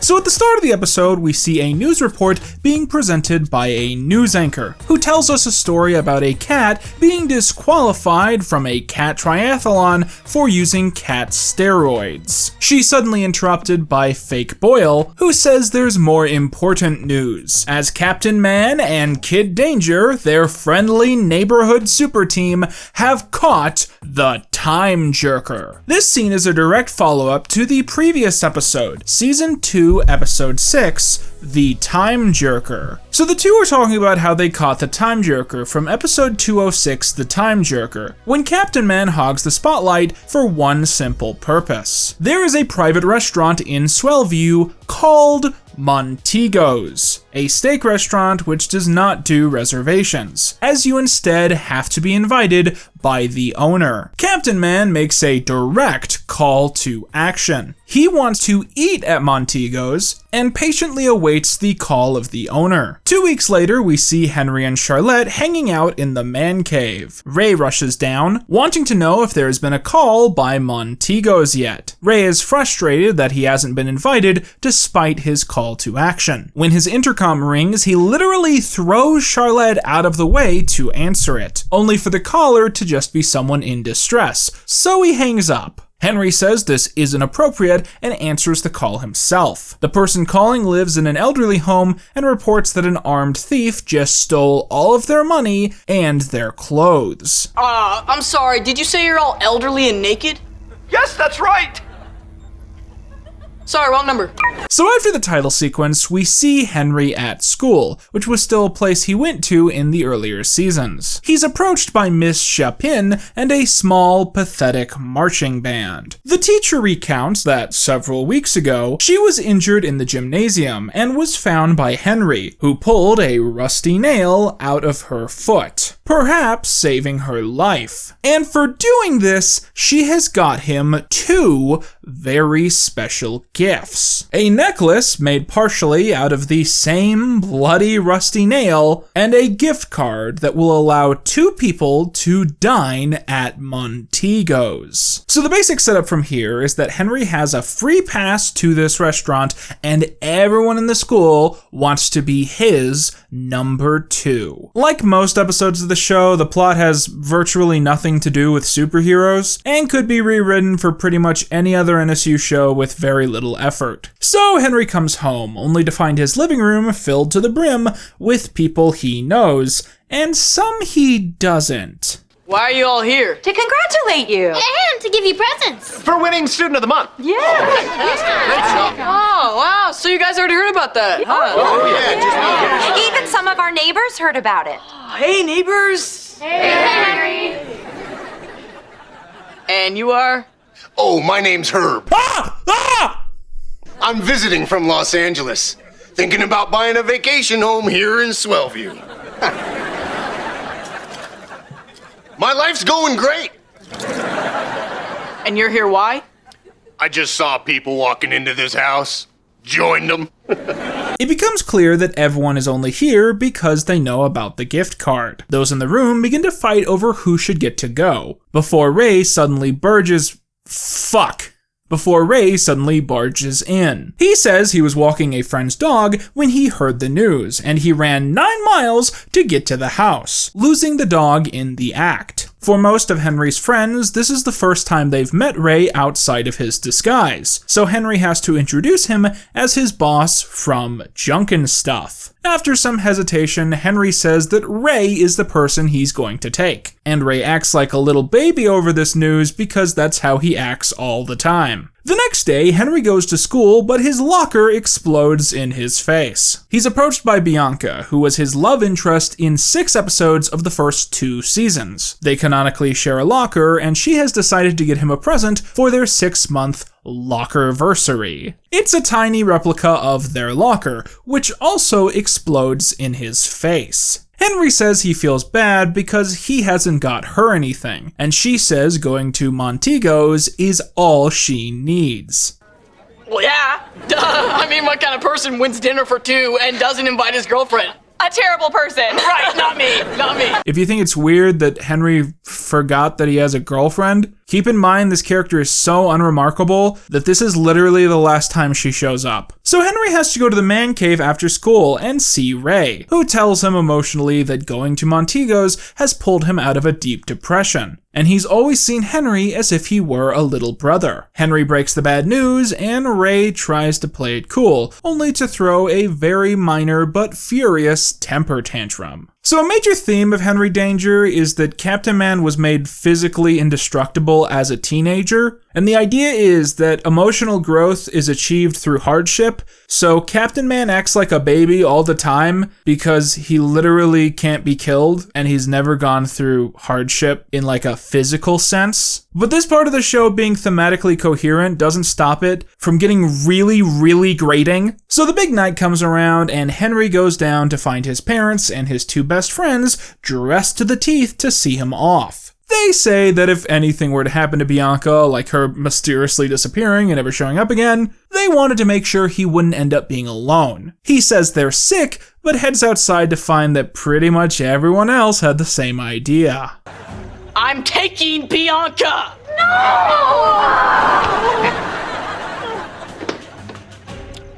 My life's still going great. Henry shows up at the restaurant to find that Ray is already there and is impersonating him, with Schwoz dressed up as Bianca. You could write a college entry essay on this show's obsession with putting Schwoz in a dress and how it was secretly extremely woke the whole time. You see, Schwoz's actor is named Michael D. Cohen, and in 2019, after years of performing at Nickelodeon, Michael revealed in an op-ed piece that he was transgender. He had been assigned female at birth before transitioning in his 20s. While this was the first time that the public had known about this, all of his friends on the show had apparently known for years. Despite this, the cast did record a tongue-in-cheek video of them all reacting to the article. I just can't believe you never told us. I mean, you were born in Canada? Winnipeg? What is that? You think you know someone? How do I explain this to my parents? Okay, like, you guys read the whole article, right? Oh, yeah. Almost everybody's transitioned. No, Sean, that is not true. So my point is that while usually men in a dress gags are kind of just bottom of the barrel and usually indicative of a very limited worldview, especially when the entire joke is just that men don't look good in dresses, when they do the same joke with Schwoz, it accidentally turns out to be extremely gender affirming, and again, that's probably by accident. Pardon me, where's the ladies' room? I know you're not a girl. So Ray has to recap the entire story, and Bianca feels bad, as she's not even into steak. She was going to order the chicken. Ray and Henry have a very public argument, with Ray throwing another loud tantrum. Boys! You're a boy! So Bianca says she doesn't mind, and if Ray is really into this place, she'll let him take her spot. She walks home and is never seen again. So the two get to eating, but quickly notice 2 men across the room, who Ray immediately recognizes as 2 bank robbers they've been trying to catch. Ert and Bernie. This is one of the few stupid jokes on this show that I actually really like. They mention Ert and Bernie all the time, and it always makes me laugh because it's so stupid. So the two have to suit up off screen and bust the bad guys. And what I mean is that they throw the bad guys around so much that they break the entire restaurant. And watching through this scene, it makes you realize that, like, Captain Man and Kid Danger might straight up be corrupt. Because they immediately just start beating the shit out of these 2 guys without the situation being escalated to that. And the entire thing is basically Ert and Bernie just trying to stand up off the ground, and Henry and Ray just keep punching them in the face while they're still struggling to get to their feet. Careful, for some fresh pepper? Henry even does that like Shrek 2 joke where he grinds pepper into the dude's eyes. Like, if these were cops and not superheroes, there would be an op-ed piece about this by the time they left the building. It's kind of fucked up. What's worse about it is as soon as they finish beating these guys to a pulp, the cops magically appear and arrest them. So the existence of superheroes in the NSU literally feels like an excuse for unnecessary brutality to still be a part of the legal system, but without any culpability due to the existence of secret identities and the lack of ability to blame this on the police. I do the fart noises gag again, but last time it gave me a migraine. So Kid Danger and Captain Man go back to their table and keep eating their food, and the doorman comes over and says that they aren't on the list, so their food gets thrown away and they never get a bite. They make it back to the man cave where Ray eventually notices a small sliver of steak is caught in Henry's suit. The two split it down the middle, but are quickly disappointed by the experience and decide to go to Backout Steakhouse instead. Okay, so rewinding mentally now from that entire third act, it's quite obvious that the sole reason that we have just watched that episode is because of the 2 cameos by Herb. Okay, so here's why this episode is so especially weird to me. To this day, there remains countless people who continue to insist that the universe presented in Zoey 101, Drake and Josh, iCarly, and Victorious must be a separate world from the universe presented in Game Shakers, Henry Danger, and Danger Force. And for some time, there was no explicit evidence to contradict this. The big breakthrough, of course, was when Goomer began to appear on Henry Danger, but that wouldn't happen until 2017. So for several years, the only piece of evidence that Henry Danger and iCarly took place in the same universe was that an obscure runner character from the widely disliked iCarly spin-off appeared in Henry Danger for 2 scenes of 1 episode. And they very clearly knew that this was an incredibly important moment because the header pic on the Henry Danger wiki page for this episode is a photo of Henry and Herb together. This was a major twist that was simply played off as inconsequential. But despite what you may think, we are still not ready to analyze this character, because Herb appeared in one more show set in the NSU, that being The Adventures of Kid Danger.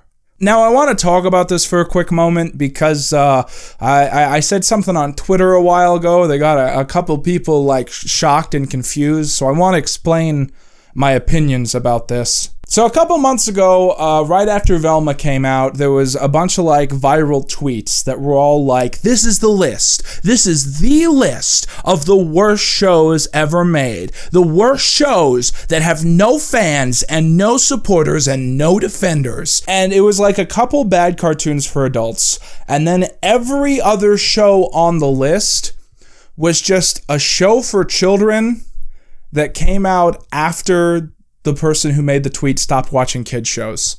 And the 2 things that really stood out to me when I looked at this were the inclusions of The Adventures of Kid Danger and Fred the Show. And I don't know if I've ever gone on the record about this, but first of all, Fred the Show has a poor reputation exclusively with people who have never watched it, and thus don't understand that it has all the qualities of a cult classic. And second of all, The Adventures of Kid Danger is pretty okay. It's an okay show. Here's why I care about this enough to complain about it. I always see The Adventures of Kid Danger on these lists of the worst kid shows ever made, but I never see Henry Danger on that same list. And what that says is that The Adventures of Kid Danger is worse than Henry Danger when it's not. It's a better show than Henry Danger. And basically the take that I always commonly see is that the Henry Danger story drags down the medium of animation to make this show. But I don't look at it that way. In my opinion, the medium of animation drags Henry Danger up to make a better program. Because, as I've said, Henry Danger is a better cartoon than it is a live-action show. And I enjoy the animated series far more than I enjoy the sitcom. When it comes to analyzing pop culture, there's this thing I like to call the nostalgia zone. It's usually like this period of years where a lot of people online are nostalgic for something, and that zone doesn't really like shift, it grows, right? So like there are people watching this video that are nostalgic for the 90s, there are people watching this video that are nostalgic for like the early 2000s, and now there are people watching this video that are distinctly nostalgic for like 2013 to 2015. And basically I think the only reason that The Adventures of Kid Danger gets more flack than the parent show that it's better than is that The Adventures of Kid Danger is not old enough for anyone to be nostalgic for it, but in like 5 or 10 years, you'll see clips of that show on Twitter and TikTok, and people will be saying, oh, this is back when Nickelodeon was good! But why do I think Henry Danger works better as a cartoon? Well, there's a couple reasons. First of all, in the cartoon, the characters are a lot less mean to each other. They're a lot more genuine. It's a lot easier to watch the show because of that. The pacing is better. The episodes are 11 minutes instead of 22, so there's a lot less of dragging out stuff that isn't funny or interesting. And then the big thing is that in The Adventures of Kid Danger, you actually get to see them doing like superhero stuff, like stuff that you would see in a movie. And because of that, it feels more like an actual superhero franchise when it's depicted in that way. And I know that the animation looks cheap. It's not fucking Moon Girl and Devil Dinosaur, but if you have to watch one Henry Danger show, if you're contractually forced to watch something in the Dangerverse, I think this is the thing you should pick. One of the really cool things about The Adventures of Kid Danger is that if you watch it and you haven't seen Henry Danger, you'll still probably pick up on a lot of obscure references to other shows in the NSU. For instance, in the first episode, there's a storyline where a bus is stolen, and we see it drive past the Handy Quick gas station, which is the same gas station that Sam and Cat robbed at the beginning of Season 1B, aka this video. In episode 6A, Henry becomes an Uber driver, and at one point in the episode, he's seen picking up who he thinks is Gibby from iCarly. Oops! Okay, Gibby Gibson. Oh my gosh, you're that kid from iCarly! Yeah, just drive, boy! Yeah, sure beans. And I know you're thinking, Quentin, I thought Gibby was dead. And you're right, he is, because it turns out that's not Gibby, it's a guy disguised as Gibby. Hey, look at that, it's the cops, I better pull over. You just keep driving!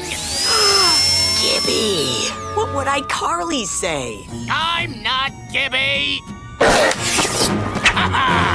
Drill finger! Oh, and by the way, do you ever think it's sad that we never get to see Drake and Josh together in the NSU after 2008? Well, guess what? You're fucking wrong! Because in episode 10A, the gang get a dream machine. And Captain Man decides that he wants to dream that he's a character in Drake and Josh. And both Drake and Josh appear in the cartoon.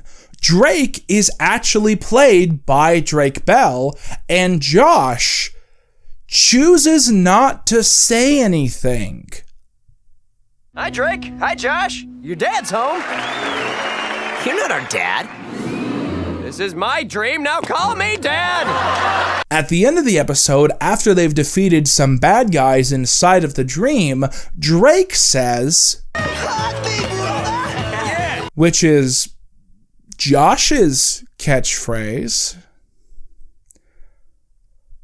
Okay. And in episode 9A, when all of the wax statues from a wax museum come to life, one of the wax statues is clearly Crazy Steve from Drake and Josh. So basically, there's some episodes that imply that this show is set in the same universe as all of these other legacy sitcom shows, and then there's other episodes where it's implied that all of these other legacy sitcom shows exist as TV shows within the cartoon.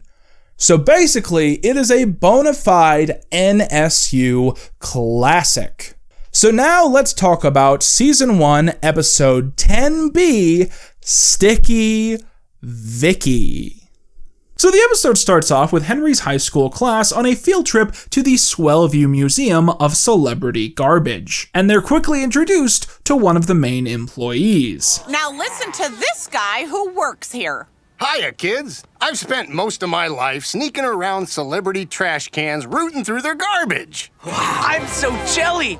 As I'm sure you figured out, that is Herb, literally with the same voice actor and everything. Incidentally, Ray is also there as a chaperone, and also SWAT shows up in disguise as a teenager. So Herb takes them all on a tour of the museum, and it's heavily implied that he is the creator of the entire enterprise. Everything in the museum is something once owned by a celebrity that Herb has personally dug out of their garbage. He gives a few brief examples before getting into the museum's most prized possession. Now this is one of our museum's most valuable items. The red wig Ariana Grande wore when she played Kat on the TV show Victorious. Now just hold on a goddamn minute. First of all, Ariana Grande didn't wear a wig on the set of Victorious because back then she was dyeing her hair. Everyone fucking knows this. Second of all, how are you, a character from the show Sam and Cat, able to comprehend the existence of Ariana Grande when one of the people in that show is Kat, played by Ariana Grande? Is this doing it for you guys anymore? I honestly have no idea. Okay, so Herb explains that he found this wig by hunting through the dumpster behind Nickelodeon. And there it was. Ooh, question. May we smell the wig? Oh no. That wig is worth over $2 million. So don't smell it. Jasper sniffs it anyways and immediately gets thrown out by security. As Herb takes the group to see an empty tube of Justin Bieber's lip gloss, we see a cat burglar breaking into the museum. And this burglar turns out to actually be Sticky Vicky. So Sticky Vicky was a very obscure but established character before this. She was introduced in the Henry Danger motion comics, which was a series of animated shorts on YouTube featuring Captain Man and Kid Danger fighting bad guys. In that story, she had sticky boots, which sadly got caught on everything around her, causing all of her plans to fail. As soon as she made the grand transition to TV for this episode, the writers decided to give her a new superpower and a grosser one. She can spit on things, like most people can, but her spit has the strength and stickiness of a rubbery glue. So Sticky Vicky spits all over Ariana Grande's wig, then attaches it to her back. As the alarm rings, Herb and the tour group run back in time to see what's happened, before they flee at the sight of the supervillain. Sticky Vicky spits on Henry and Ray, and the two can't get detached from one another, so they use their bubble gum to morph into their outfits. However, they're still stuck together, with their costumes combined into one awkward mess. They keep fighting Sticky Vicky, who taunts that her sticky spit means they are stuck together. This implies that Sticky Vicky is one of the few bad guys in the extended Dangerverse to deduce their secret identities exclusively based on basic context clues. The rest of this episode is just weird and gross, so here's a list of stuff in the background. There's a little tiny Christmas tree, and a big pile of guitars, and there's a urinal, and there's a single Ugg boot, and then Jimmy Fallon's used fish tank. I think the purple hoodie is supposed to be Kanye's. There's a Game Boy in the background with a few games, and finally you can make out what is very clearly Tom Baker's scarf. So in the end, Sticky Vicky accidentally sticks her own face to Captain Man's butt, and the two literally drag her off to prison. Also, Schwoz got attached to a bus. This is the cartoon's finale. Okay, so now we are able to properly analyze Herb across his many appearances and incarnations. Herb obviously originated from Sam and Cat, and in my opinion, he is one of the few redeemable elements. If Herb, Dice, and Goomer originated in a different show, we would all think of them as absolutely classic characters. To me, Herb is basically written as an almost self-aware parody of the depiction of homeless people in these shows. On iCarly, the homeless population of Seattle was brought up often and always to be mocked. Carly and the gang throw a bum costume party, and on one occasion, Carly recruits a group of homeless people to act in her web show before kicking them out to the streets with a broom. So the joke here is built on the implicit expectation. Herb shows up, and you think he's going to be another low-effort homeless caricature, before he reveals that he's actually the most well-off and happy person in the entire series. Where do you live? I have a little condo up the street. My life's going great. And unlike most characters in the NSU, every time we see Herb, he's more well-off and more happy, to the point that by the end of his appearances, he has several homes in several large cities and runs a successful business out of Swellview. Now, the animated appearance of Herb is obviously very important here. It's his most recent appearance, and it's one of the only episodes that is basically entirely about his life. And like we've said, the big weird moment in this episode is that we find out that Herb now owns the red wig that Ariana Grande wore on the set of Sam and Cat. So very early into working on this video, my big pet theory that I kept coming back to as I saw more evidence is that Herb is God. And here's the big reason I came to that conclusion. If you watch carefully, in the background of that episode of The Adventures of Kid Danger, in Herb's museum, there is more than one thing labeled with a photograph of Ariana Grande's face. Now, obviously, we can presume this is just something that the animators did to fill up the background, reuse assets, that kind of thing. But in the grand scheme of things, it would make a lot of sense that Herb has quite a few things owned by Ariana Grande, because constantly throughout the events of Sam and Cat, Herb is just hanging around Sam and Cat's apartment and coming in and asking for their garbage. So basically, one standing theory, which can't be easily disproven, is that Herb was one of the only characters in the series who knew the entire time that Cat Valentine was secretly Ariana Grande. And all of this becomes even more compelling when you realize that later in the series, it will be implied that Cat also wears a wig in universe. But the more that I've thought about this, I don't think that Herb is capable of being God, because I think Herb understands the concept of mercy. But no, seriously though, if we actually did find out one day that Herb is God, as much as that would be funny, it would also kind of ruin his character. And furthermore, I would go as far as to say that The Adventures of Kid Danger, how it depicts Herb, actually does kind of ruin the joke of his persona. Because Herb's whole bit is that he looks like he's homeless, and he looks like he's the kind of person that would be rooting through someone's garbage, but in secret, he's rich, successful, and happy. So retconning that Herb's job this entire time was actually rooting through people's garbage, I think it kind of overshoots the point of the gag. I think that Herb should have passive income, I think he should do a lot of charity work on the side, and I think whatever job he has should have virtually nothing to do with his appearance. To wrap things up, Herb is a character who has greatly outperformed expectations. While starting out as a simple runner gag, he has eventually become one of the only clues that confirms that the NSU did not end in the iCarly elevator. Who is to say the next time that he will make an appearance before us? But I do know one thing. When he does eventually appear, his life will be going great. With that, we have finished up all the pinboard segments I wanted to do at this point in the video, meaning we only have one pinboard segment left to do in this entire mini-series. So now that we've finished here, let's go ahead and start another intermission. So, hello everybody to a slightly different angle of my regular set, which justifies the fact that this is an intermission. I'm here right now with my good long friend of the channel, Hippie Rat. Hello, Hippie. Hey yo, hi, hello, I'm Hippie Rat. So, if you haven't seen Hippie Rat's content, be sure to go down to the description. I'll have his channel somewhere in the pinned comment.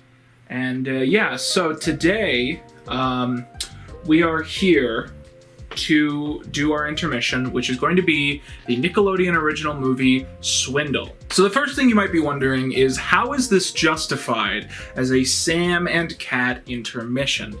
Is this just something I'm doing because I didn't have any other ideas? Yes. But, and this is important, I still think that this is a very valid topic for this video, and here's my logic. In August 2012, Noah Munck filmed the Gibby pilot. As we all know, we've gone over this. 1 month later, in September 2012, Ariana Grande and Jeanette McCurdy recorded the Sam and Cat pilot.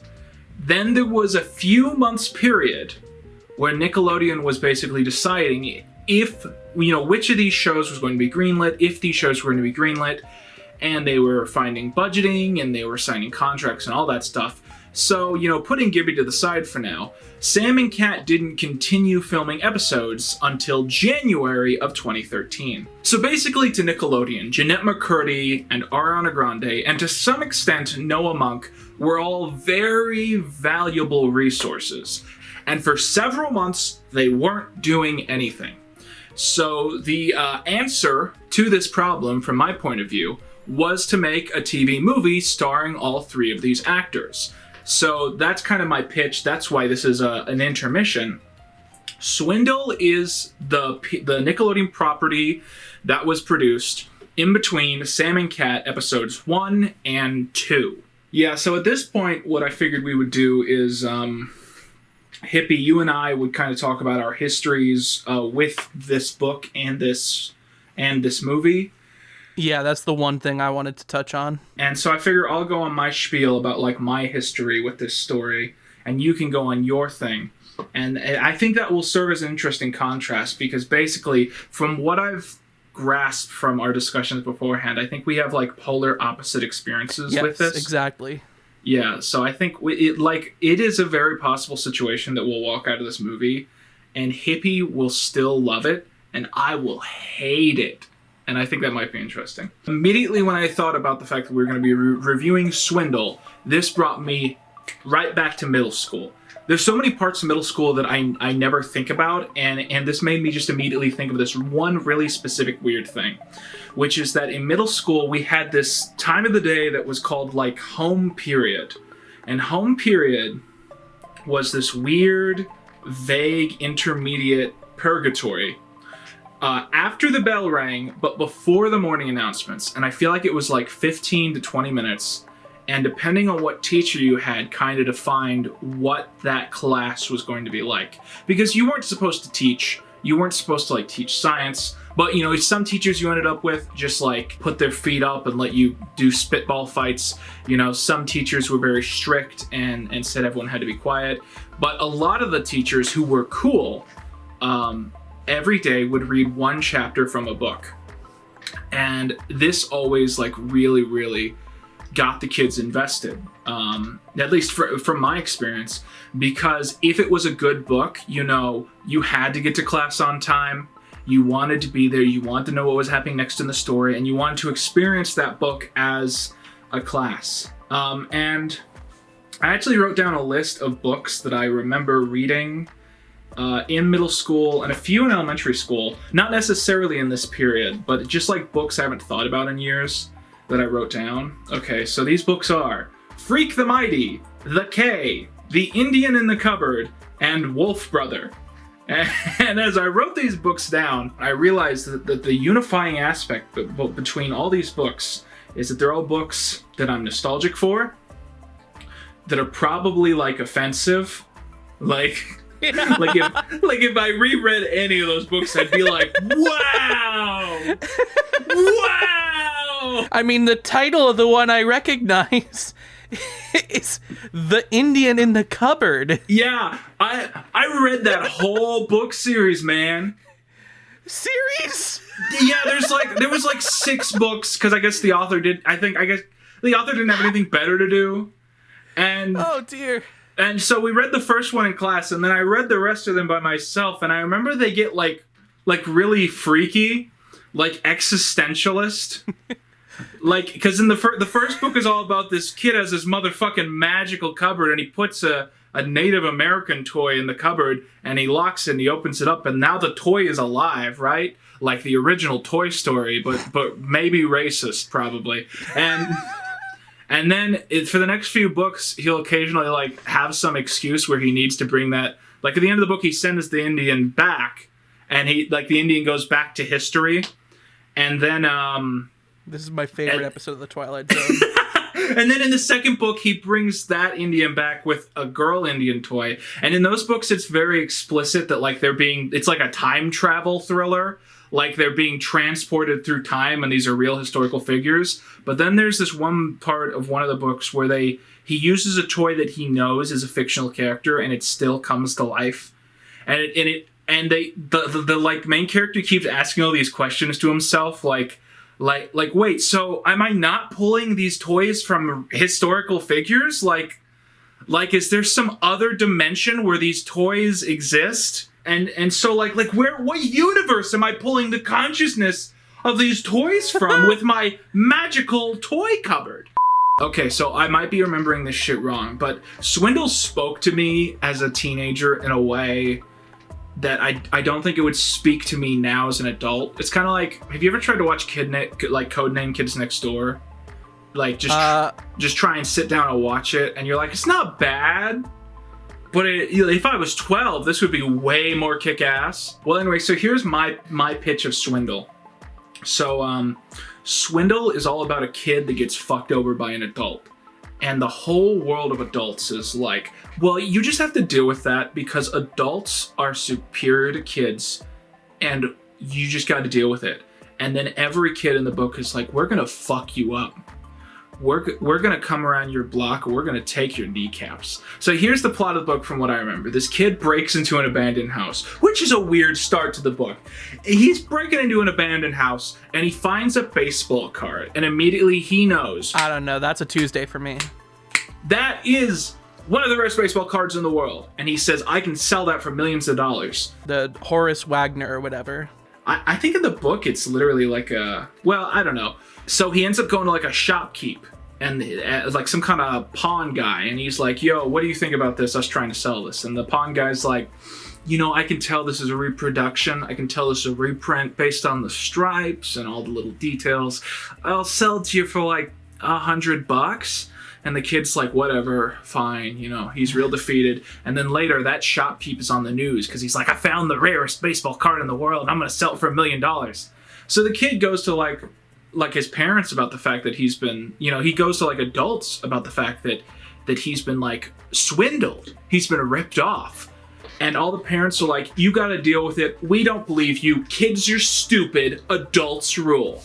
And so I do have a point here already. Do you want me to talk about no, how this is differing from the movie so far? No. And so like they basically gather up this like Goonies ass like squadron of kids, and then they like do this meticulous like suburban intense investigation into their like weird neighborhood, and they find out that the house where this guy lives is identical to 2 other houses in their neighborhood.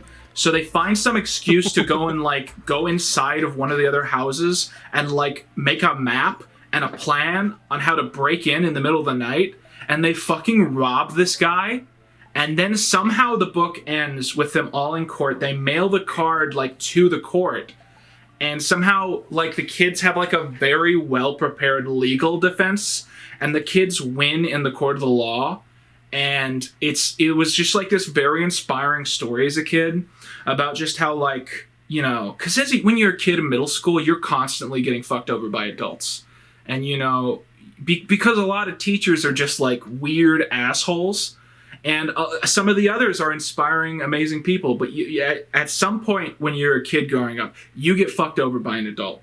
So as a teenager reading this book that's all about like these group of kids that just get revenge on an adult that fucked them over, it really, really spoke to me. And I bought the second book and it wasn't as good. And that's my pre-existing relationship with the Swindle franchise. So now I'd like to hear your story, Hippie. So I've seen the movie, and that's my history with it. I've never read the book. And in fact, I think it took me a while to learn that it was based off of a book. Point is, I never read the book, but I did see the movie.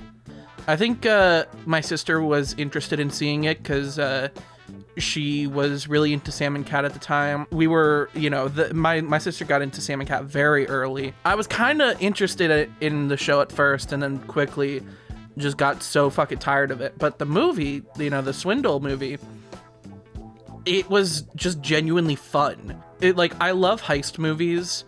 Like I watched Tower Heist, that like Eddie Murphy, Matthew Broderick movie, when I was a teenager. I just watched through the Ocean's movies last year. It's all, you know, I love heist movies. You know, just seeing like the team of people go through this convoluted mess of things to, you know, to steal some valuable item.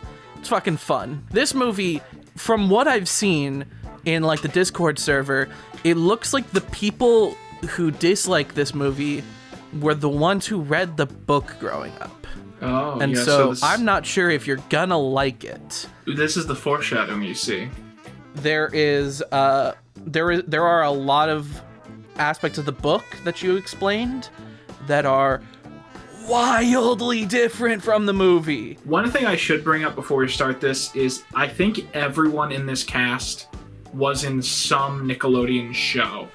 Almost everyone. That was another thing I wanted to kind of touch base on. It was, it's interesting to me because we have Ariana, we have Jeanette, we have Noah, and then we have the girl from Big Time Rush, which is like the trifecta of like Nickelodeon live action products that were on from at that the time. era. Yeah. And but then like the two leads, like the two main characters, I don't think were in any shows.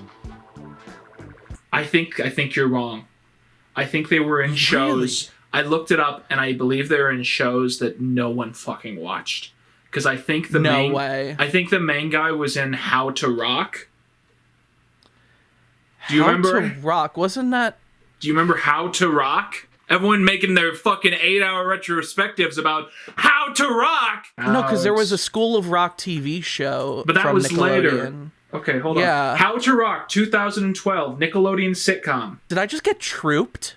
Noah Crawford and Chris O'Neill are like the two main characters. Noah Crawford was in How to Rock, and Chris O'Neill was in How to Rock as well. Yeah, so this only lasted a season. What is that doing on my cake?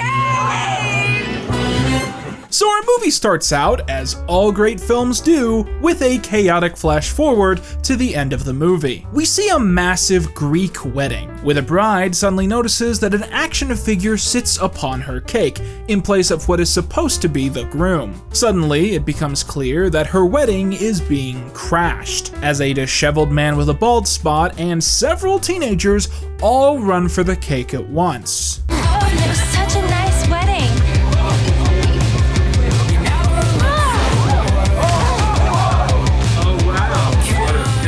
Star, Ariana Grande, please cast me in Wicked. That is one thing about this movie that I also really like. All of the Nickelodeon stars here who used to be like typecast in specific ways, kind of managed to avoid their typecasting for this. Okay, I bet you're wondering, what's going on here? Yeah, I bet you're wondering. How did I get here? I forgot they literally do that. After this, the scene devolves into a food fight, with cake being thrown all around the room. And I don't want to be that guy, but I'm gonna be that guy throughout this entire segment, so I might as well start right now. This is not in the book. And they're starting here, in my opinion, on purpose to set the tone that pretty much nothing in this movie is going to be taken directly from the book. But how did our characters get here? To find out, we'll have to rewind to the beginning.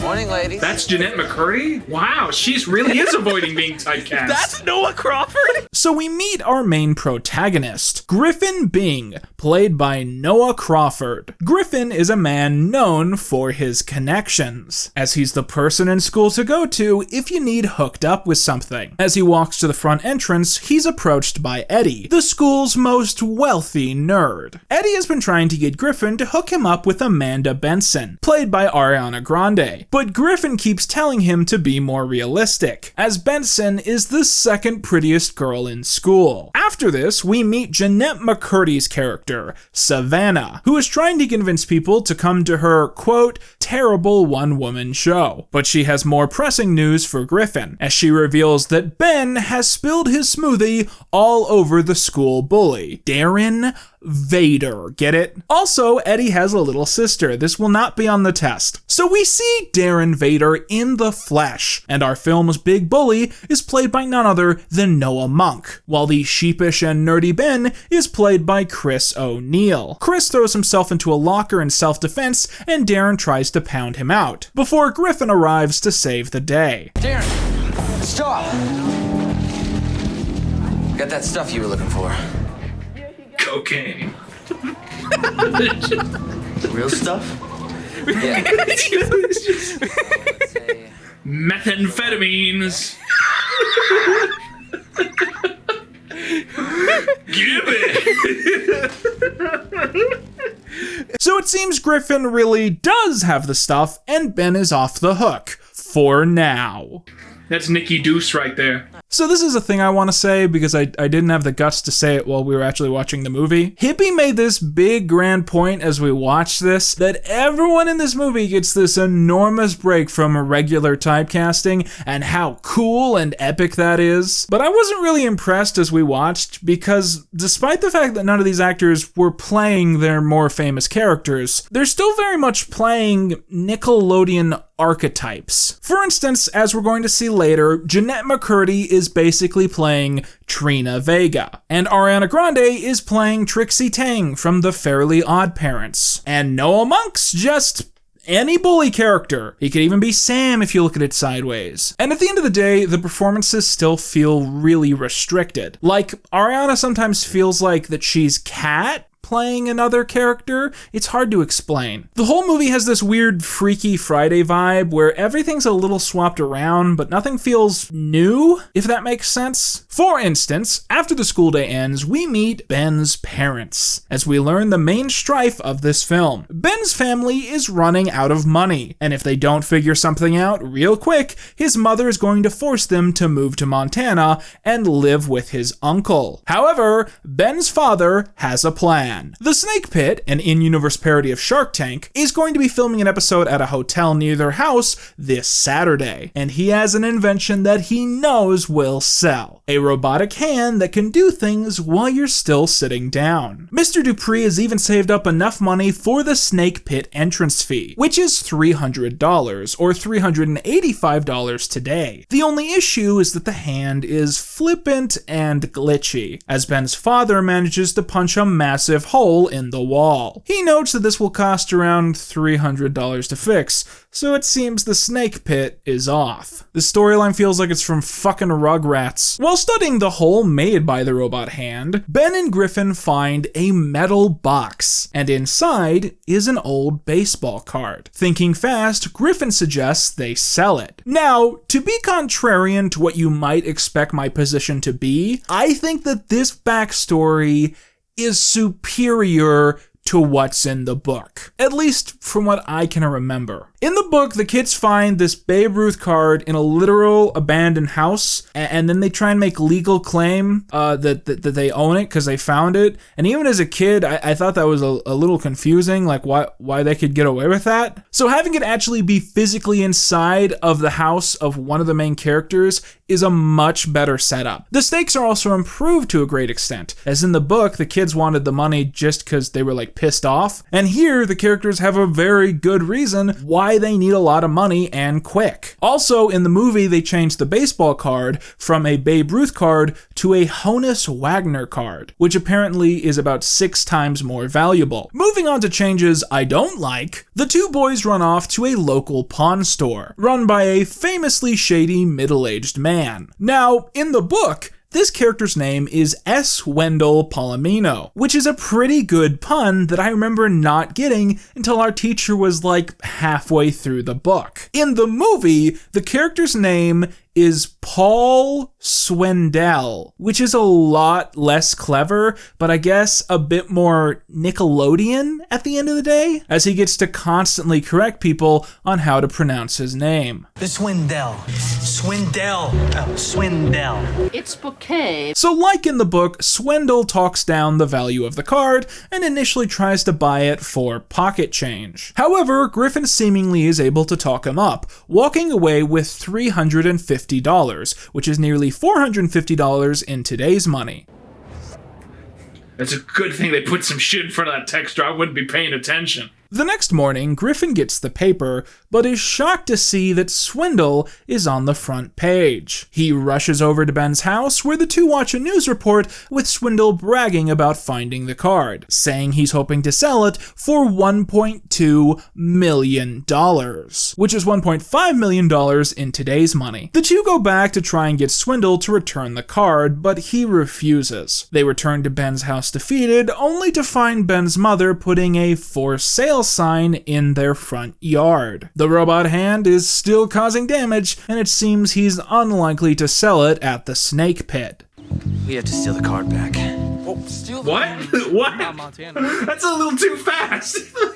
So yeah, without having gone to any adults or asked any authority figures, Griffin decides it's national treasure time, as he's going to steal the card back. But first, he needs a team. The two start off by going to Savannah's horrible one-woman show, where they watch her flying through the air haphazardly attached to a rigging system. Griffin wants her on the team because she's a theater kid, and that might come in handy at some point. We next cut to the high school in the morning, where Nicky Deuce has found a pesky douche who is taking up 2 spots in the parking lot. Vader politely asks him to park his car a little better, but the dude blows him off. So Vader takes things into his own hands.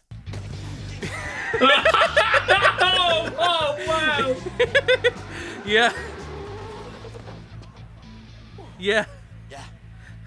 That just happened. That just happened. Griffin explains that Vader will be their muscle and their vehicle, much to the fear of Ben. To make up for this, we see someone that Ben wants on the team, Amanda Benson. Ben wants Amanda on the team because she's the second prettiest girl in school, and he has a massive crush on her. But he also notes that she's a talented gymnast and could be useful to the group. Finally, Griffin's sister says she wants in on whatever he's planning, but he says he doesn't need her. As they walk away, Griffin says their plan is brilliant and no one will be able to say no. Nope. Whoa, wait, where are you going? Listen, I don't want to speak for these refugees from the island of misfit losers, no offense, but this sounds a lot like something the cops call stealing. See what I'm talking about? Like, it's nice to see these characters outside of their typecast. Yeah. Jeanette is basically playing like a cat type character, and Ariana is basically playing herself. Yeah, I'm on the same page. That's always how I've imagined Ariana really talks when no one's watching. Like when every camera in the room is turned off, that's probably how Ariana talks. So once everyone has turned him down, Griffin reveals the real reason he's picked everyone. Griffin is the school's mini godfather, and everyone in the group is in debt with him. For instance, Griffin hooked Savannah up with a kebab commercial the previous semester. Meanwhile, Ariana Grande used to be the third prettiest girl in school before Griffin had an entire family move to Denver, moving her up a rung. And of course, Vader owes Griffin for the stuff. You want to keep that supply of Latvian hair cream coming? Latvian hair cream? Just be honest, it's meth. You owe me for the methamphetamines. How else do you think he could just get fucking souped up and push a car like that? But in a twist, the group are not fazed by this blackmail. So Ben tries something different, offering each of the kids $25,000 if the heist is a success, which would be $32,000 today. Everyone is suddenly on board, and they fist bump. Together, they are the B tier. When we doing this? How's tonight? What? Yep. That's not how a heist works. Okay, so Griffin does that thing where he narrates the gist of their plan as we see it kind of happening. Every day, Swindle goes out to dinner at Chinese Garden, which has the best mushu in town. Before he goes, he sets his security alarm. And we're just gonna put a time code on screen now, just, indicating how long that's been going. Because after the alarm is set, there's a 30-second window where it can be disabled. And so the gang have to get inside before then. Gibby throws Kat onto the roof, and she does a backflip into the shop, before pausing to make commentary on the smell of the store. She finally gets over to the alarm system and turns it off just as it's about to hit 0. Despite this, an entire minute has passed in the actual movie. So they all go inside, but there's a big problem. The card is no longer in the glass case. This is also what happens in the book, which is why they have to break into Swindle's home. But this isn't where the movie is going with this. Savannah and Vader try to distract Swindle by switching between various characters. They get ignored, Savannah is thrown into a water fountain, Gibby gets tased, before Savannah finally manages to distract Swindle by dressing up as a blind, handicapped nun who needs to get to the church. And Swindle begrudgingly agrees to take her there before pushing her down a hilly road directly into traffic. Vader rushes back to the shop and warns the others that Swindle is on his way, but as they turn to leave, Ben makes a discovery. The card is being hidden in a panel in the wall, which isn't even locked. Griffin grabs the card just as Swindle gets back to the shop and turns his security system back on, and they all have to sneak around to avoid being detected by him. Yeah, Noah Monk is definitely sneaking around without being seen by this guy. What is happening in this movie. This is the biggest pile of shit I've ever seen. So the kids can't leave while the security system is on, but they're in luck. Swindle is soon distracted by a Skype call from a specific Frenchman. The Frenchman reveals he's going to be doing a big auction in Swindle's town that weekend at a local hotel. And as he has numerous interested buyers, he would like to auction the baseball card. Swindle is interested, but is briefly distracted by the massive nose of the Frenchman. Griffin ponders all he's seen and decides to make the strategic choice to put the baseball card back in the wall safe, as he has a much better idea. Suddenly, the security system turns back off and all the kids manage to sneak out the back. There, they find out what happened wasn't an act of God, but instead the work of Griffin's sister, who we learn is an expert hacker. Griffin finally allows her onto the team and tells everyone else that he has a plan. And I just love it when a plan comes together, because they have a van. That's where I'm going with that. They have a van, so they're the B tier. Savannah suddenly appears, grasping the remaining pieces to her wheelchair as she tells the gang that Swindle is coming. Ho ho ho ho! So I'm not really gonna be bringing up the book after this, because nothing from here on out is from the book. They made the rest of this shit up. To make this plan work, we're gonna need something special, and I know just where to get it. can't believe I'm doing this. Oh, wow. Oh, whoa. Ariana looks like such a nerd. So yeah, remember Eddie, the rich nerdy kid from the start of the movie who has a crush on Ariana? Griffin has sent Ariana into his house on a specific mission. Ariana is wearing special McDonald's spy glasses, so the rest of the B tier can watch the live feed in their van and give her tips. It's like I'm in the Matrix. Unreal is right. Amanda would never crush on a geek. And yet, you harbor a not-so-secret crush on her, yes? And What? your point is? Why did they just say that? And yes, you harbor a crush on Ariana Grande. So Eddie brings Ariana to his man cave.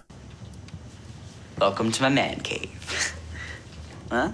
Where she's instructed to find something small yet valuable, and to somehow get away with it. However, things go sour when Eddie starts playing with his Stargate props and accidentally knocks Ariana over, breaking his glasses. The team in the van can no longer communicate with her, but unbeknownst to Ariana, they can still see and hear her. Thinking it's just her and Eddie, Ariana tells him he has to keep a secret. She is a closeted nerd and absolutely loves his collection. Ben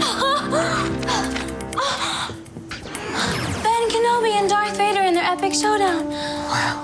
Amazing. Are these real Star Trek uniforms? Actor worn, original series. No, they're not. No. No. No.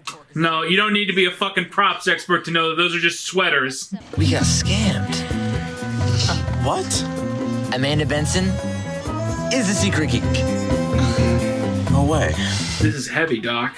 The Swindle Wiki says, the film incorrectly states Amanda to be a geek. This is untrue, as geek is a term used for people invested in fandoms, and a nerd is someone invested in academics. Okay, first of all, being an editor on the Swindle Wiki is major please take my lunch money energy. Secondly, and I never thought I'd say this, but we found the biggest nerd to ever edit for a wiki. And third of all, Amanda is invested in fandoms more than academics. So you're the person who's wrong here. I have no idea why I put this in the review. So Ariana quickly finds the most valuable thing in the room as she walks over to Eddie's Captain Cybertor collection. Captain Cybertor is an in-universe action figure.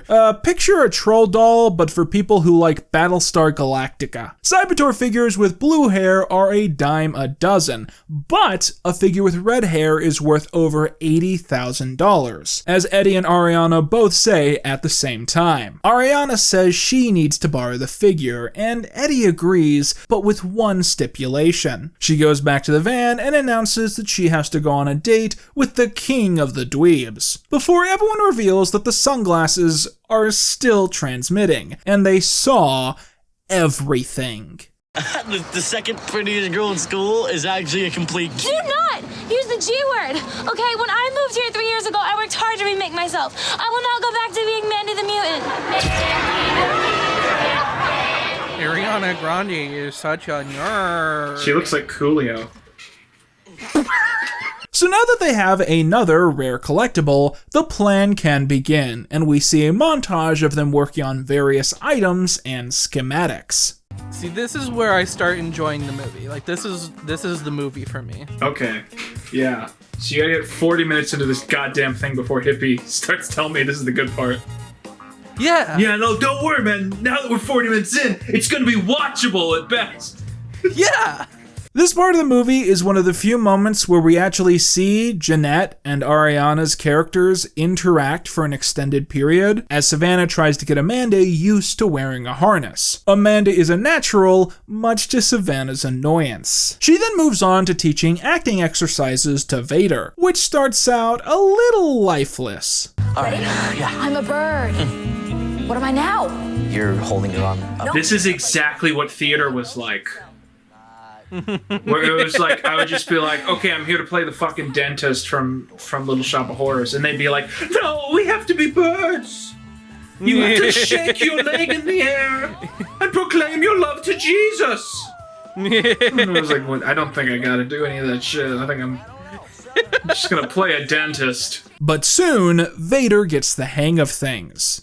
Your shot is amazing. Your shot is fantastic. It makes you demure. It makes you vulnerable. That just happened. That just happened. I felt that. He said it again. We cut to the big day, Saturday, at the big fancy hotel. Griffin's little sister starts off by hacking into the hotel mainframe and duplicating Swindell's visitor pass. She turns the duplicate into Paula Swindell, inventing a fictional daughter for Swindell. After this, she moves Swindell down to the basement and places Swindell's daughter into the highest VIP suite, while charging both rooms to Swindell's credit card. This is like a felony, I think. Janet McCurdy then uses her acting skills to check into the hotel as Paula Swindell, and is so convincing that she isn't even asked for an ID. Everything is going to plan, except for one little detail. Remember the Shark Tank B-plot from the first act? It turns out that is happening at the same hotel and the same day as this big auction. So the group has to avoid being noticed by Ben's dad, who luckily is preoccupied with his constantly malfunctioning robot hand. Ben thinks the day is already going terribly, but Griffin tells him to have some faith. Hey guys, watch this. Pull me. Yeah, that's right. That wasn't scripted. That's just how Noah Monk is in real life. So they go up to the big fancy suite, and according to what I can tell, this is a real hotel suite, which explains the absolutely terrible lighting in some of these scenes. Hey, guys, TV in the bathroom. You can totally watch a game while you're taking a massive... Please don't say it.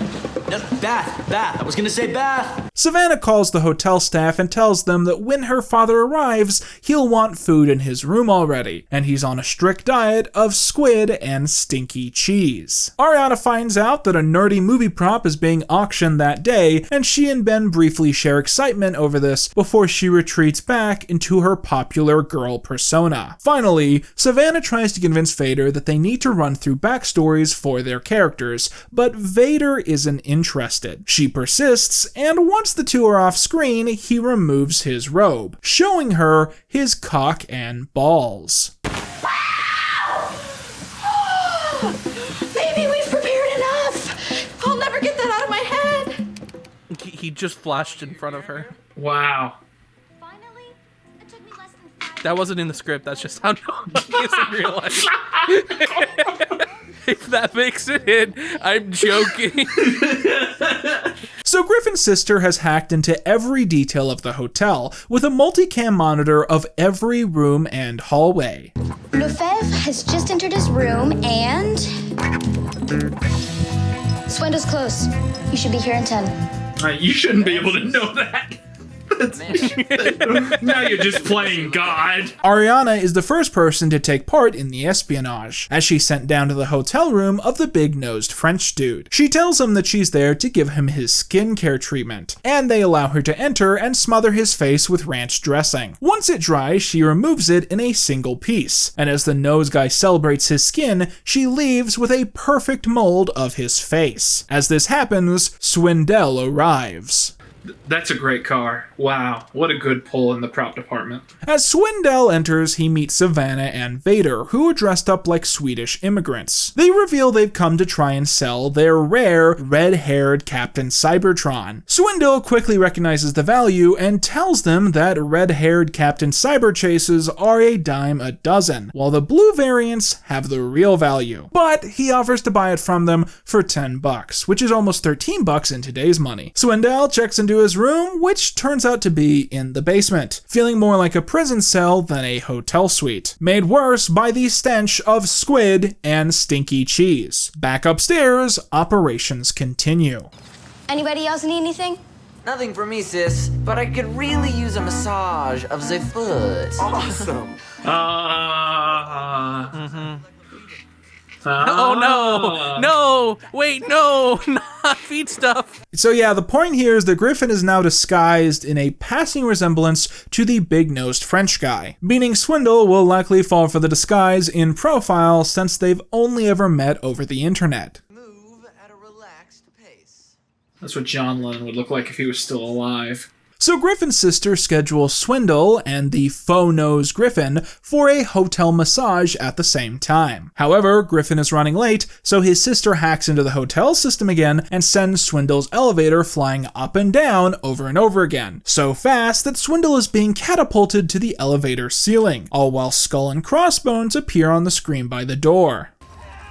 Literally all that she needed to do was just like push every button on the activate every button on the elevator. Yeah, that would have done the job. Eventually, Swindle gets out and throws up upon exiting. He finally gets to the massage room, where an over-physical masseuse manages to keep Swindle's head down enough for the deception to work. The plan is going great, except for 2 hiccups. Firstly, the real big-nosed French guy leaves his hotel room, and the gang fear he might run into Swindle, or worse, Griffin dressed up like himself. So Savannah and Vader go to have character improv. They pretend to be an arguing couple, enter the elevator with the French guy, and press the button that stops it mid-travel as their fight turns physical. The second issue is that Griffin's hastily assembled nose is starting to melt and bend under pressure, and if Swindle sees this, it's all over. Meanwhile, we see why it was so important for Swindle to be out of his room, as Ariana hooks a rig onto the roof, removes a ceiling plate,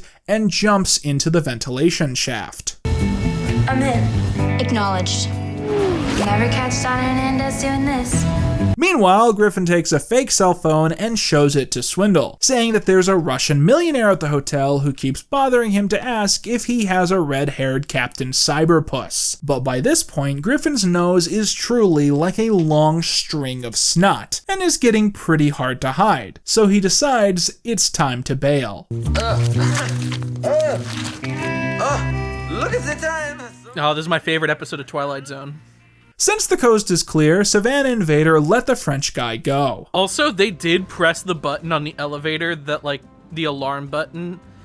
The fire department's going to show up here now.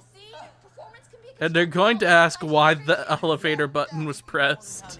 Ariana manages to descend directly into Swindle's room, where she finds the red-haired cyberpunk and swaps it with a blue one. Swindle finishes his massage, and his masseuse tells him to Call me.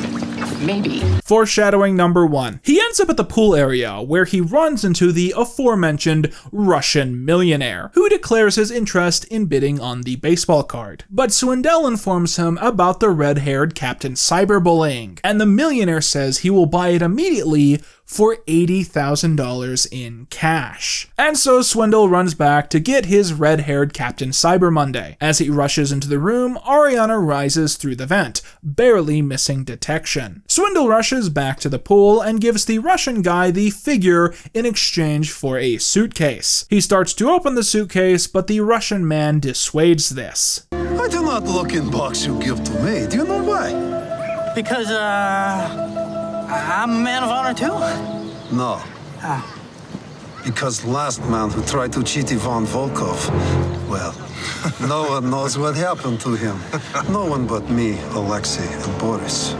So that's a direct reference to an actual murder. Moving on. As Swindle walks away, he bumps into Ben, who was distracted by the sight of his father. Swindle quickly identifies who Ben is and deduces what's been going on. Ben runs off, accidentally leaving a key to the upstairs suite. So Swindle goes to the suite, but finds it abandoned. That is, until he goes out to the balcony, where all of the kids are waiting for him. They reveal that Ben allowed himself to be caught on purpose, and they have a proposition. If he gives them the baseball card, they'll give him the red-haired Captain Cybervor. They quickly reveal the entire scheme and show him that the Russian man has just discovered the apparent deception and is looking for Swindle. Swindle tries to grab the toy, but it eventually is knocked over the balcony's edge as it lands on a wedding cake. This was not part of the plan, and Swindle and the kids all rush down in separate groups to try and stop the cake.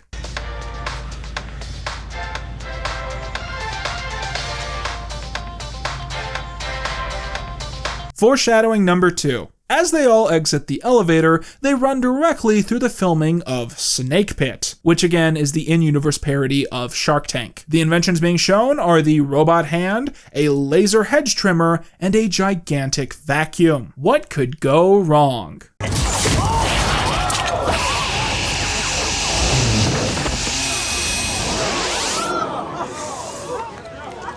Sorry. So that just happened. To make matters worse, as Swindle runs away, the giant vacuum takes his pants. And so the chase continues through the hotel kitchen.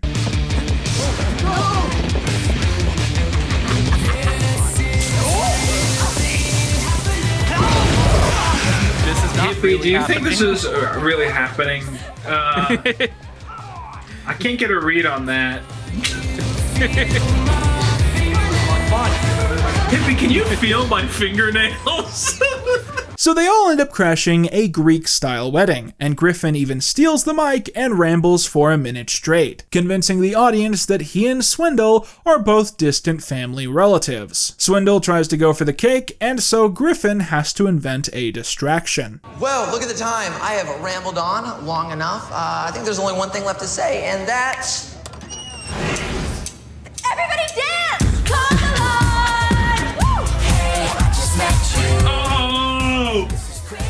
We can't show It's actually them? Bit of this scene. No, I'm playing all of this. I don't care. This is an actual Jeanette McCurdy, Noah Monk, hyper-produced cover of Call Me Maybe. Just met you, and this is crazy.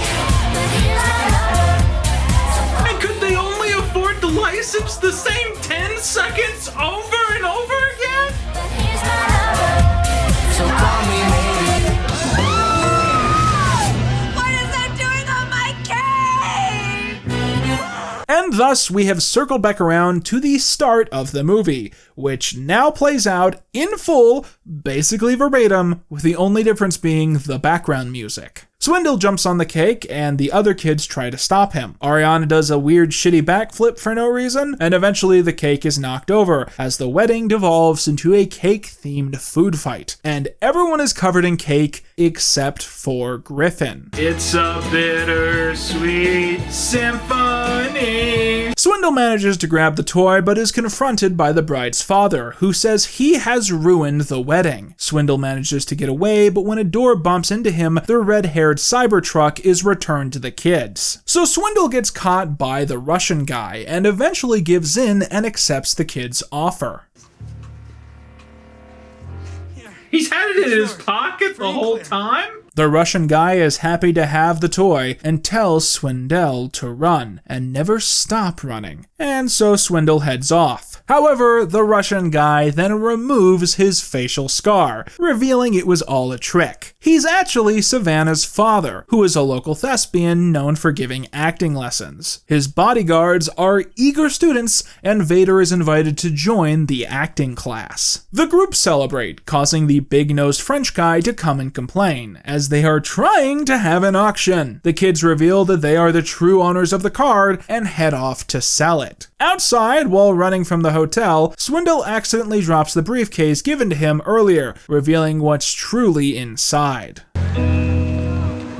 This isn't $80,000. Worse yet, he's soon met by hotel staff, who give him his bill, and with all the kids managed to charge to his tab, he now owes over $35,000, which is $45,000 in today's money.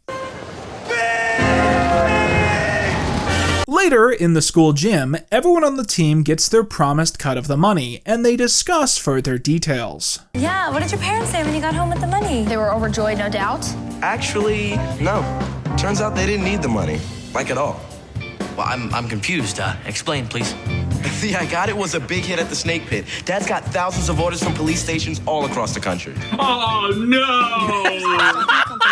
I forgot about that plot point. Don't worry, gang. My father created an invention that's going to be used to beat protesters on the street. Good idea. Ben reveals he used some of the money to buy that nerdy prop that was up at auction, and Ariana and him briefly flirt over this. As they go outside, they say the rest of the money can be used for putting them all through college, but that they don't know what to do with the rest. They're immediately approached by a little girl who says she needs their help. She dropped off her pet bird at a local pet shop, but was told by the shop owner that the pet had died. However, she has since found out that her bird is up for auction, since it's apparently worth $20,000, which is $25,600 today. So the group decide what they're going to do with the money. They're going to start an organization to help other teens that have been swindled. We take down swindlers. So cool. Look how cool they all are. Look how cool. Amazing. Yes. Period. That's It was the end. Okay, so do you want my review now? Do you want to hear my review of Synecdoche? Swindle? Yep. Every time I review something, I like to look at every piece of media I look at as a realization of potential. And so a lot of times on this channel, I'm not very harsh on Nickelodeon original movies and like Disney Channel original movies, and people tell me I wasn't like mean enough, and it's like, well, at some point, like, you got to realize the potential was realized to the best of the ability, right? But you're saying in this case, we have a book that was good, this is my raised the bar for potential. This is my opinion. I think if you look at this as a Nickelodeon original movie, and you go in and accept the potential of how it'll be good and in what ways it'll be good, I think the final half of this movie is pretty great. Thank you. Okay. I think if we look at it from the perspective of, this is an adaptation of a particular book that's really good, I think that this is not the best possible movie they could have made based on Swindle. Very fair. But I'll tell you what, I would much rather watch this a second time than watch any more episodes of Sam and or Cat. Well, yeah, that's easy. I mean, because this is actually like a fun thing to watch. But yeah, so to give me your thoughts, and then we can just put in some random comments about the movie. I mean, I enjoyed it a lot back then. I always thought that it was very fun to see these actors outside of their typecasts. I thought it was... we kind of touched on this during the movie, but in hindsight, that first half is so unmemorable, and it's only once like the second and third act starts that it actually becomes like very enjoyable, because then it's like a proper heist movie. Everything before that is just kind of trying to it's just like sweeping by really fast, because it's like I think even the movie understands like this is the boring part.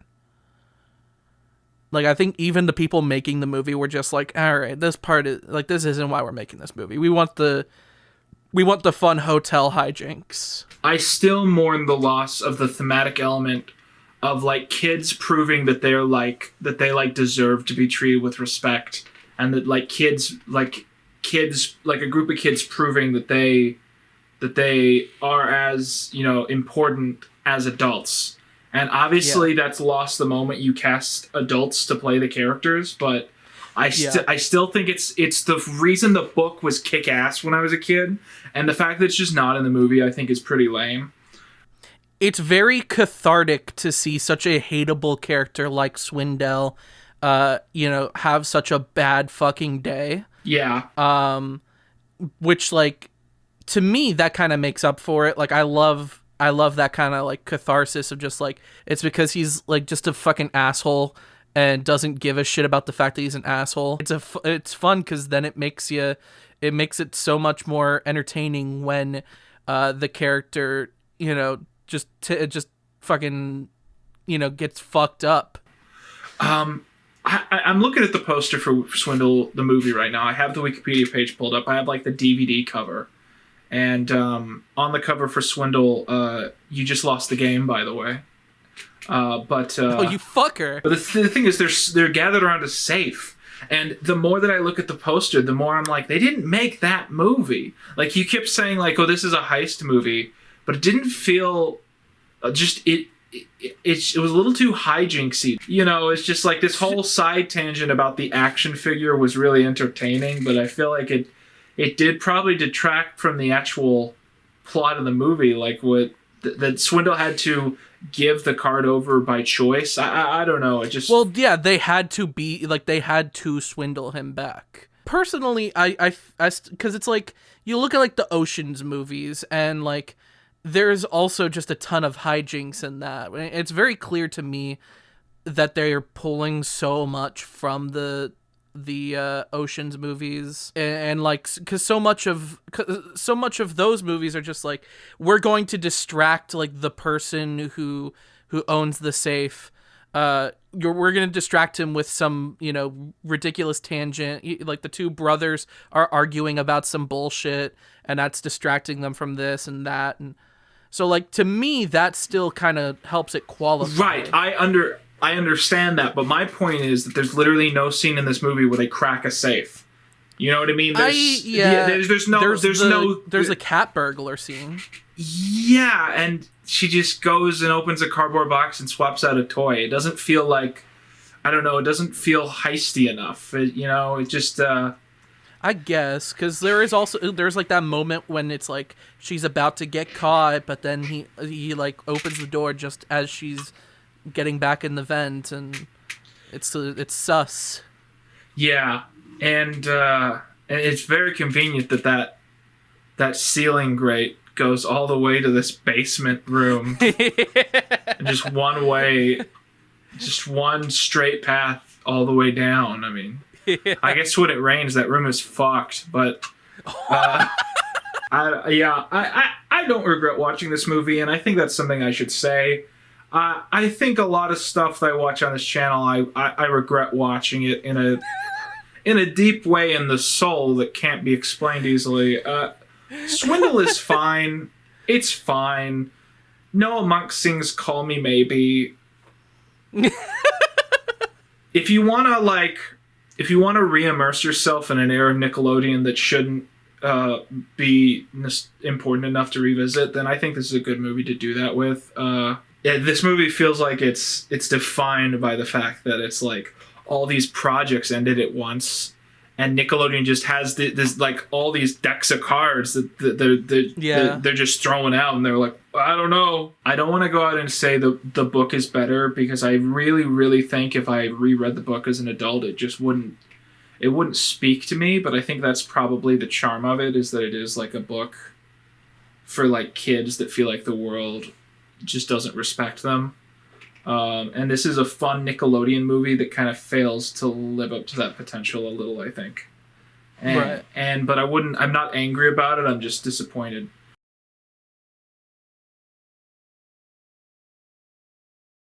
You make Swindle 2 and every character is played by Danielle Monáe. Just like every time, every actor Nickelodeon like falls out of favor with, Danielle Monáe runs and goes, hey, I'm here, let's go! Okay, so now that we've escaped that intermission, it's time to get back to the stuff that isn't nearly as fun. We now only have 4 episodes of Sam and Cat left to review.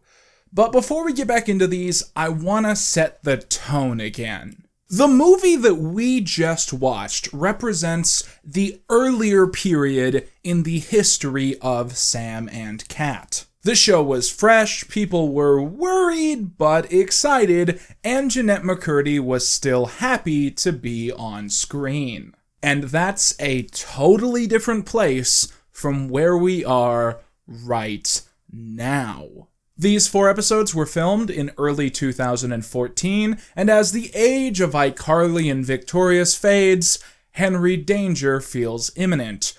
But more importantly, we are very near to the breaking point. So please keep that all in mind as we go forwards. This is Season 1, Episode 31. Hey Quinn, did you hear that I died? Solve my murder!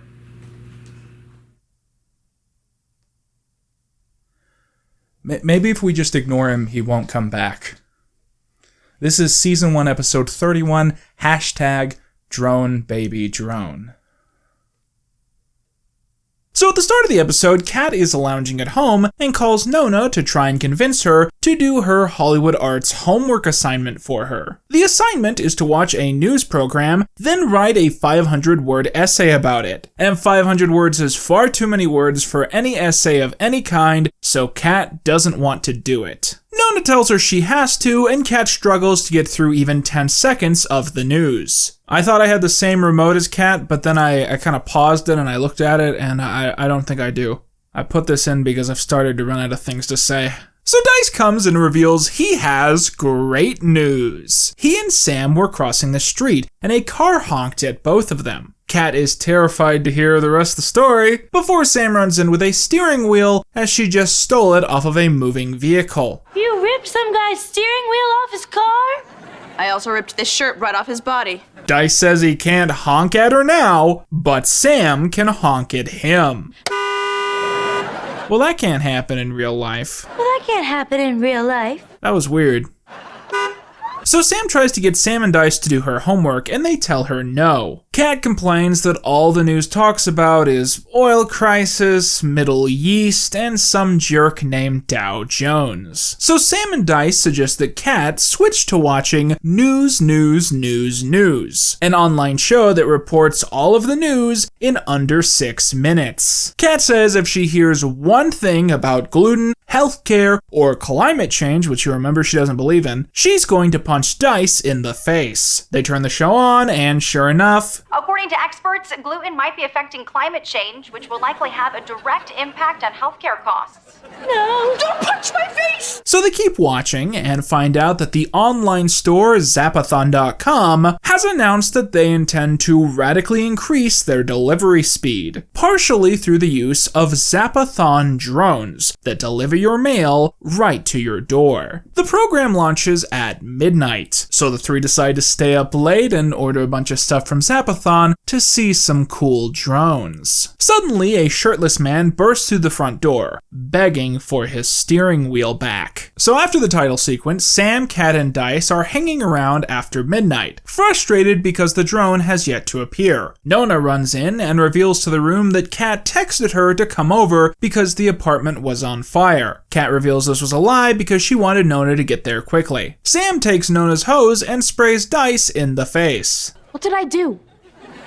When did our friendship take this weird turn? It's not your fault, Dice. Sam's been acting weird ever since Freddy came over a couple episodes ago. The gang list all the things they brought in from fake Amazon, ending on a gigantic pair of men's underpants. When asked why they did this, Kat says it will be a great sight gag. Suddenly, they hear a vibrating noise and think that the drones are here, but it turns out to be Sam's vibrator. But then they hear a second noise, and this time it's the drone. They run around until they finally see it, and it's coming down fast, causing them to wonder where it's going to land.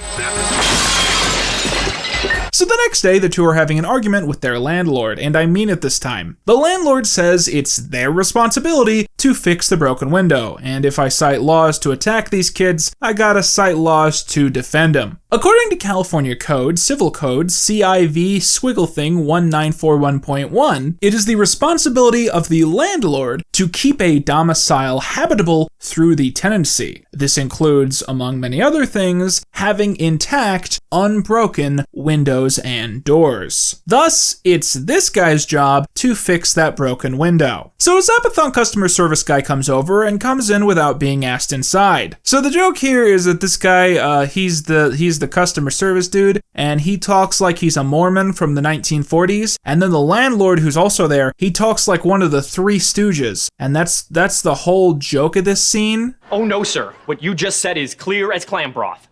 Clam broth? Remember when, like, they wrote material for Jeanette and Ariana?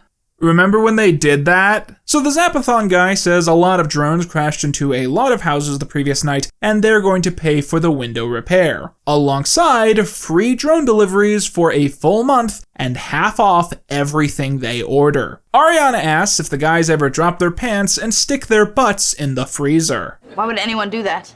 To cool your douche. Alright, I changed my mind. Stop giving Ariana material. This landlord is now the show's protagonist. It's called Nona and This Guy. So Sam and Kat go on an online shopping spree, buying nothing but useless garbage to the point that Nona has to take over looking over the babies that they're supposed to be babysitting. A drone flying through the house knocks Nona to the ground, and the baby laughs. This is important for some reason. Kat and Nona decide to go to the park with the baby to give it some fresh air, but Sam can't come as she's returning an elephant toothbrush to Zapathon. The drones have an automatic return service, where if you put your package outside, the drone comes back and picks it up, giving you an instant refund. Oh, drone. If I hear one more thing about drones, I'm gonna punch Dice in the face.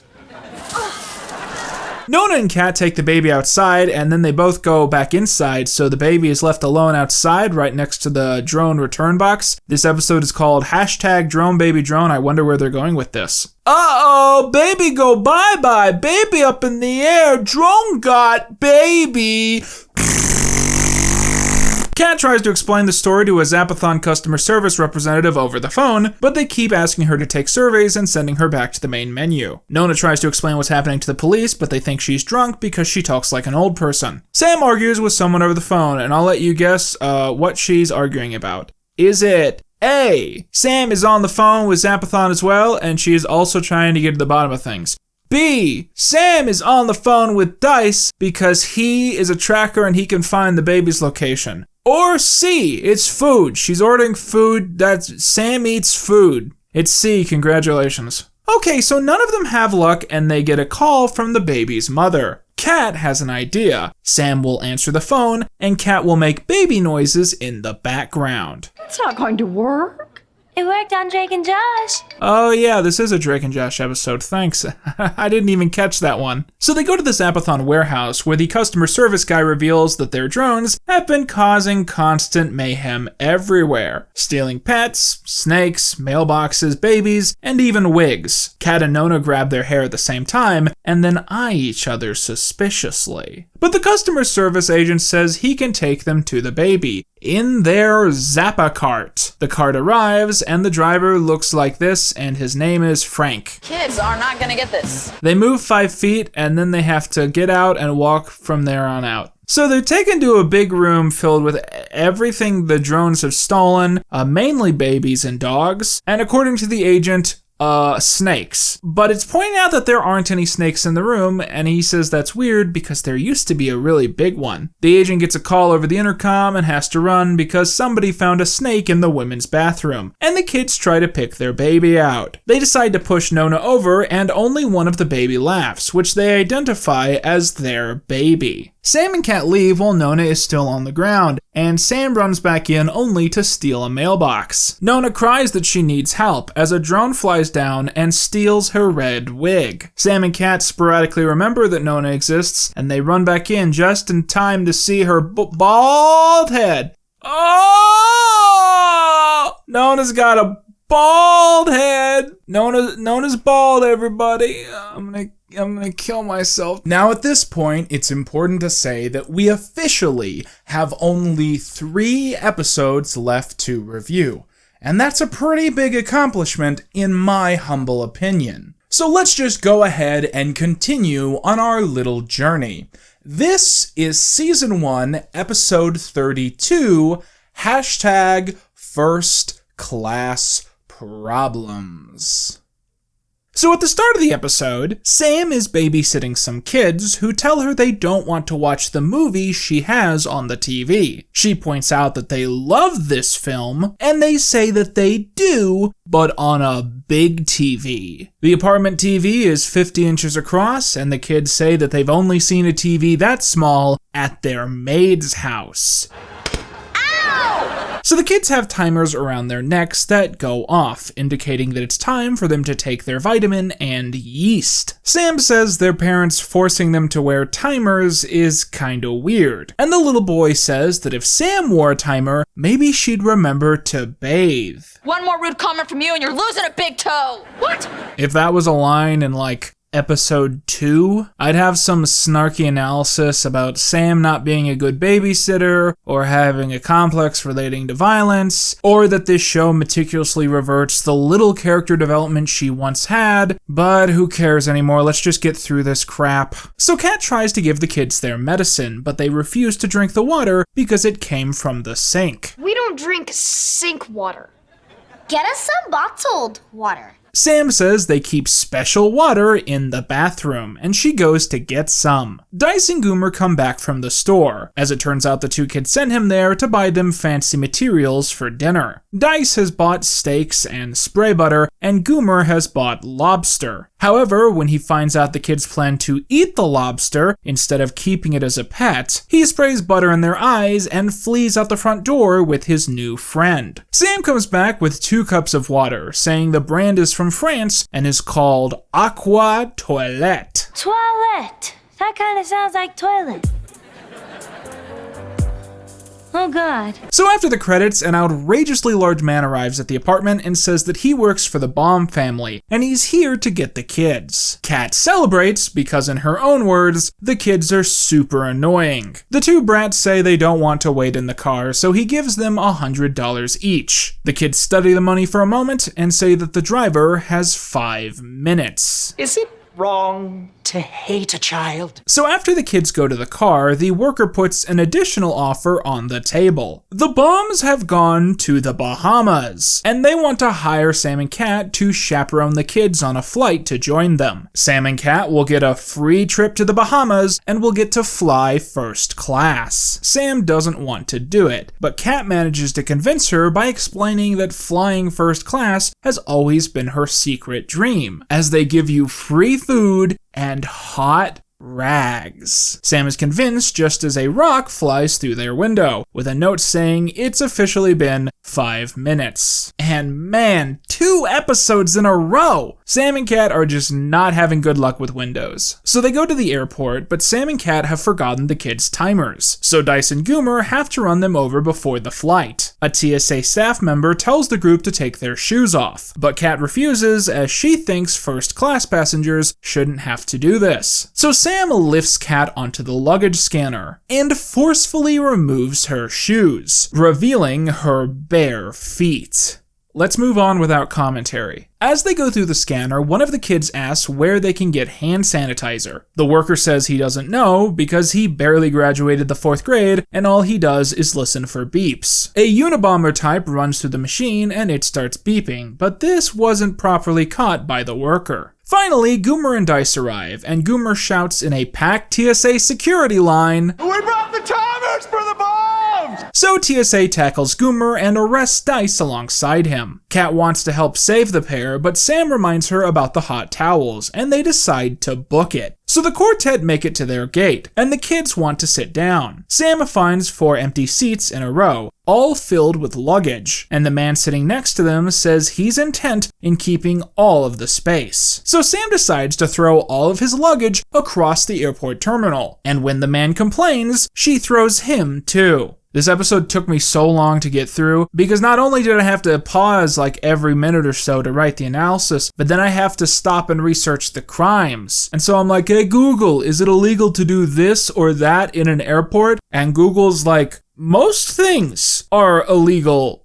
in an airport. Just kind of being a weird little guy is illegal in an airport. Don't go to airports if you're a sitcom character. So meanwhile, Dice and Goomer are caught in a good cop, bad cop routine casserole. Goomer ends up telling the story from his perspective, and the joke is that he keeps using the family name Baum when talking about the children, explaining his previous heated gamer moment. We cut back to Sam and Kat, where a woman enters the scene, and the Adobe stock audio audience goes, "Taken up," which is the fucking noise that this show plays every single time a lore character shows up on screen, no matter matter how obscure, and even when they're not played by their original actors. So yeah, it's time for another NSU lore info dump. Coco Wexler was a recurring character on Zoey 101, and arguably a fan favorite when it came to the show's adult cast members. She was first introduced in Zoey 101 Season 1, Episode 4, Defending Dustin. The plot of the show is that PCA, or Pacific Coast Academy, was formerly an all-boys boarding school, and the show starts during the first year where girls are allowed on campus, with only one building allotted to them. Thus, Coco was known to show up often, as if the girls had any drama or wanted to change rooms, it was her job to deal with it. She was known for being a little disorganized to the point of causing problems, such as the episode where she accidentally assigned Quinn to the non-existent Room 36D, and all because she was ordering a bra online and got her wires crossed. But in the final 2 seasons, her life being kind of sad and pathetic became one of her main personality traits. Like Spencer, the fact that she had essentially no adult friends was constantly highlighted, with her spending more and more time with the main cast due to her having no social life. But her most memorable moment took place in Season 3, Episode 3, Hot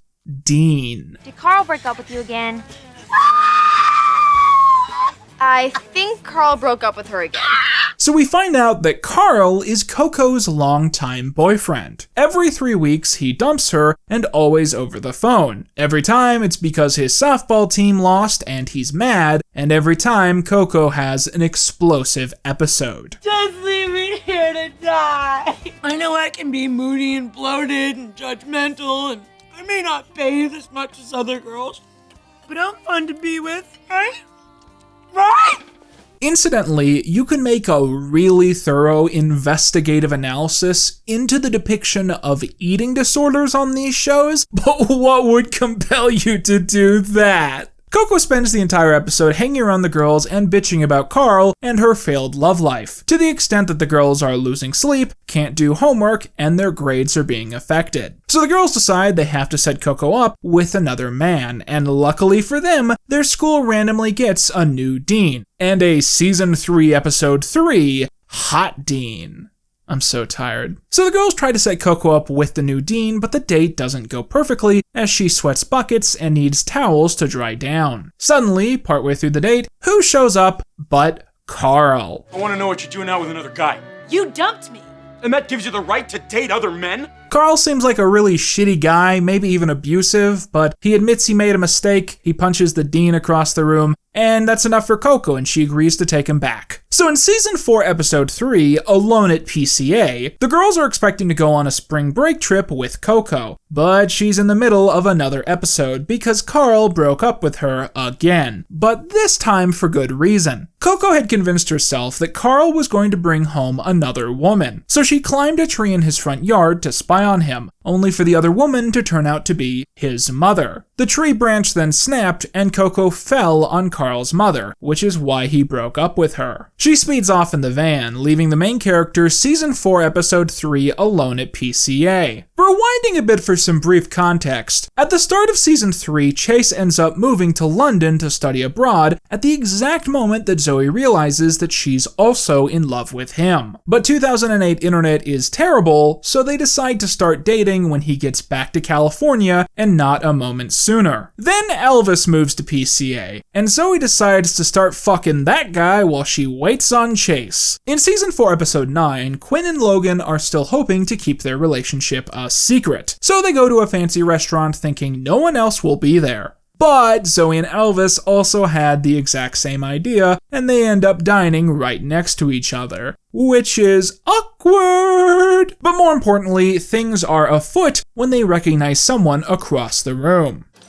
Hey, yo, Carl. Oh, hey. You girls go to PCA, right? Yeah, we do. You know our dorm advisor. Coco, your girlfriend. Right. The girls say they're going to call Coco and tell her Carl is cheating, but the woman he's with lifts the veil of her brilliant disguise to reveal it's Coco in a wig and glasses. Coco takes the girls to the bathroom and explains she's been banned from the restaurant for assaulting her former boss. But Carl and I wanted to have a special dinner date to celebrate the end of his house arrest, so I just figured why not? Well, I guess someone doesn't understand what banned means. So the owner gets physical and attempts to throw her out, and Coco tells Carl to protect her. Sorry, baby, I'm on parole. So everyone in the cast gets banned for being friends with Coco, and they all start loudly arguing, throwing a fit while Victoria Justice practices her ambivalent face. Coco shows up one final time in the weird post-finale clip show that contradicts the actual finale. This special reinforces the one important character detail that I haven't yet, which is that Coco loves eating cold ravioli straight out of the can. After the show ended, the character wouldn't be seen again until 6 years later, in this very episode of Sam and Cat. So Coco comes in and the audience makes that noise, and she sits down right next to Sam despite her complaints. And so Sam forces Cat to switch seats with her. Cat then makes the mistake of initiating conversation. So get this. My ex-husband, Carl? Yeah? He's getting married. Guess to who? Don't guess. A lady? My mother. And since we're doing throwbacks, guess what Coco has? Where is my car battery? Car battery! So Coco asks Sam to hold her car battery, and then loudly wonders what she'll call Carl now. Her ex-husband? Her stepfather? Or the man she still loves? She hooks the car battery up to her can opener and uses it to open a can of ravioli, which she eats while it's still cold. It's the one thing that never lets me down. One of the weirdest parts about Zoe 101, at least in the grander context of everything, is that by the end, pretty much everyone in the show had a happy ending. With maybe one or two exceptions, everyone ends up in a place much better than where they started at, and you really get the feeling of a grander resolution. But here's what's weird about that. After the Zoe 101 finale, occasionally these characters would show back up in little snippets and cameos. And every single time, the purpose was to revert whatever happy ending was already in place. Like, for instance, in the Zoe 101 finale, Stacy Dillison is hit by a car, and after the accident, she no longer has a lisp. My name is Stacy Dillson, and I'm from Swampscott, Massachusetts. Oh my god, my S's sound perfect! This is played as a very big, triumphant moment that indicates that her luck is finally turning around. But this isn't actually the show's final episode. The actual final episode is a weird clip show where her lisp is totally back. She then shows up in iCarly, where one of the things she does is repeat that yes, her lisp eventually came back in full force. I was cured for a short time, but then suffered a relapse. And then when the character shows up in Sam and Cat, she is broken emotionally and physically, and leaves the show at her lowest point. Meanwhile, by the end of Zoe 101 Season 4, Zoe and Chase have admitted their feelings for each other several times and share a series-ending kiss. Then, in 2015, a reunion short film was made with Chase and Michael, where we see Chase is about to propose to another woman when Michael runs in. We learn that Chase hasn't seen Zoe in years and is secretly still obsessed with her. And this grows worse when Michael reveals that he dug up the time capsule buried in the original series and watched the DVD that Zoe had left in it, revealing that she had feelings for him when they were in school, which he already fucking knew because they started dating in the original series. So Michael decides he's going to throw away his engagement and go out to find Zoe because he presumes that she's still waiting for him, despite the fact that the first fucking time he left, It took her like 2 days to start fucking Elvis. And now we have Coco, a character only defined by sadness and chaos, who by the end of the series had managed to find mild mental stability. And now she's brought back almost exclusively so she can tell the audience that her life is more sad now than it has ever been before.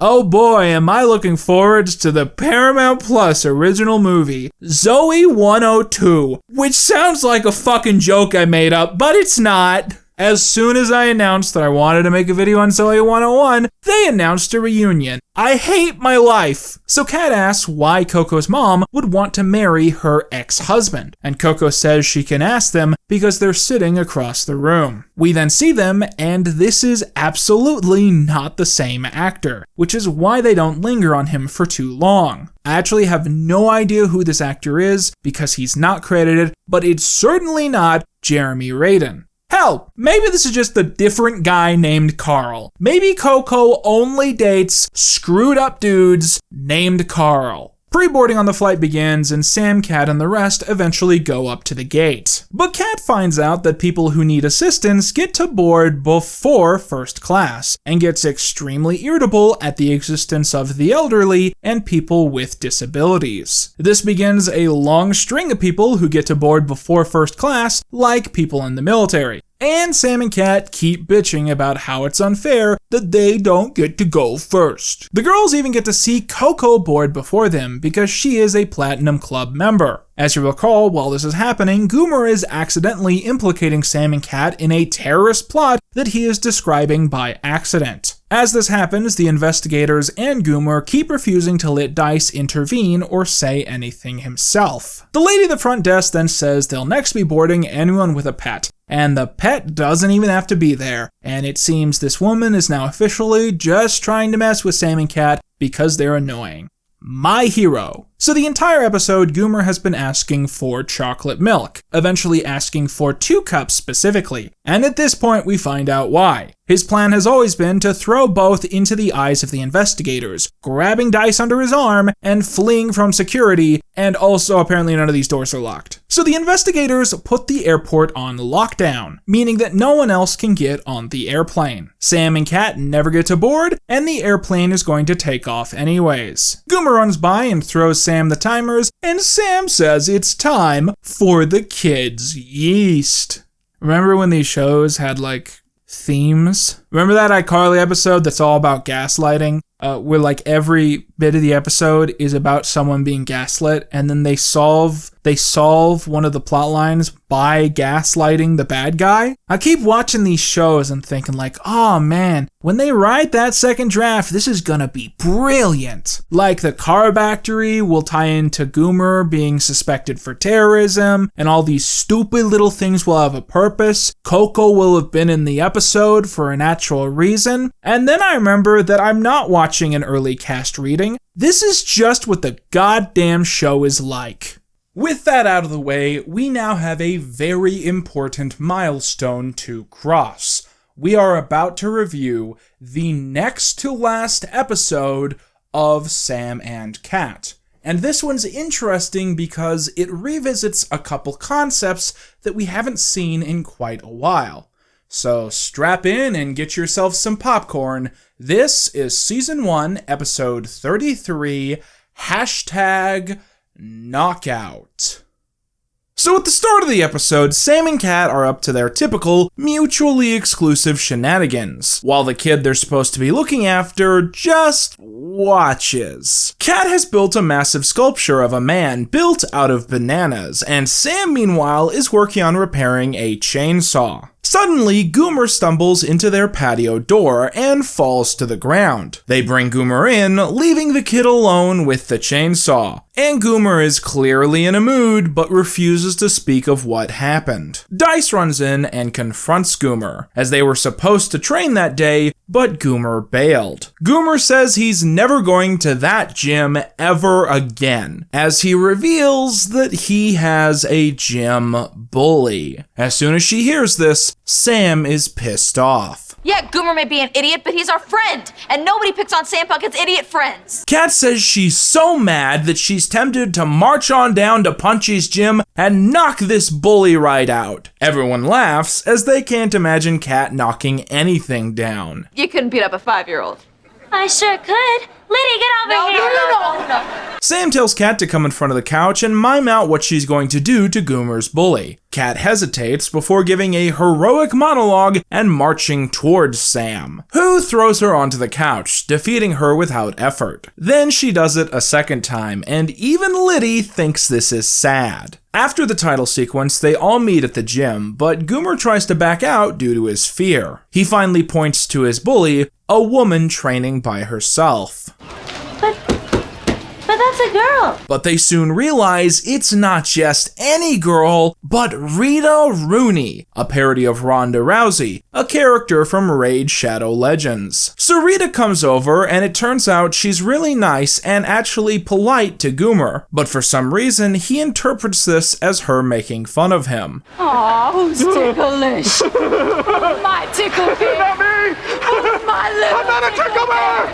Oh, you are a tickle bear. Kat surmises that Rita might have a thing for Goomer, which Goomer isn't able to comprehend. Sam explains that she likes him like girls like boys, and he processes this before running out of the gym screaming. Later, at Bots, Goomer is sobbing over his spaghetti while he processes this information. The crying turns into laughter, then crying again, much to the confusion of the blue robot. So it turns out Goomer's understanding of physical relations is based entirely on a nature documentary about boy and girl ducks. They imply something was in that documentary that would give him a fear of interacting with girls. And that's duck rape joke number 1. No, but seriously, I'm shocked they got this one past the network. Goomer says he has mixed feelings as Rita is real pretty and he's not good at talking to girls. They tell Goomer to pretend that Kat is Rita, and as soon as she touches his hand, he becomes overwhelmed with emotions and runs from the restaurant. Sam says she'll go and find Goomer, and Kat wishes her good luck, but says she's going home. Sam guesses that Kat is going to watch the Duck Channel, and Kat says maybe. After this, Herb walks in and finds Goomer's abandoned spaghetti, and he begins chowing down with his fine cutlery. My life's going great!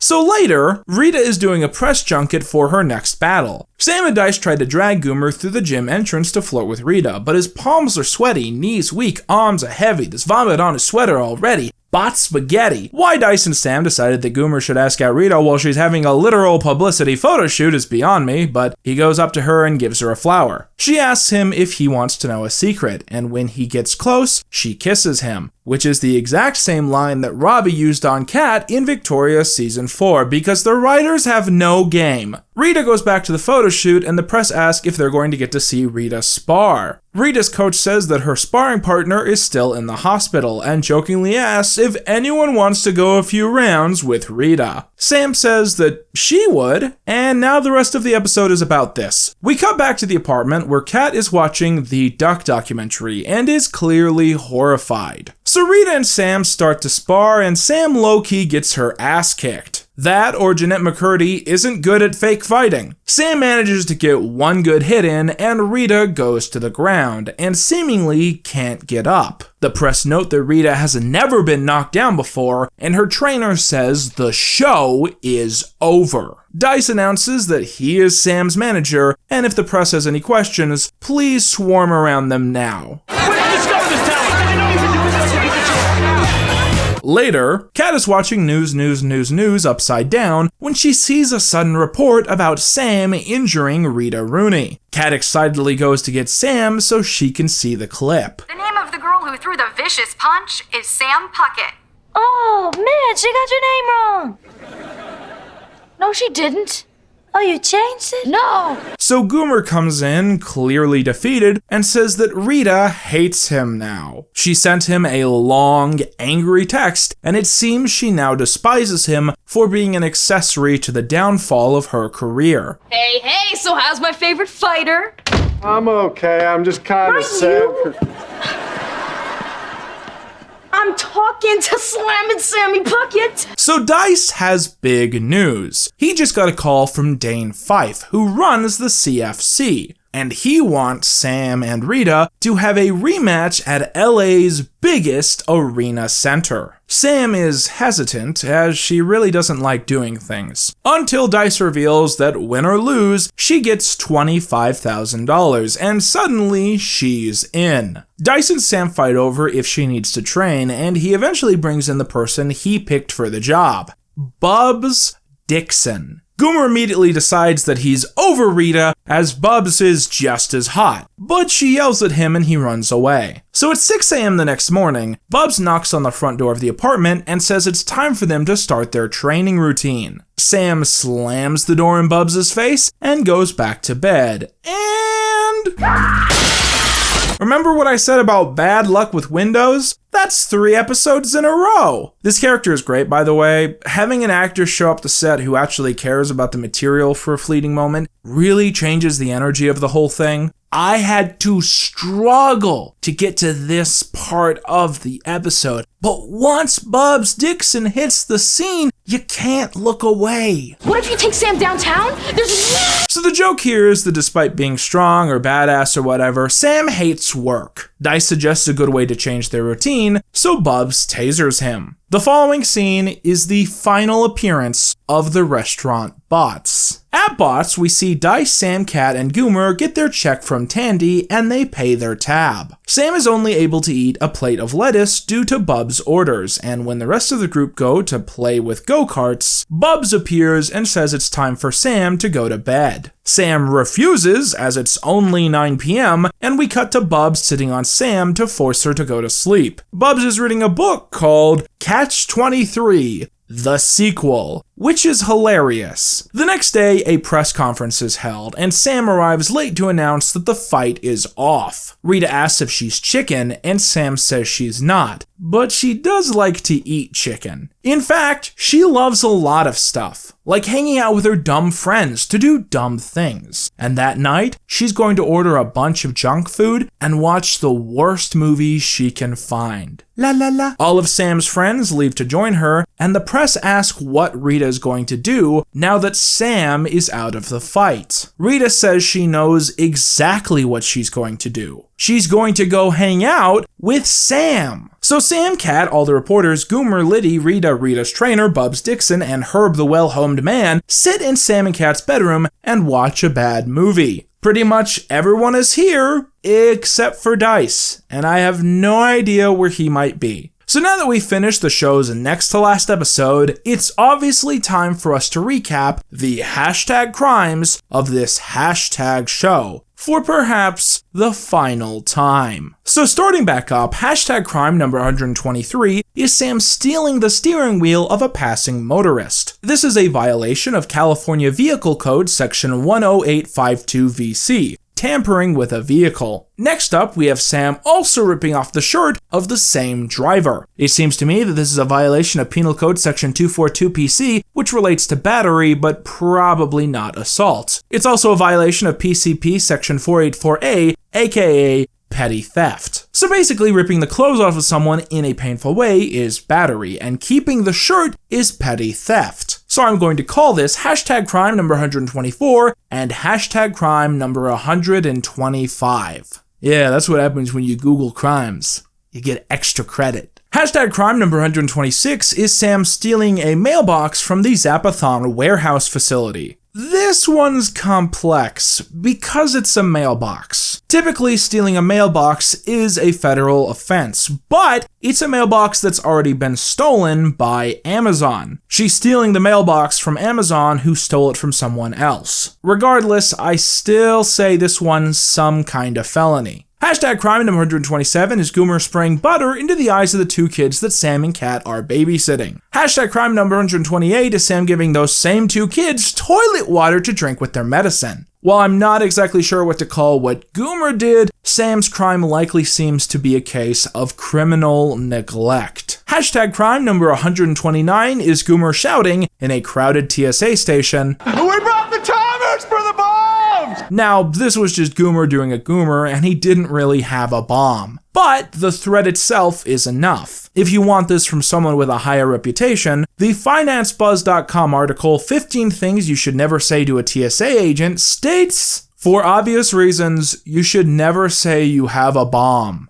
Well, I think that settles it. Hashtag crime number 130 is Sam throwing the luggage of a stranger, and then the stranger himself, across the airport terminal. This already could be considered assault, but the fact that it happens at an airport means that Sam could also be charged with something adjacent to disruptive behavior. To quote thelawman.net, if you're convicted, you face up to 20 years in prison for an unarmed offense, and up to life in prison for an armed offense, as well as fines up to $10,000. You may also end up on the no-fly list. Hashtag crime number 131 is Goomer throwing chocolate milk into the eyes of the two investigators. And hashtag crime number 132 is them fleeing from security after being arrested, putting all of the airport into total lockdown. Okay, so this next one is multi-layered. In the last episode, during the final scene in the show Set It Bots, Tandy the Red Robot gives them their check and then they pay for their meal. As this happened, I suddenly realized I have never seen them do this before. In fact, earlier in this episode, they do leave without paying. And I think they've done this before, but I've never listed it as a crime because I just completely forgot that they would be asked to pay. So I decided to really quickly go back through and watch every scene at Bots to see how many times they actually did this. The final number is surprisingly low, because it's actually rare for us to see the gang leave Bots in the average episode. Usually, a transition just plays while they're still eating. So anytime this happens, I'm going to presume with good faith that they pay every single time. The first instance of characters being seen leaving without paying is in Season 1, Episode 23, hashtag the Killer Tuna Jump, hashtag Freddy, hashtag Jade, hashtag Robbie. Here, after an awkward moment, Kat and Robbie flee the restaurant and do a tour of Los Angeles freeways. The fact that they haven't finished their food implies to me that they almost certainly have not got their checks. So that's hashtag crime number 133. The same thing happens in Season 1, Episode 28, hashtag Fresno Girl, as Sam, Kat, and Kim clearly leave without paying, which is hashtag crime number 134. And of course, this happens for the final time in Episode 33, hashtag Knockout, when Goomer runs away due to his fear of girls, making that hashtag crime number 135. As I said, Bots does not appear in the finale, so at the end of the day, Bots appears in 21 episodes, and I can only prove that they did dine and dash in 3 total stories. I guess that's not too horrible in the grand scheme of things, but it really makes you think. How tired of Inside Out Burger must Sam and Kat be that we only see them eat there one time after they're given free burgers for life?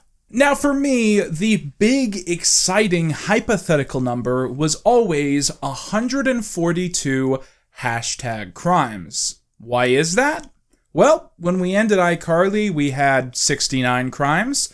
Then we retrospectively added 2 more, so that's 71 crimes in iCarly. So, if we had got to 142 crimes, it would mean that Sam and Kat had the same number of crimes as iCarly. As it stands, we're still about 7 crimes away from matching that number, but my point here still holds true, which is that it is crazy that a show that has 35% as many episodes as iCarly is only 7 crimes away from matching the total amount of illegal activity. The total amount of illegal activity that happened in 97 episodes. And maybe it's because there's more characters in Sam and Kat who do illegal things. Maybe it's because my standards as per what is and isn't a crime have shifted over time. But really, I think at the end of the day, it's because the plot of Sam and Kat is just off the walls and crazy in a way that the NSU didn't used to be. Up to this moment, we have reviewed 187 episodes of iCarly, Victorious, and Sam and Cat. This is episode 188, aka the Sam and Cat finale, the moment where everything fell apart. So let's go ahead and find some closure. This is Season 1, Episode 34.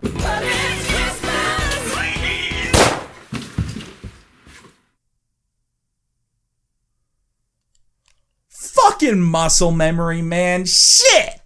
Now I gotta deal with this. Whatever, man. This is Season 1, Episode 34, hashtag We Steal a Rockstar. I mean, what the fuck? So at the start of the episode, we see Sam and Dice on the couch, and we get one last mugshot. Kat comes out jumping with her Mr. Roper, and asks what Sam and Dice are up to. They say nothing, as in literally nothing, until she turns the TV off and they jump to life. Sam and Dice explain that they were watching Slightly Less Gorgeous, a reality show about taking gorgeous people and showing them what life would be like if they were slightly less gorgeous. Not ugly, just like Midwest soccer mom. Kat says she wants to do something fun, so Sam suggests they play freeze tag. Sam tags Kat, then puts a sheet over her head, and she and Dice go back to watching TV. Goomer comes in and is dressed like a double-knot spy. Goomer says he can't tell them the secret reason he's dressed up so fancy before he accidentally says that it's because he got a job as a bodyguard for Dell DeVille. So this is yet another throwback. Dell DeVille was last seen in Season 1, Episode 15, hashtag doll sitting. It was his concert that Sam and Kat went to when they were babysitting the Fresno girl doll, Clarice. Sam and Kat tried to get information out of Goomer, who anxiously says he can't reveal info, before spewing a bunch of info, specifically listing DeVille's favorite food truck in LA. Goomer eventually becomes so overwhelmed that he decides to escape the situation by jumping through the apartment's front window. And do I even have to say it? That's 4 episodes in a row, and at this point, I'm sure that the writers are doing it on purpose. Dice and Sam decide to leave Goomer on the ground, covered in glass, and Kat frozen in the corner, covered by a blanket, because they are ambivalent. And you know what? I'm gonna go ahead and call Goomer breaking this window hashtag crime number 136. Because he is a main character, but this is not his apartment. I asked Google if breaking a window is illegal, and Google said, breaking a window may fall under local criminal mischief laws, which prohibit property damage crimes and can include everything from graffiti and street art to accidentally setting your school on fire after burning a love letter.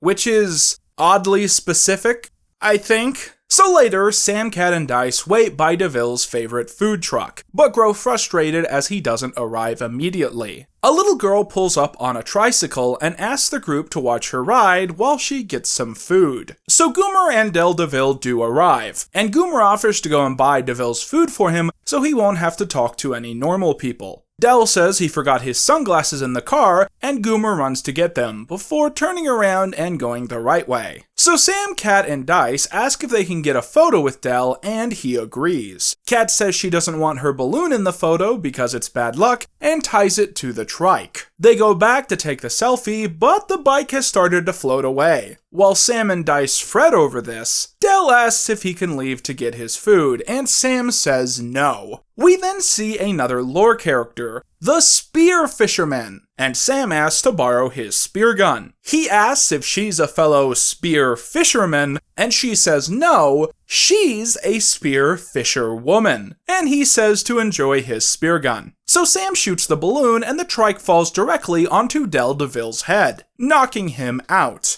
And that's hashtag crime number 137. Dell is knocked out, and the spear fisherman takes his spear gun and walks away. We murdered Del DeVille! We gotta tell the police about this. No way, we could get arrested. Sam decides there's only one solution left. They won't take Del to the hospital, won't tell the police, and won't tell Goomer. Instead, they put Del in a wheelbarrow and bring him back to their apartment, kidnapping him to avoid getting into trouble. And that's #crime number 138. So they get back to the apartment and begin freaking out. Kat says she wants to take Del's shoes, so if they go to jail, at least she'll have Del DeVille's shoes. Del then wakes up and remembers everything, although Sam does her best to gaslight him into thinking he's just hallucinating. Del decides he's going to call the cops, so Sam decides to violently assault him. She jumps on his back and then pinches his elbow, causing him to faint. And that's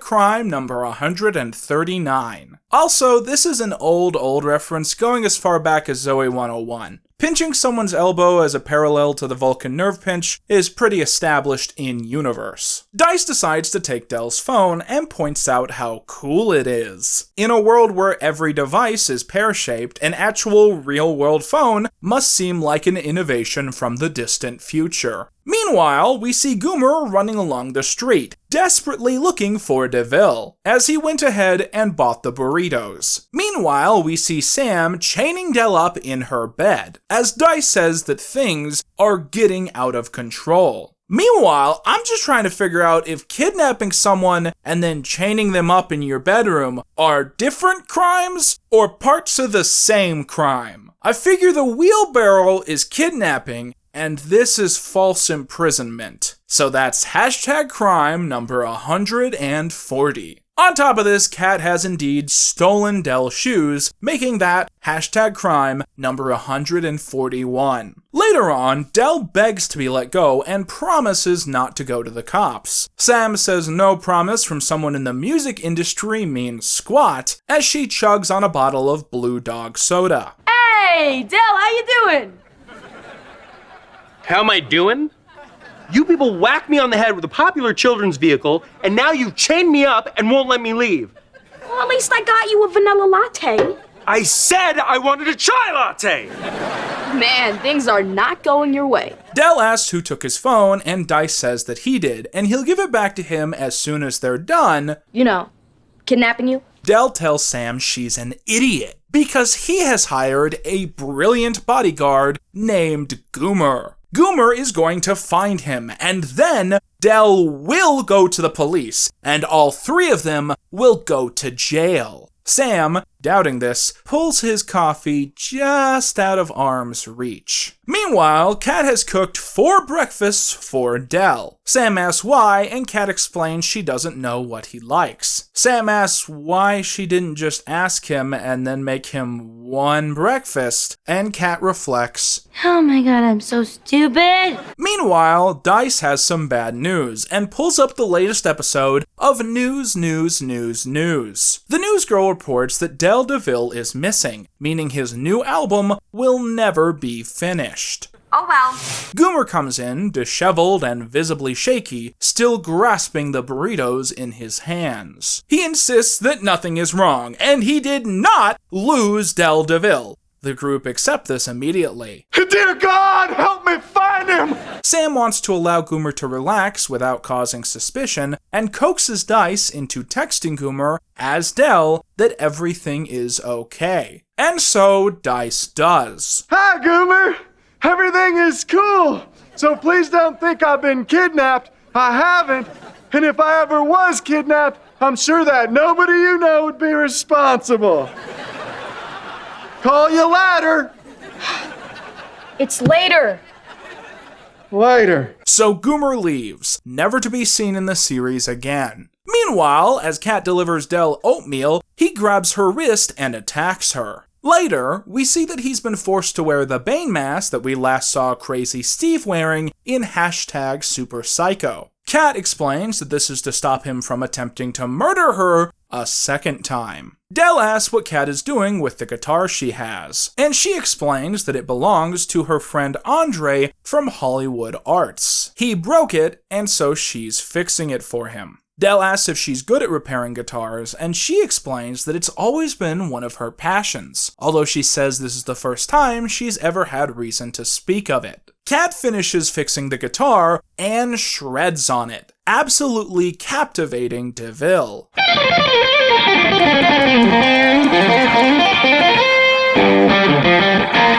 Del begs for Kat to let him use that riff on his next album, and Kat agrees on the one condition that he never tell anyone that the group bonked him on the head and took him captive. Kat asks what he wants taken off first, his handcuffs or his big toe cuffs, and he picks the big toe cuffs. And then we see that. Thank you, show. After a transition, we see Sam reading a book titled 3 Months Later, and we learn that Del has been long back at making music, and that his latest single has just gone triple platinum, and mostly because of the guitar riff made by Kat. Kat admits she has no idea how she came up with the notes, and that they just came to her. Later, Sam is reading a book titled 3 Months After That, and Dice tells her to stop reading that sequel because they need to watch another news clip. We find out that Del DeVille is now being sued, as that guitar riff is actually from a 1970s song, Monkey Do, Monkey You. Because of this, DeVille will have to pay $26 million in damages. Sam reflects that Del likely would have been better off if they never met him, but Kat notes, at least she has his shoes. Ha ha ha ha ha, fade to black. So that was the Sam and Kat finale, and I think we can all agree that that was one of the most intense things that we have ever reviewed for this mini-series.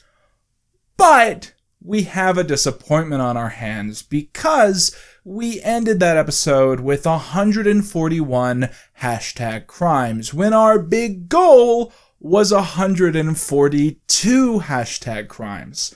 So in the end, as we end this series, we are still one crime away from that big ultimate goal. But despite this major blow, this is still a very cool moment for us, because as of this second, we have now officially reviewed all 188 episodes in the 3 shows we set out to review when I started this 400,000 subscriber special.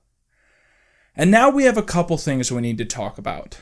Most importantly, legacy, downfall, and what happened to the NSU.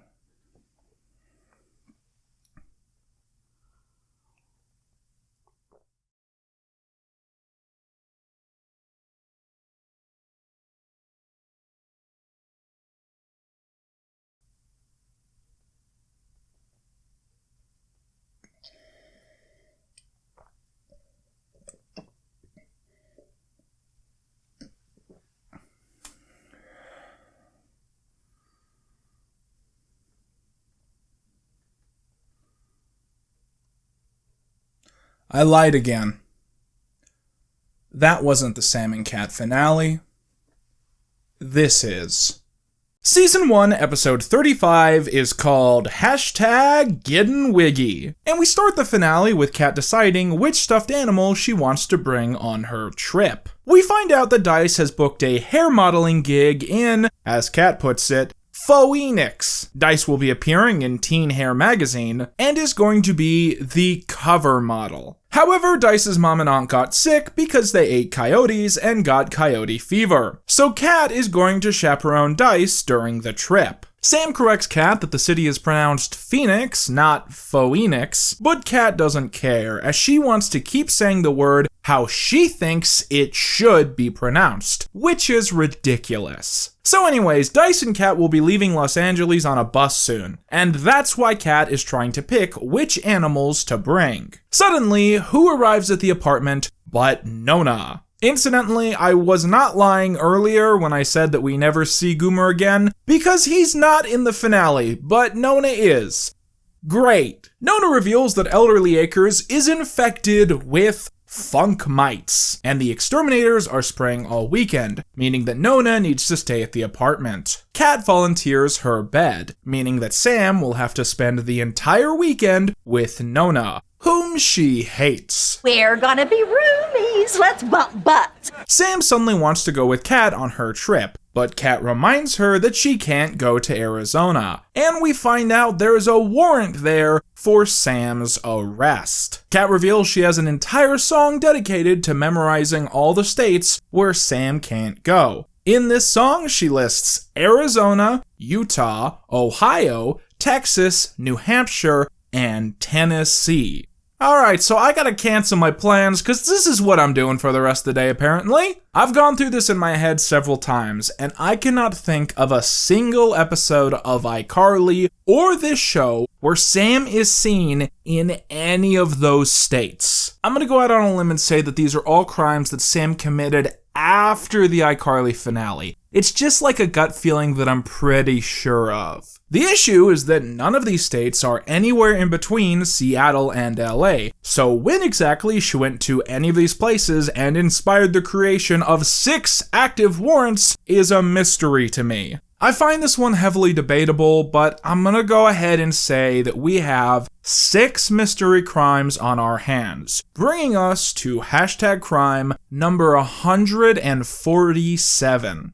But each of these cases also seems to be a clear violation of 18 U.S.C. 1073, flight to avoid prosecution. This is a federal law that says traveling across state lines to avoid legal punishment can result in an additional 5 years in prison. So with each of these 6 cases, Sam leaving those states and actively avoiding returning means that there are an additional 6 crimes that she could be convicted of, bringing us to hashtag crime number 153. In my opinion, this revelation is a huge contradiction to pre-existing lore, as early episodes of Sam and Kat constantly mentioned that Sam was always at risk of being sent back to juvie. Now we're supposed to believe that Sam has 6 active warrants out for her arrest, but her juvie officer has never noticed this? To make things worse, Sam then sings, I'm also not welcome in Europe. So let's just go ahead and call that one crime, just one. Just to make this simple. So that's hashtag crime number 154. But I'm still not satisfied with this. I still want us to have one more crime in this show, just one more actual crime, so we can actually say for sure, without any debate, that this show has matched the crimes of iCarly. So later, in Phoenix, Dice and Sam arrive at the photo shoot. Dice says he's been modeling since he was 4, but this is the first time he's ever been picked for the cover of a national magazine. We meet Yance, the adult photographer, who has a random photo of a child on the bottom of his coffee cup. It's moments like this where you realize how creepy these Easter eggs are. Yance says that there's some iffy news, as there's been a change in plans. All of the boys will be photographed that weekend, and Yance will then decide who will be on the cover at a later date. Kat says Dice doesn't have to worry because he still has the best hair in their room,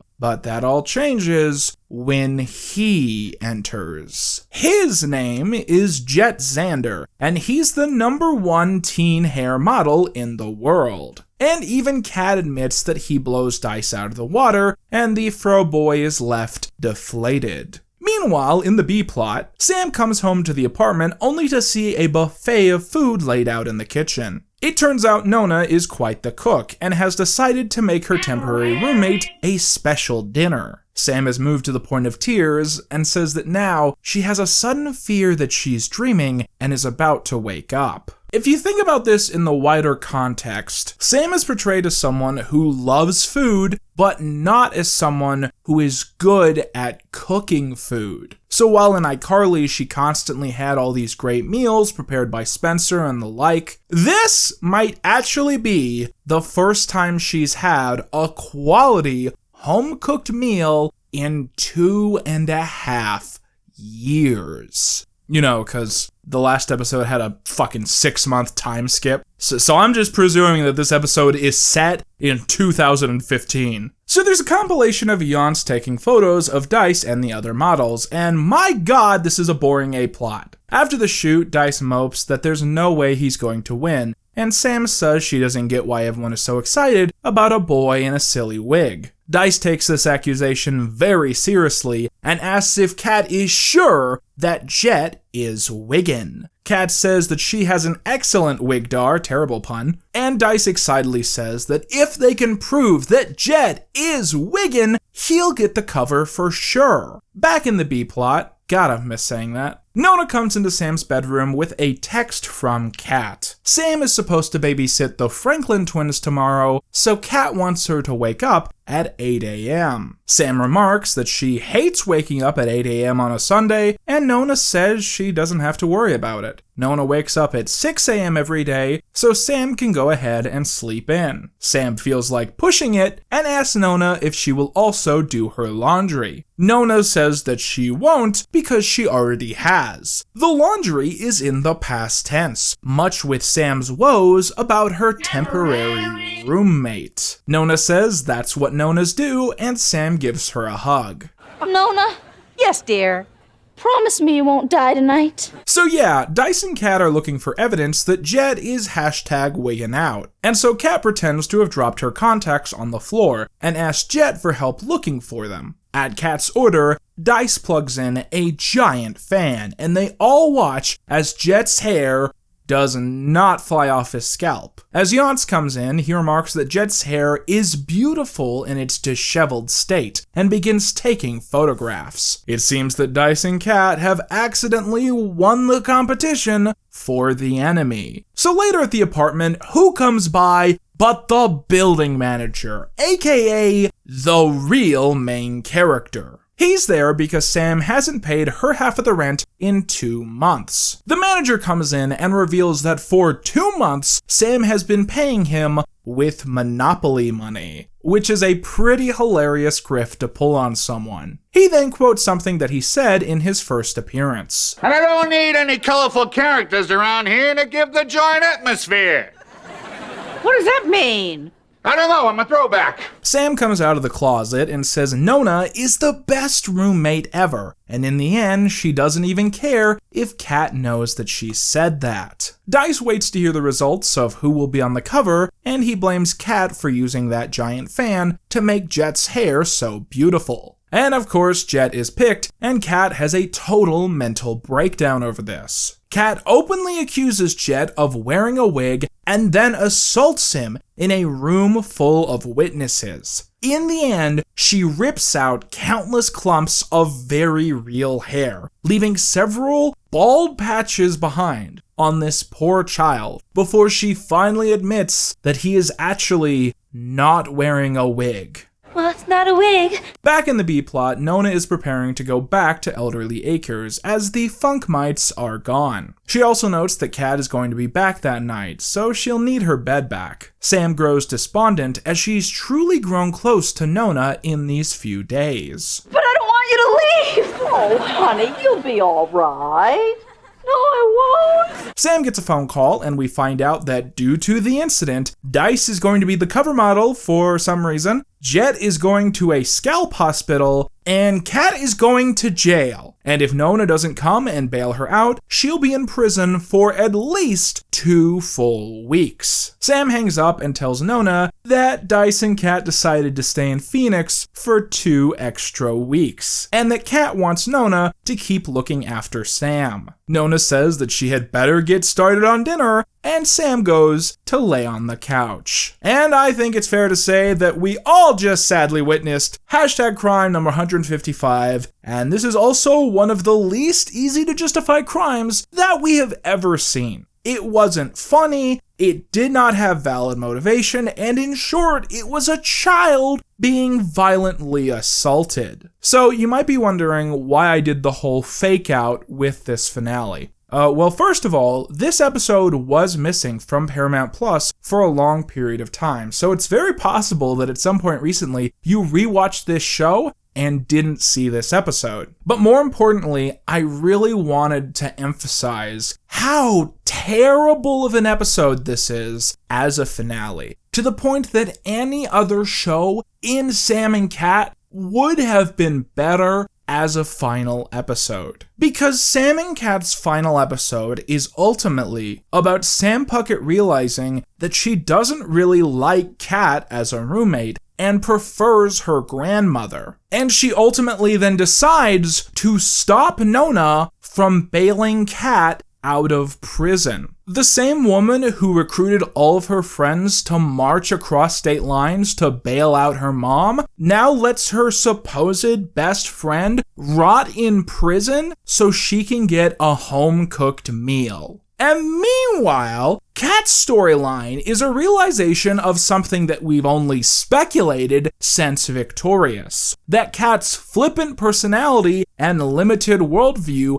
actively puts other people in danger. And since we are never given any confirmation that Cat makes it out of this situation, it's entirely possible that within the NSU, Cat has been in prison or psychiatric care for the last 8 years. Because by all accounts, that might be where she needs to be. Filming on this episode wrapped on March the 28th, 2014. All evidence seems to suggest this was a Jeanette Light episode, so it's my guess that the scenes with Sam and Nona were filmed earlier in the week. Shortly after this, with at least one more script already ready to go, production on the show was quickly halted. Within a few days, gossip headlines began to report that the show was in limbo. Many articles implied the relationship between Ariana Grande and Jennette McCurdy was what had ended the series, something Nickelodeon declined to comment on. On March the 29th, the 2014 Nickelodeon Kids' Choice Awards was held, with Sam and Cat winning the Favorite Show Award. Jennette McCurdy did not attend, and later stated that she protested the event as she felt Nickelodeon was being unfair to her. Earlier that month, several images had leaked online of McCurdy posing in her underwear. These were supposedly sent to a lover, who Jennette suspects leaked them online. This is only relevant because several drama publications ran with the narrative that these images were why Nickelodeon had canceled the show. Other tabloids reported that following her fame, Grande had been given a pay raise that McCurdy did not receive. Both Ariana and Jennette denied this, and Nickelodeon continued to refuse any comment. The mystery of why Sam and Cat was really canceled would continue for another 8 years. It would not be until July the 13th, 2014, that Nickelodeon would directly announce that the series had been canceled. Hashtag Gettin' Wiggy aired 4 days after this statement to 3.4 million viewers. 9 days after this episode aired, the very first episode of Henry Danger would premiere on Nickelodeon. The show's pilot gained 1.94 million viewers in its first broadcast, less than half of the original Sam and Cat pilot, and also less than any Sam and Cat premiere. However, in the world of broadcast television in 2014, this was seen as a massive success story, and Henry Danger would eventually become the longest-running live-action Nickelodeon show of all time, with 121 total episodes. 2 days after Henry Danger premiered, the song Bang Bang would release. A collaboration between Ariana Grande, Jessie J, and Nicki Minaj, it would cement Grande's presence as a pop idol, and make her life as a sitcom star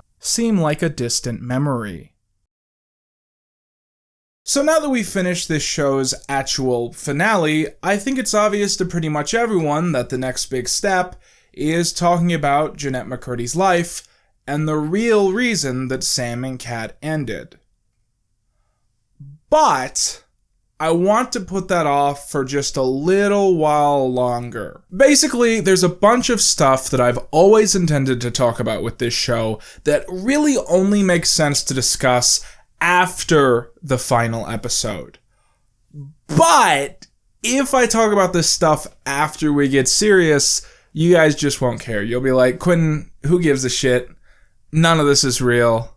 You know, it just won't make sense tonally to talk about some of this stuff after the final segment of this video. So think of all this as like a couple short intermissions before the actual final analysis of this video. So first of all, we started our discussion of Sam and Cat with an analysis of a piece of lost media, and specifically a piece of lost media so bad that after I described it out loud one time, everyone on the internet stopped looking for it. So it's fitting that we're now going to bookend our analysis of the show by doing the exact same thing. So to make that whole fake out with the finale work, I did kind of gaslight you guys about some basic facts with this show. So I'd better recap some like basic information about Sam and Cat before we go any further. Sam and Cat has in total 35 episodes, but one of those episodes is double-lengthed. So when it would air in syndication, it would be split in half, meaning that by some estimate, Sam and Cat actually has 36 episodes. This means that based off of the season order that Sam and Cat was working off of at the time the show ended, the season order they had been assigned directly after the pilot had broadcast, the show technically was supposed to still owe 4 episodes to Nickelodeon. So basically the sort of unsung mystery here is, what were those 4 episodes? What could have been, and how close were those episodes to actually being created? So before we get into this, the information I'm about to present comes from a source which is kind of iffy, but not really. Basically, there's this Instagram account which has recently gone private, which does nothing but post behind-the-scenes information about these shows.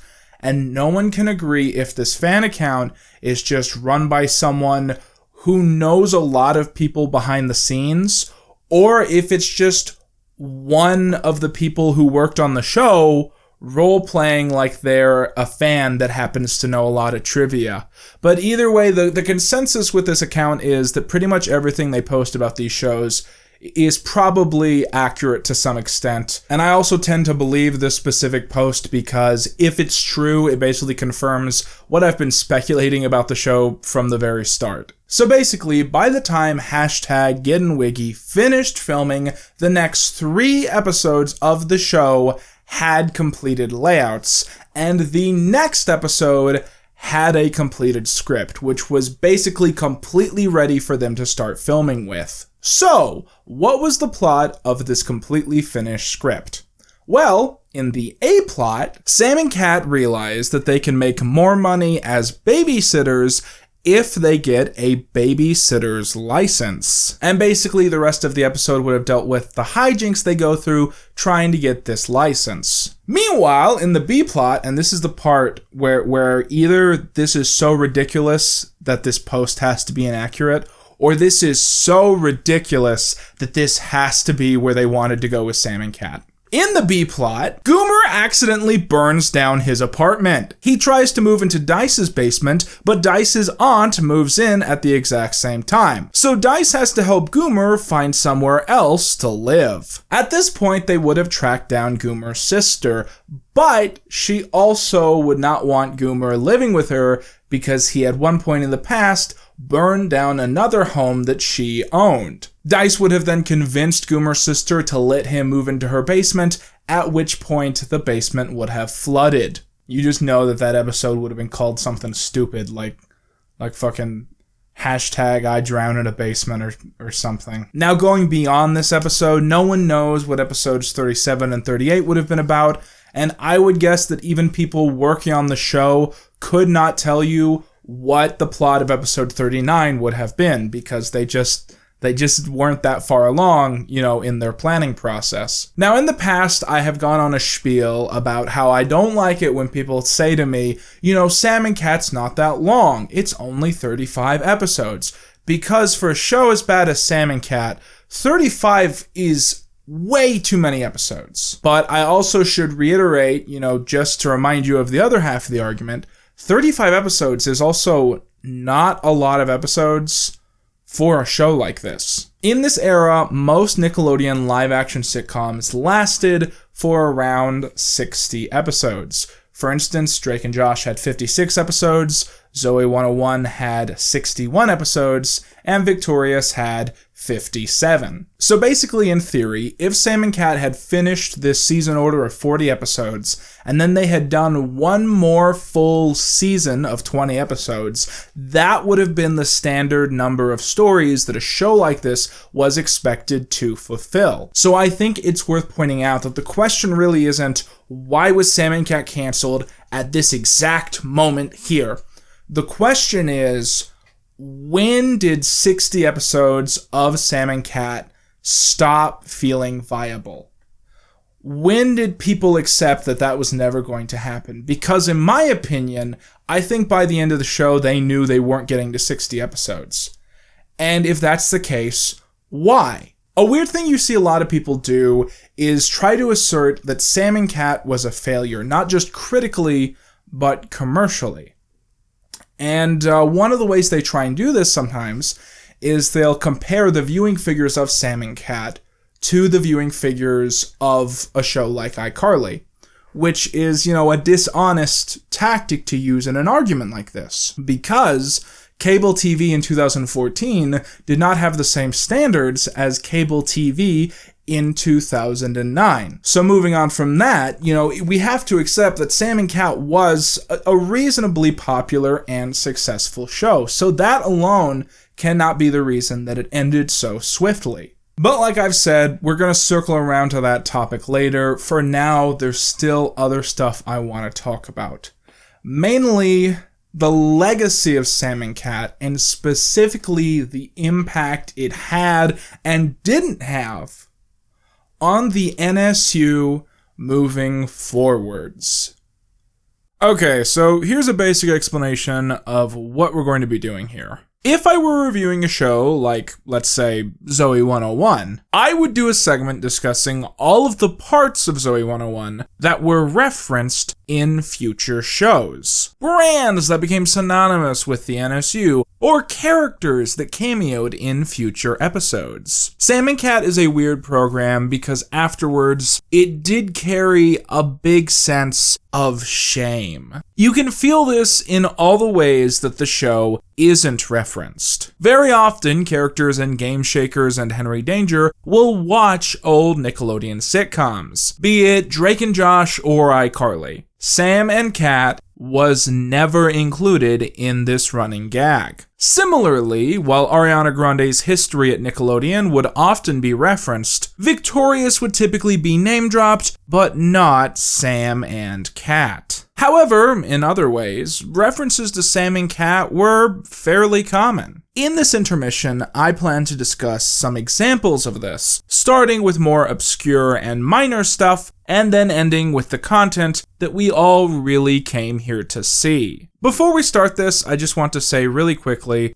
God bless the Dangerverse Wiki. I make fun of these sites a lot, but there's truly a lot of content I miss until I go back and check these websites. And believe it or not, I have not single-handedly watched every single episode of Game Shakers and Henry Danger. And since none of this information is written down in one place, most of these references I was able to piece together by browsing these fan websites. With that, let's begin. In the pilot episode of Henry Danger, Henry's best friend Jasper has a birthday party, and Henry gets him a surprise gift by getting his new boss, Captain Man, to appear as a guest. Then, everyone at the party sings Jasper a birthday song. This was back when Happy Birthday to You was thought to be copyrighted. So they instead use a fake birthday song. This is actually the same fake birthday song that was first sung in the Sam and Cat episode, #Brain Crush. You know, the birthday party where the adults are the only ones singing the song because the kids were all on their phones. In episode 5 of Henry Danger, Captain Man and Kid Danger dump 2 innocent civilians in a back alleyway. This is the same alleyway set that was made famous by its constant and illogical use in Sam and Cat, although here it's been dressed up slightly differently. Additionally, I believe that this set actually goes back as far as the Victorious Ham Boner episode, although back then it was quite different looking. In Season 2, Episode 4, Henry and the Woodpeckers, Henry's father is seen watching Toilet Wars, although the show is only heard. Toilet Wars is seen for the first time in Season 3, Episode 10, Space Invaders Part 2. In Season 3, Episode 9, Space Invaders Part 1, we also see the family watching reruns of Victorious and Drake and Josh, in case you love keeping track of our favorite in-universe contradiction. Toilet Wars appears again in the next episode, Gas or Fail, before it's interrupted by the news. Toilet Wars next cameos in Season 4, Episode 19, where it's briefly seen as a character flips through several channels. This exact same gag also happens in Game Shakers Season 3, Episode 6. When Schwaj flips through HDMI signals in Henry Danger Season 1, Episode 20, he briefly passes That's a Drag. And of course, it's in Season 2 that Herb, the well-homed man, makes a fully fledged guest appearance. But we already discussed this in a former Pinboard segment. In Season 4, Episode 12, Toddler Invasion, Schwaj pulls out an emergency bag that is filled with candy bars. One of the candy bars is a parody of Snickers, called Lumpacious. In Season 4, Episode 18, Danger Things, Piper appears dressed as Eleven from Stranger Things, but reveals that she didn't mean to choose this costume. I tried to trim my hair just a little bit so I could be this Fresno girl doll for Halloween. That would have been Sweet Stoom. The term Stoom is a reference to I Start a Fan War. And of course, Fresno girl dolls originate from Sam and Cat. Perhaps the biggest contribution to the extended NSU made by Sam and Cat was the creation of Zapathon. Zapathon was the show's parody of Amazon.com, and as Amazon became more and more culturally prevalent in the next decade, Zapathon would continue to be used as the in-universe version of the company. Such examples of this can be found in I Know Your Secret and Sister Twister Part 1. Now, you can't really properly talk about Sam and Cat's legacy past its finale without pointing out that Game Shakers, the highly successful and well-regarded show Game Shakers, is the closest thing Sam and Cat has to a spin-off. The show premiered in September 2015, and two of the main characters, Double G and Bunny, originated in Sam and Cat. Although Double G was named PZB on Sam and Cat, I've been told with some authority that Kel Mitchell considers both to be the same man, just going by two different stage names. I've often been curious about the politics behind this never being made explicit. Was Double G just a better name, and the writers didn't think to clarify the continuity? Was there something in the depiction of PZB that the creators didn't want carried over into the new canon? Or was it some sort of ultimatum that Game Shakers never be mistaken as a spin-off to Sam and Cat? We'll likely never know, unless at some point we do. Game Shakers and Henry Danger would reignite this long-forgotten shared universe, and they would first cross over in Henry Danger, Season 4, Episode 4, Danger Games. In this episode, we see Captain Man and Kid Danger on a parody of The View, called The Swell View. This is, of course, a talk show hosted only by women, and one of the women is played by Victoria Oscar. Poor Dr. Minyak. What is he even a doctor of? I know. Failure. So pretty much every online source I can find about this episode, including IMDb, says that in this scene, Victoria Oscar is playing Bubs Dixon.